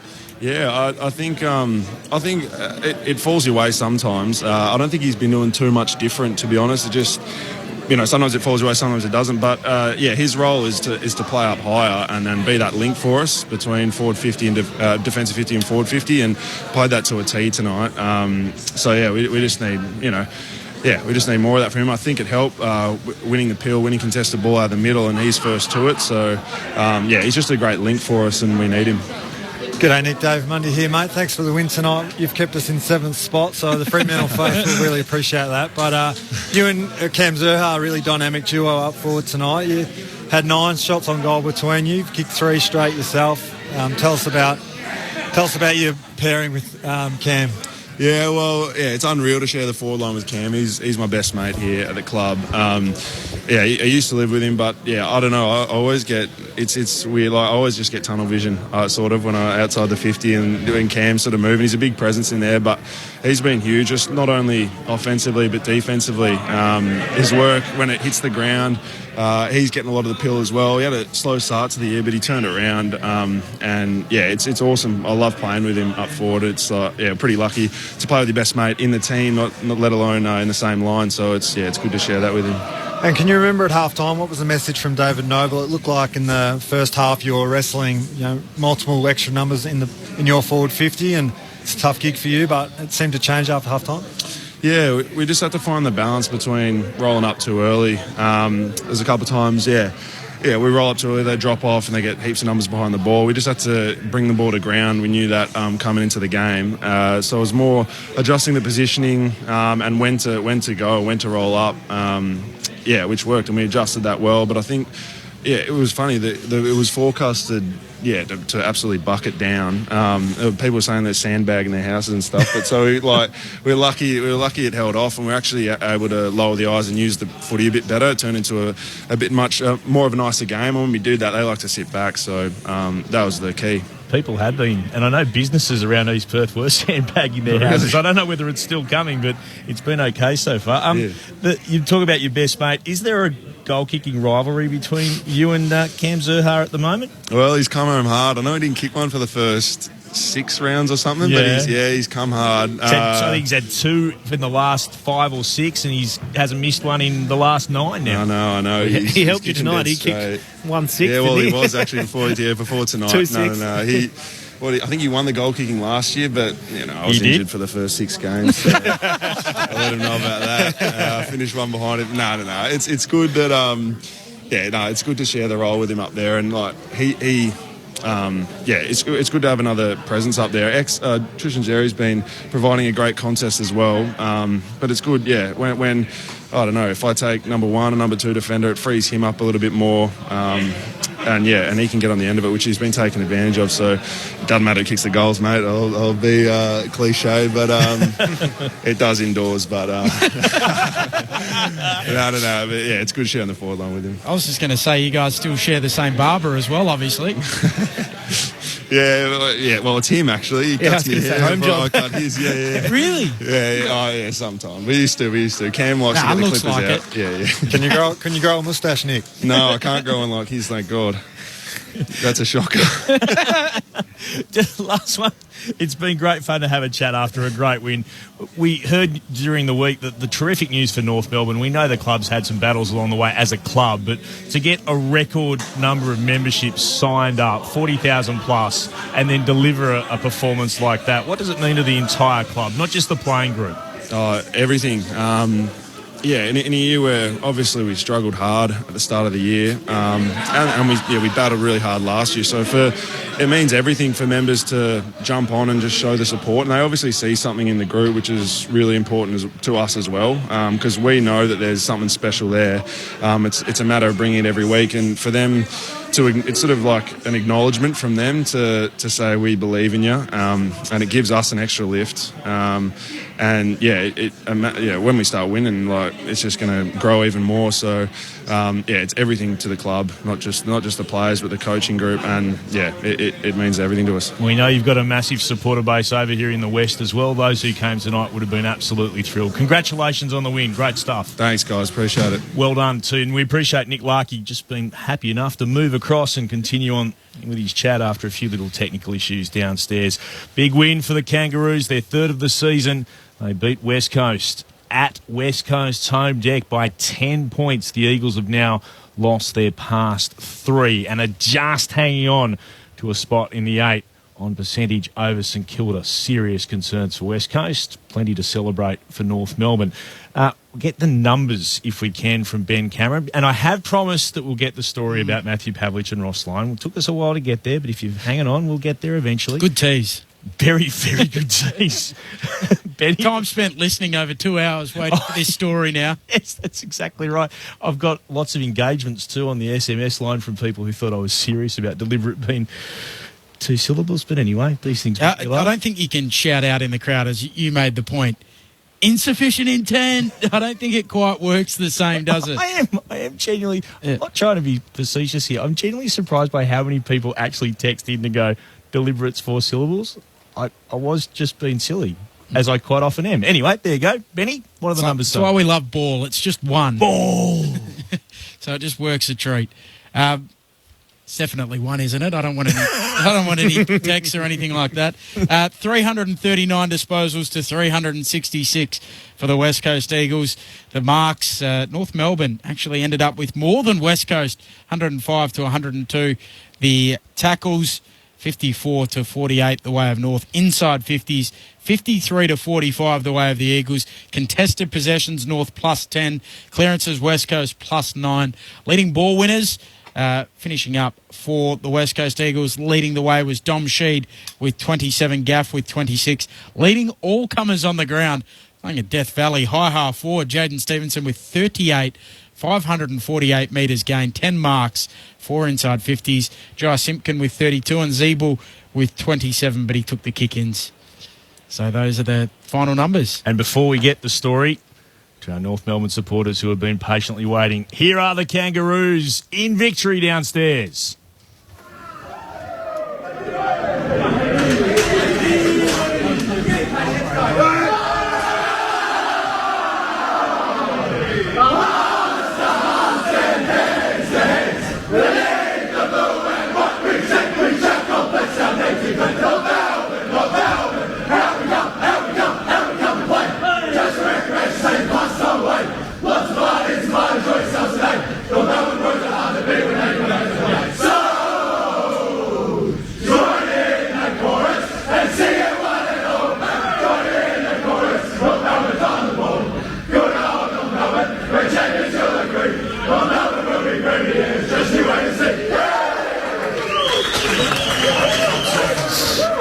Heard it often enough in recent times. North Melbourne winning over West Coast by 10 points. So before... No, Benny, you don't get to say anything here. I'm not telling the story. I just wanted to say lots of talk about syllables.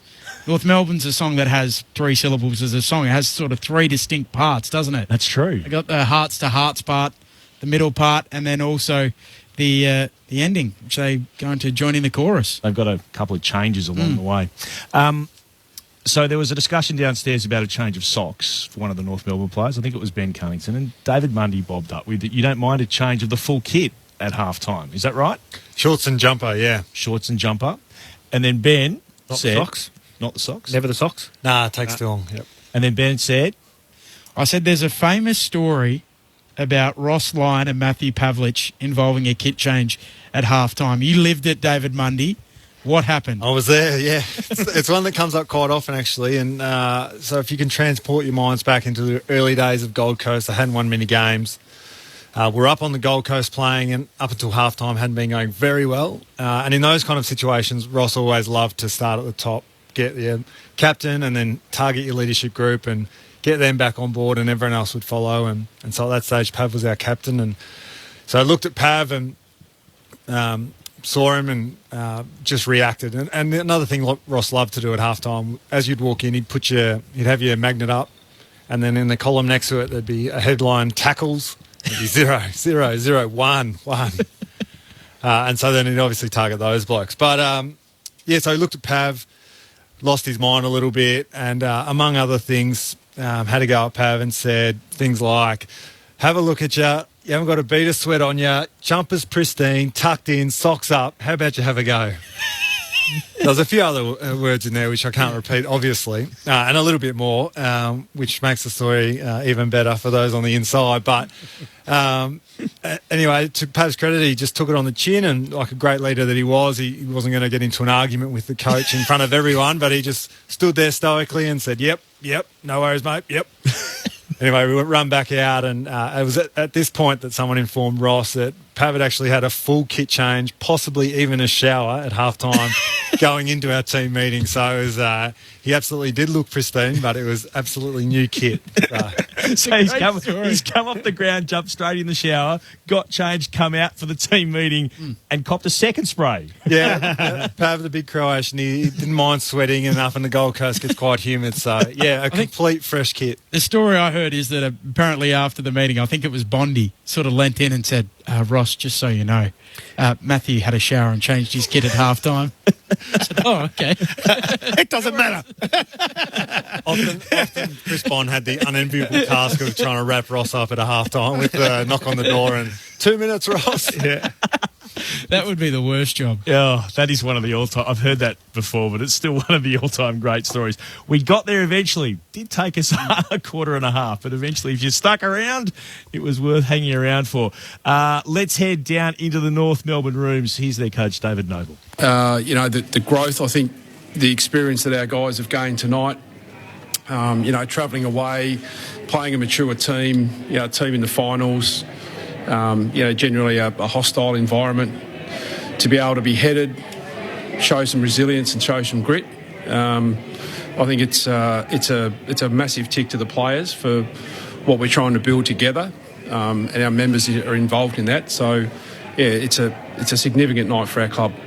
When West Coast, I guess, threw their punch and kicked those 4 goals in a row, what were your guys able to show to get that lead back? Well, I think they showed some calmness. I think they showed some real poise around what we needed to do with the ball. We needed to first get control of the ball, and then we needed to continue to sort of play our way without, taking massive risks. And there was still plenty of time to go, and we delivered that in the third quarter. We probably hadn't played the conditions well in the first half, but we were able to get the ball inside our forward end, apply more pressure, take territory when we needed to. So I think they showed some real poise, some real character around not letting it go. And if the Eagles were going to beat us, they were going to have to earn it. As far as I guess the plan that you came here to execute, now the sun, can you tell us what was your plan to execute to get West Coast? Yeah, well, it probably shifted a bit today with the weather. But again, territory we needed to try to keep. I mean, we ended up having to move one of our forwards up closer to the stoppage. Just, they were starting to sort of hurt us a bit on that wing side. And then I thought our forwards did an unbelievable job just to compete with the ball. Eagles are really dangerous when you give them uncontested marks, particularly if they start that play out of the back end.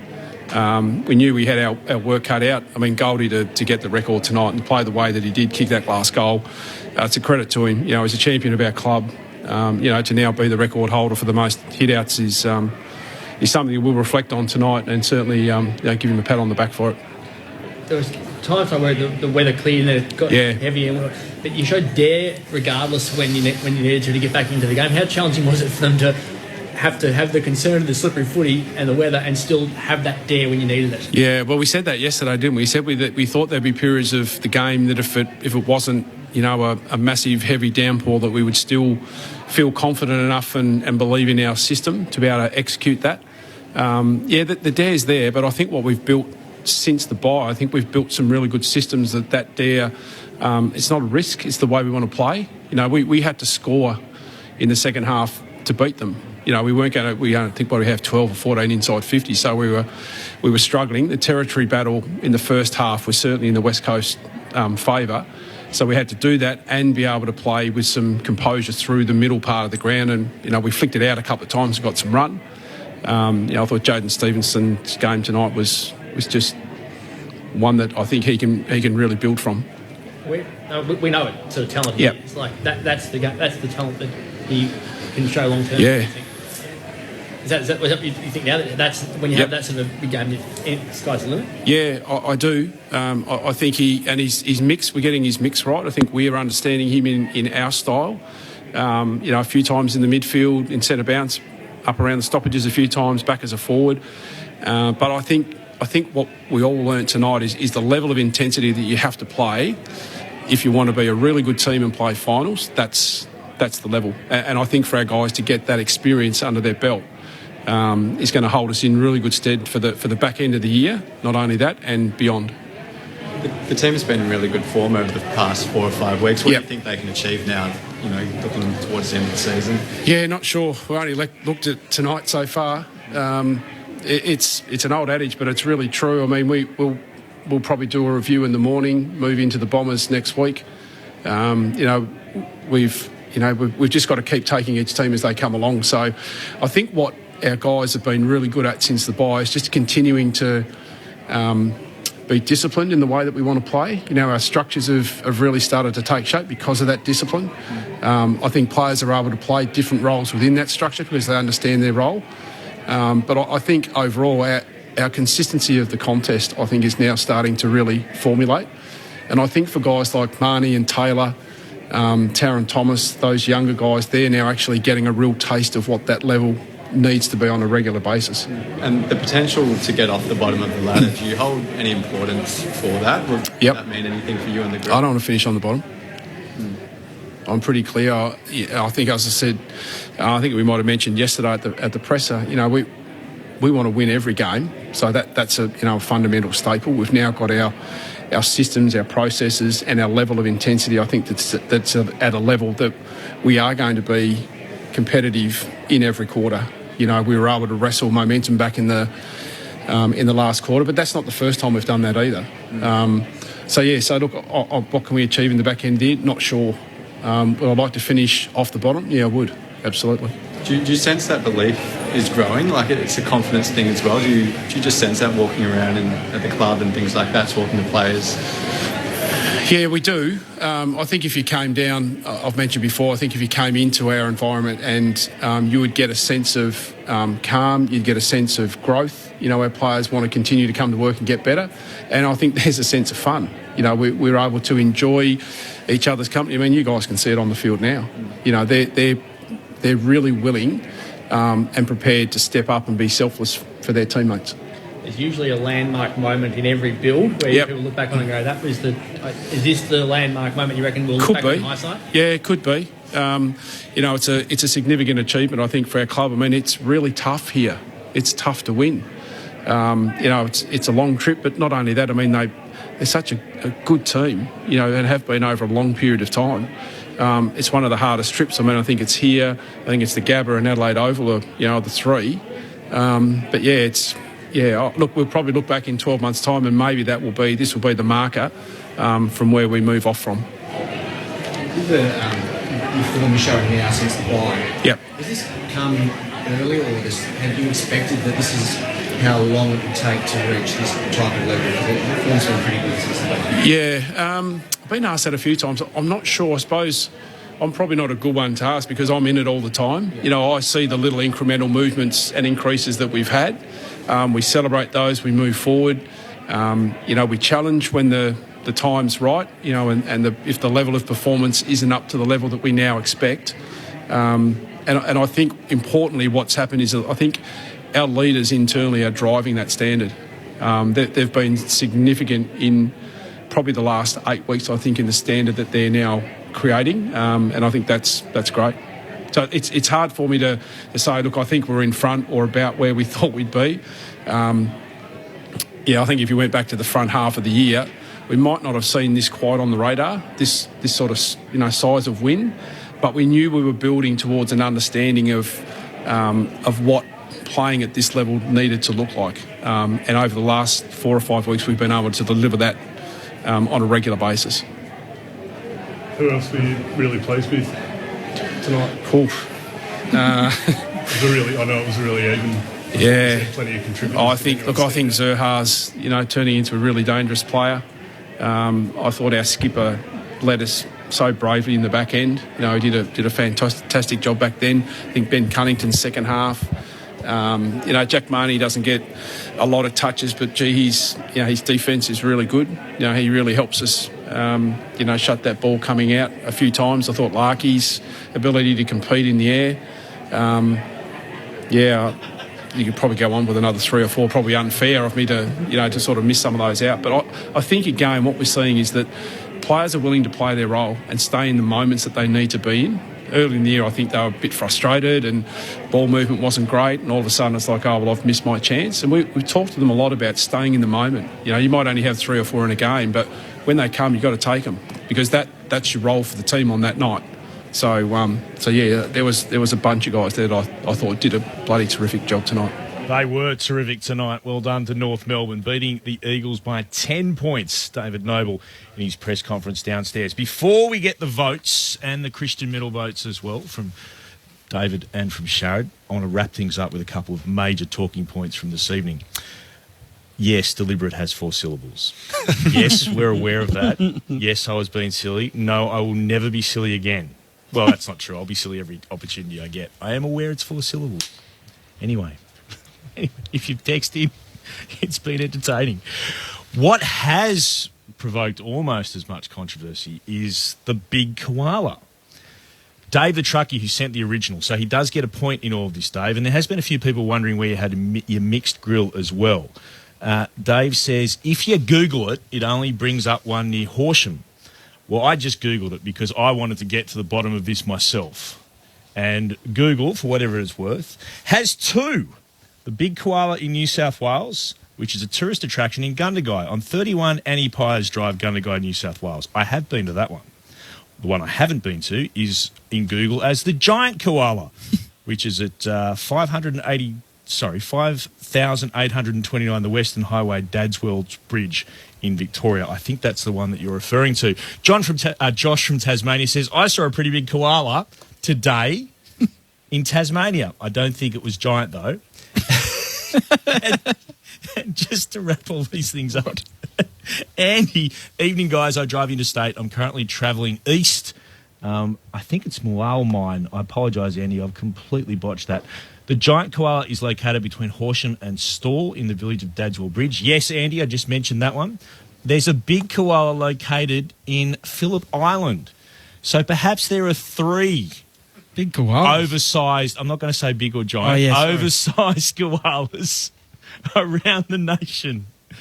Oh, goodness me. John, who's a truckie, texts in, West Coast needs some mungle in them. Yes, well, they could have done with a little bit more. They did start well tonight, but North did it when it mattered.